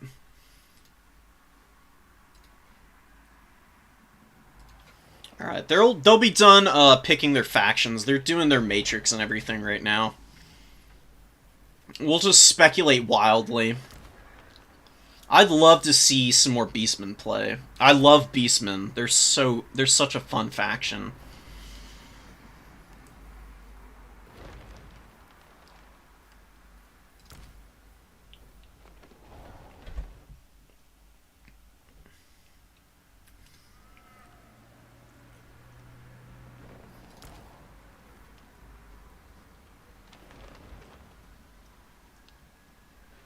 Razorgore Herd aren't bad.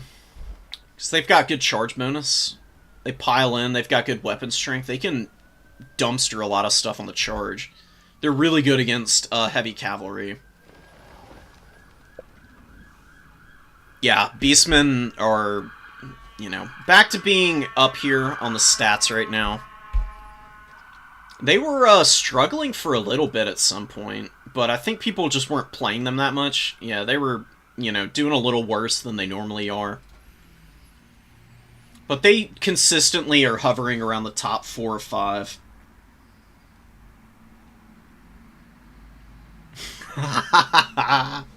We'll get there, LVO.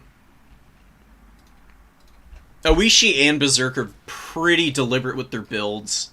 So it might be a minute. I wouldn't blame you if you go away and come back for the end. I appreciate all of y'all hanging in here and just chilling with me while we wait for the finals here to kick off.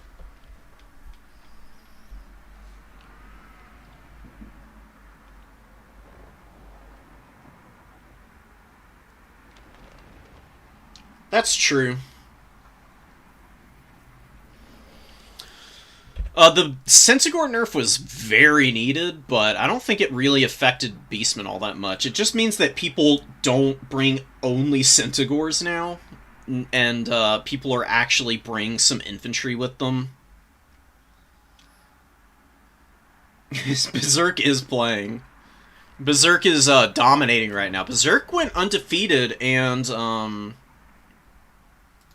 God, did Oishi go undefeated as well? I think we've got 2 undefeateds in the finals here. I don't know what I'm doing. This is top 4. I'm clicking on the wrong stuff. Yeah, Oishi and Berserk undefeated into the finals. Absolutely running the board right now. It's been a while since Jack's been around. Jack used to play a lot of Slanesh. We had some really good games for a while. Yeah, there's one of ours.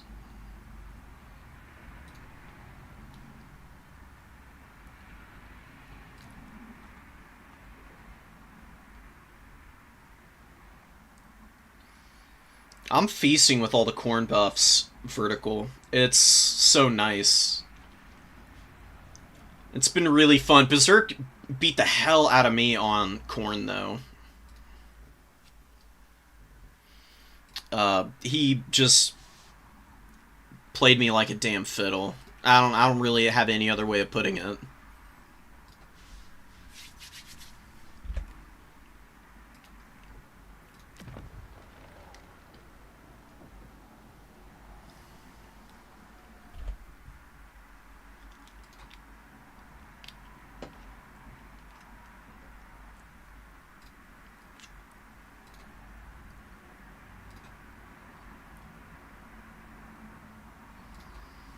Oh, how are the Ogre Kingdoms without the Thunder Tusks, guys? Because, you know, I haven't really gotten to see them much in action outside of when people were bringing all the really busted stuff they have.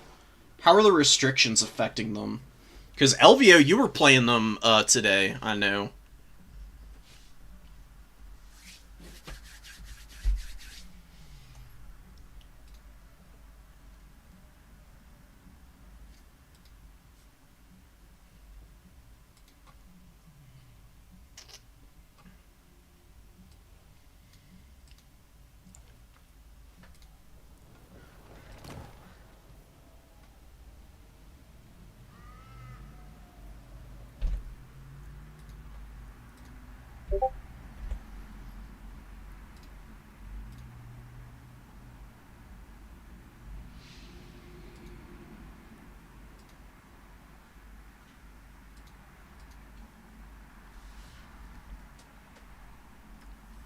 Pigbacks should be restricted. Just the pigback ROR right now, vertical. They do seem kind of wild. Oh my god. VM is on Corn? Corn versus Ogre Kingdoms. Oh my god. Super wide with Noblar Riders, and it's kind of lame. Okay. That figures. Discord sound. I swear. I'll, here, let me mute the, Discord noises for a minute. If it'll actually, spare you. So I keep trying to mess around with all my audio tracks on, OBS and trying to get it sorted so that nobody's hearing it, but obviously that's just not the case, and it's defying me. I cannot figure out how to get it set up so that it's not picking up my Discord notifications.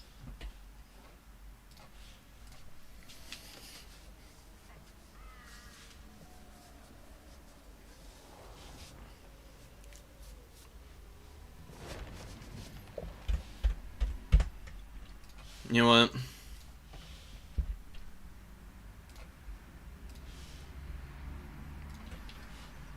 The thing we can always do is just YouTube this shit.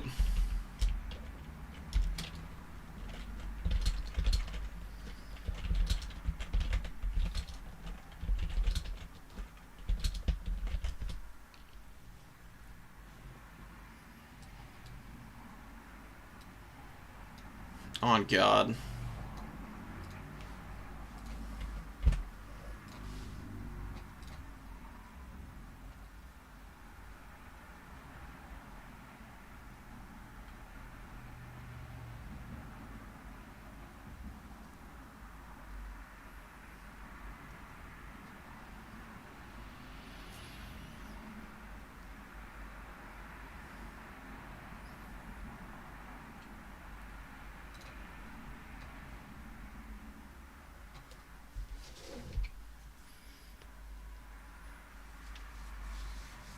Yeah, Cathay cannons are really strong. SFTs may need to ban top factions. We've done that in the past. That's not a bad idea, boss. One thing that's been done before is just a single ban of any of the top 5 factions. And then we've also done top 3s all banned. Whoops. Here. Before I screw this up for them again, we'll flip away.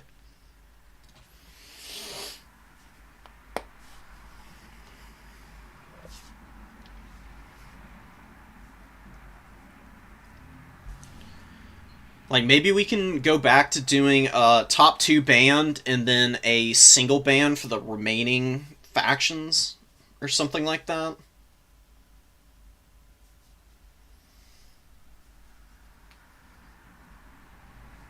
Yeah, doing it for the Swiss portion isn't a bad idea.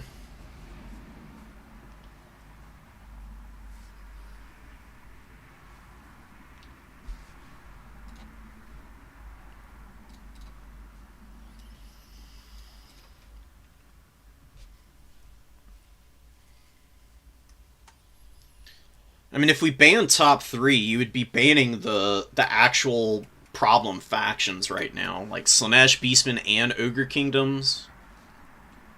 Beastmen probably a little less, like, problematic in terms of being overpowered, but I don't know. They're always strong. They got hurt by the Cincy nerfs, but people are gonna adjust and they'll still be just as good. Ban everything but Wood Elves. Hell yes. Yeah, 3x3 is pretty even. You can avoid bad matchups. Dowie are fine. If you know what you're doing against dwarves, it's kind of hard to lose against them.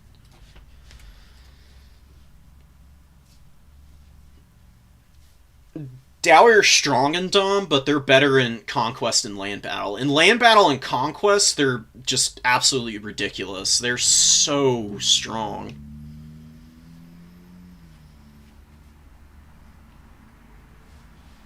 I don't know how people are losing the Khorne Dowie matchup. That is just, like, free value all day against them.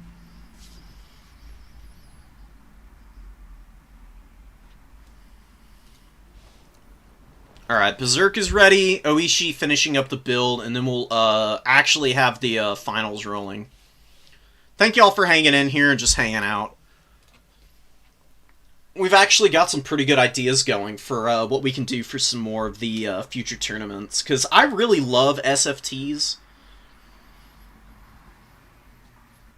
The Pick 6 is cool.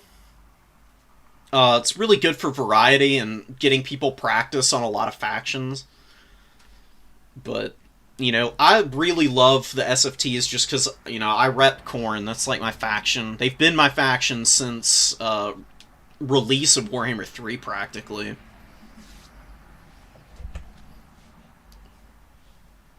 And now that they're actually good, there's no way I want to just completely give up on them.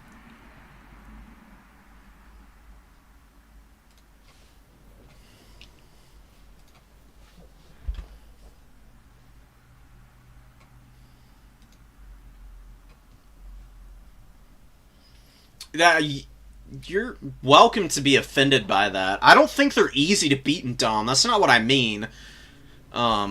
They're very, very difficult to go up against. But there's definitely a particular playstyle that you can go in with That'll give you a lot more success against the Dowie.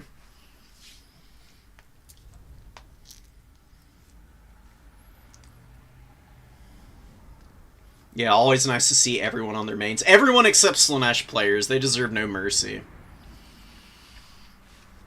Alright.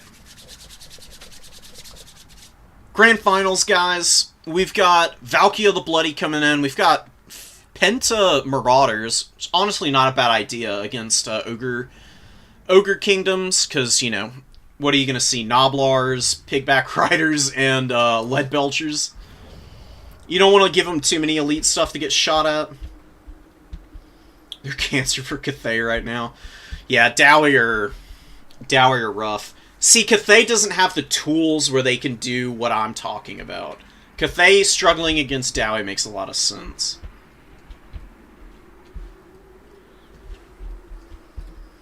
Man-Eater, Ogre Pistols, 2 of those guys. That's a lot of Ogre Pistols. I enjoy these guys, but I've not seen them be supremely dominant as a unit. Very curious to see how Oishi is going to be able to micro these around. I mean, Oishi is a better player than I, so probably going to be able to make good use out of them. But we'll have to see. Berserk is pretty cracked and might be able to shut them down somehow. 1 Skull Cannon mixed in here. Valkia always very good against the Ogre Kingdoms. No Demon Shield, Gaze of Corn, and Sloutnir. Sloutnir, probably a great answer to Pigbacks, because Sloutnir will one-shot a Pigback Rider, basically.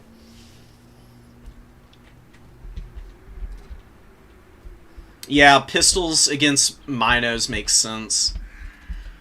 We've got lots of horsemen hiding in the trees here.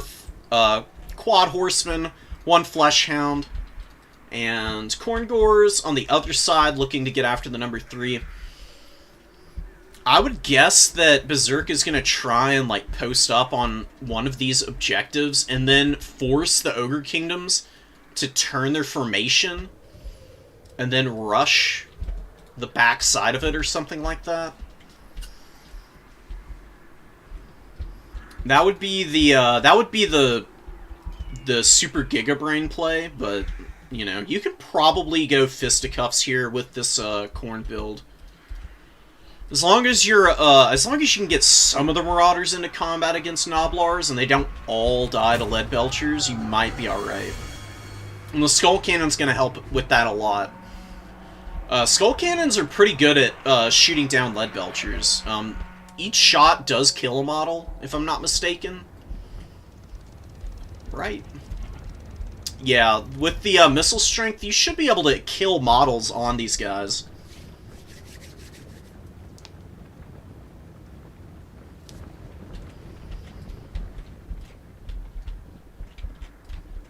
Doesn't kill Man-Eater models, but Lead Belchers have, like, no HP, so they're a lot easier to chip down. Valkia's flying into shooting range. I don't love that idea, and we do get 1 kill on a Lead Belcher. I mean, any amount of damage that you can get on those guys for the eventual dive is going to be really favorable for Corn. You could probably work on killing 1 of the Pigback Riders. I mean, none of them are, they're not super valuable, so maybe it's not really worth it. You can see some Lead Belcher fire going down now. Trying to get after the Marauders, and Berserk is going to pull back. Just try and avoid as much of that damage as possible. Really, really excellent focus fire from the Skull Cannon. 3 models dead, doing a decent chunk of damage as well. Taking about 1,000 HP off of this unit as a whole already. Valkia landing here is a little risky. The Man-Eater pistols could definitely lock her down and just gun her into oblivion, and they actually get a good volley off on her. Look at how much damage she's taking right now. More Lead Belchers dying, and a really nice Sloutnir. Oh, it's beautiful. You love to see it. Good damage on the Pigback and the Noblar. Very even value trading up to this point, and very good patience from Berserk. Waiting so long on the dive from the Marauder Horseman. Noblar Trappers coming out. Oishi with nothing in the supply bank right now. Good fire. More damage on these lead belchers. Lead belchers very low now. Valkia diving in once again. Gets a swing in, but doesn't actually connect with the lead belcher as it runs away. Does kill one of the models there. Needs to get away from the Noblars. Skull Cannon finally showing its ineffectiveness in terms of accuracy. Missing a shot, taking quite a bit of damage now. Down to about, you know, 2/3 of its HP at this point, I would say. It shouldn't be too bad in terms of being able to get in and probably replenish some of that ammo. Gold's Man-Eater's coming in, actually, which is a very interesting choice. I don't think I've ever seen anybody pick these guys, but they're here now, and they're ready to party and rumble. Little damage on these ogres back here. Good dive coming back onto the Saber Tusk, crushing them with the Flesh Hounds. One of the throwing axes did take a little bit of damage. Another one over here also a little beleaguered. Kind of beat up, but Minotaurs, swarming elements for Khorne all over the back line, and Khorngor's got in pretty clean. One hiding in the trees over here. And, yeah, we've got some pretty low lead belcher units out here. This one over here, 6 models left. They're probably going to rout before they can even get close to their value back. And the most important thing Khorne can do is to just preserve as many of their units as possible and kill all of the missile pieces, because, you know, ogres are pretty reliant on the missiles being the damage dealers.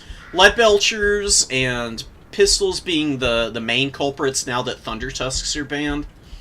Noblars just kind of, you know, they don't hold up very well. The Pigback Riders are the exception. But if you're going up against just a regular Noblar and trying to grind through them and then dealing with Ogre Bulls, you're in a pretty good situation playing against these guys.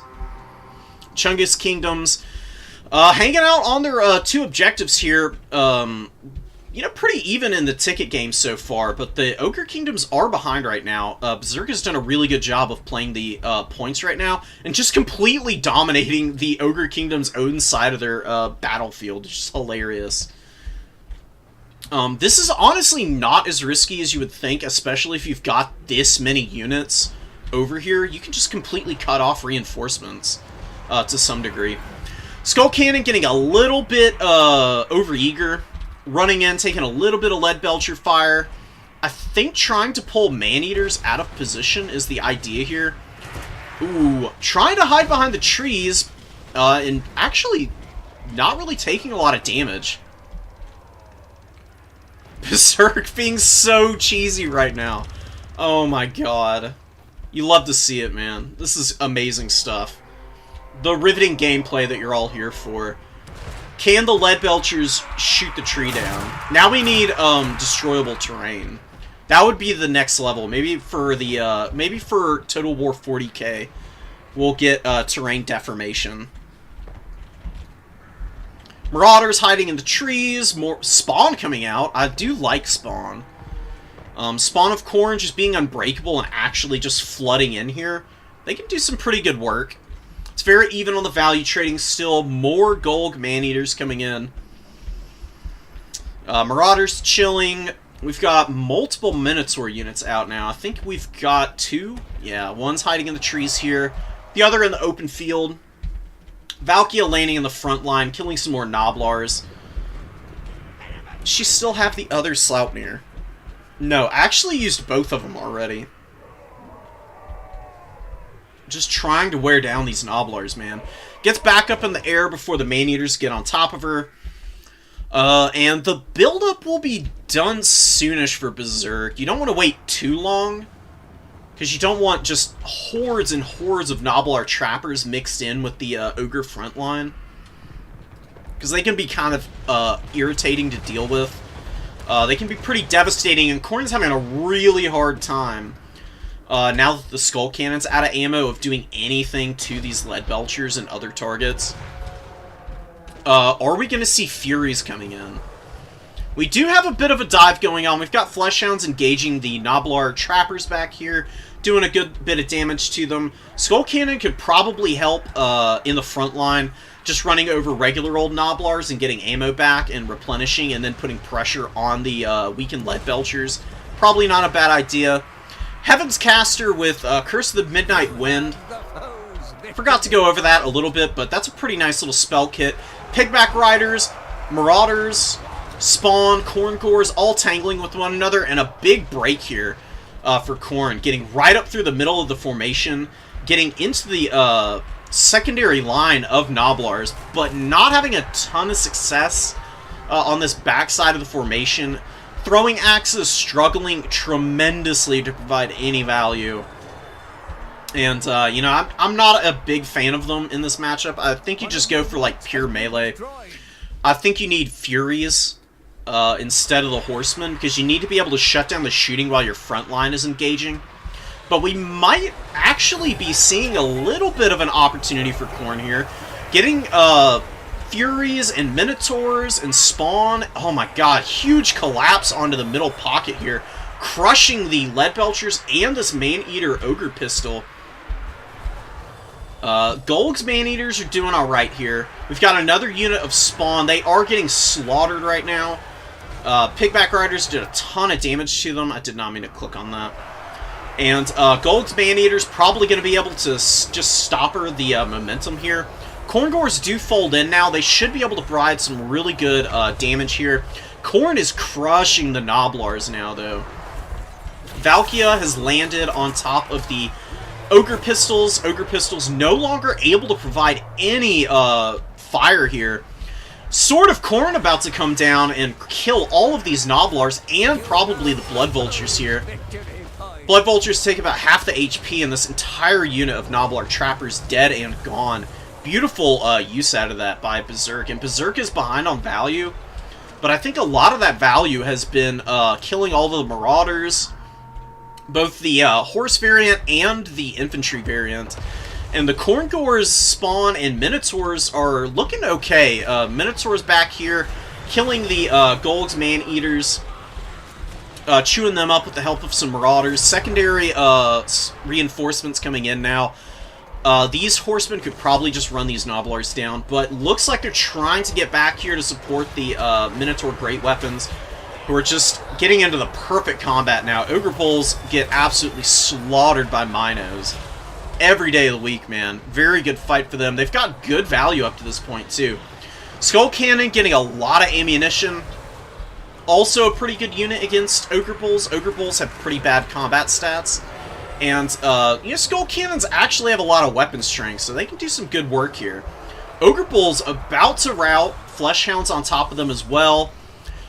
Big collapse here. Blood Vulture's going to get absolutely swamped by the Khorne Blob here.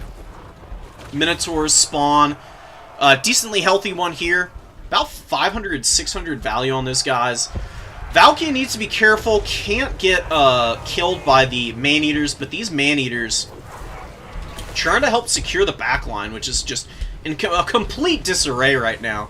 Khorne Gores chasing all the way into the backfield. Really nice shot from the Skull Cannon, doing a little damage to the Man-Eater Ogre Pistols.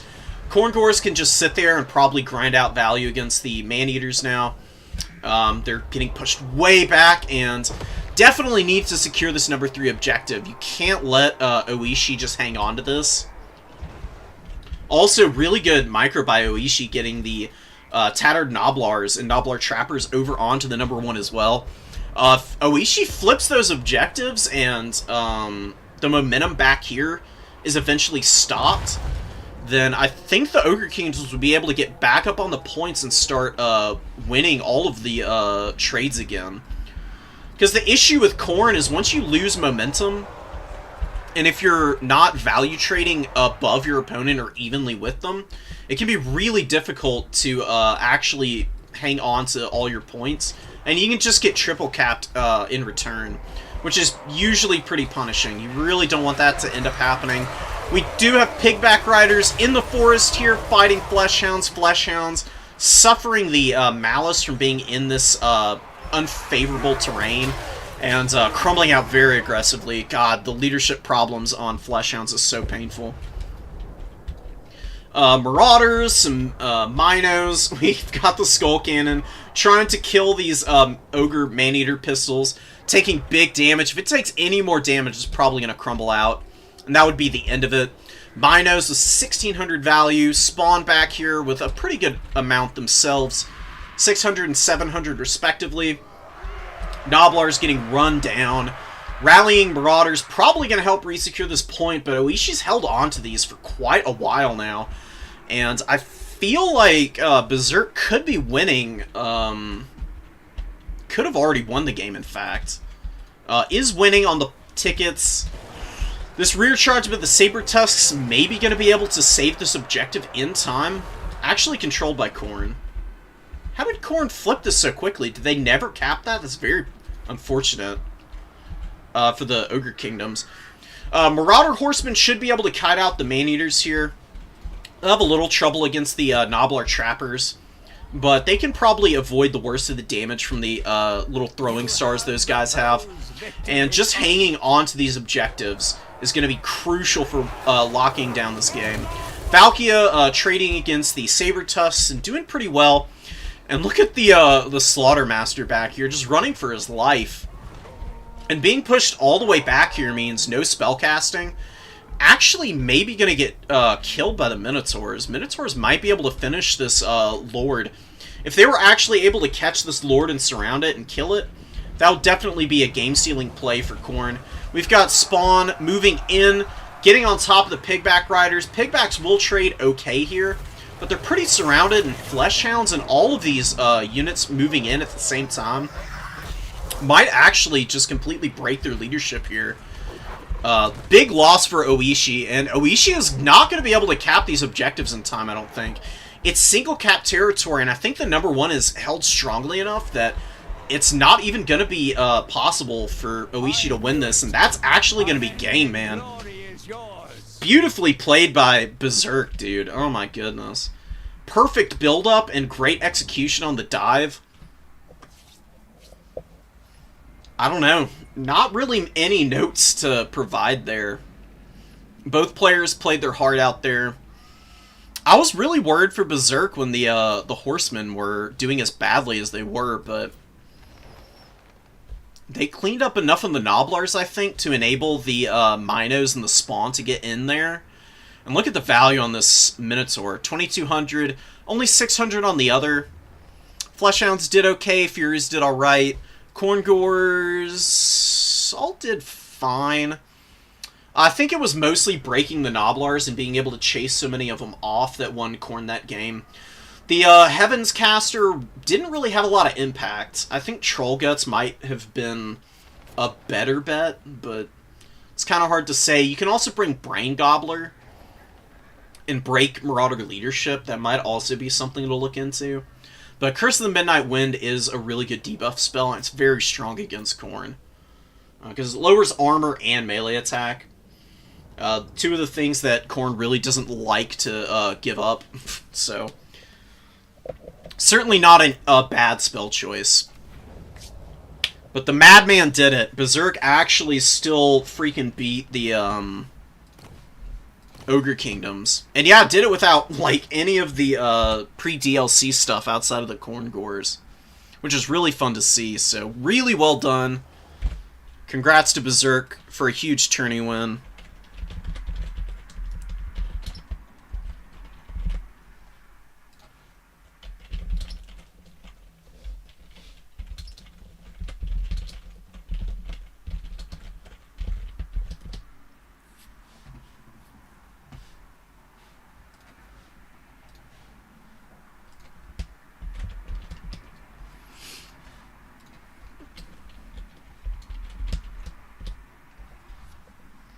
And man.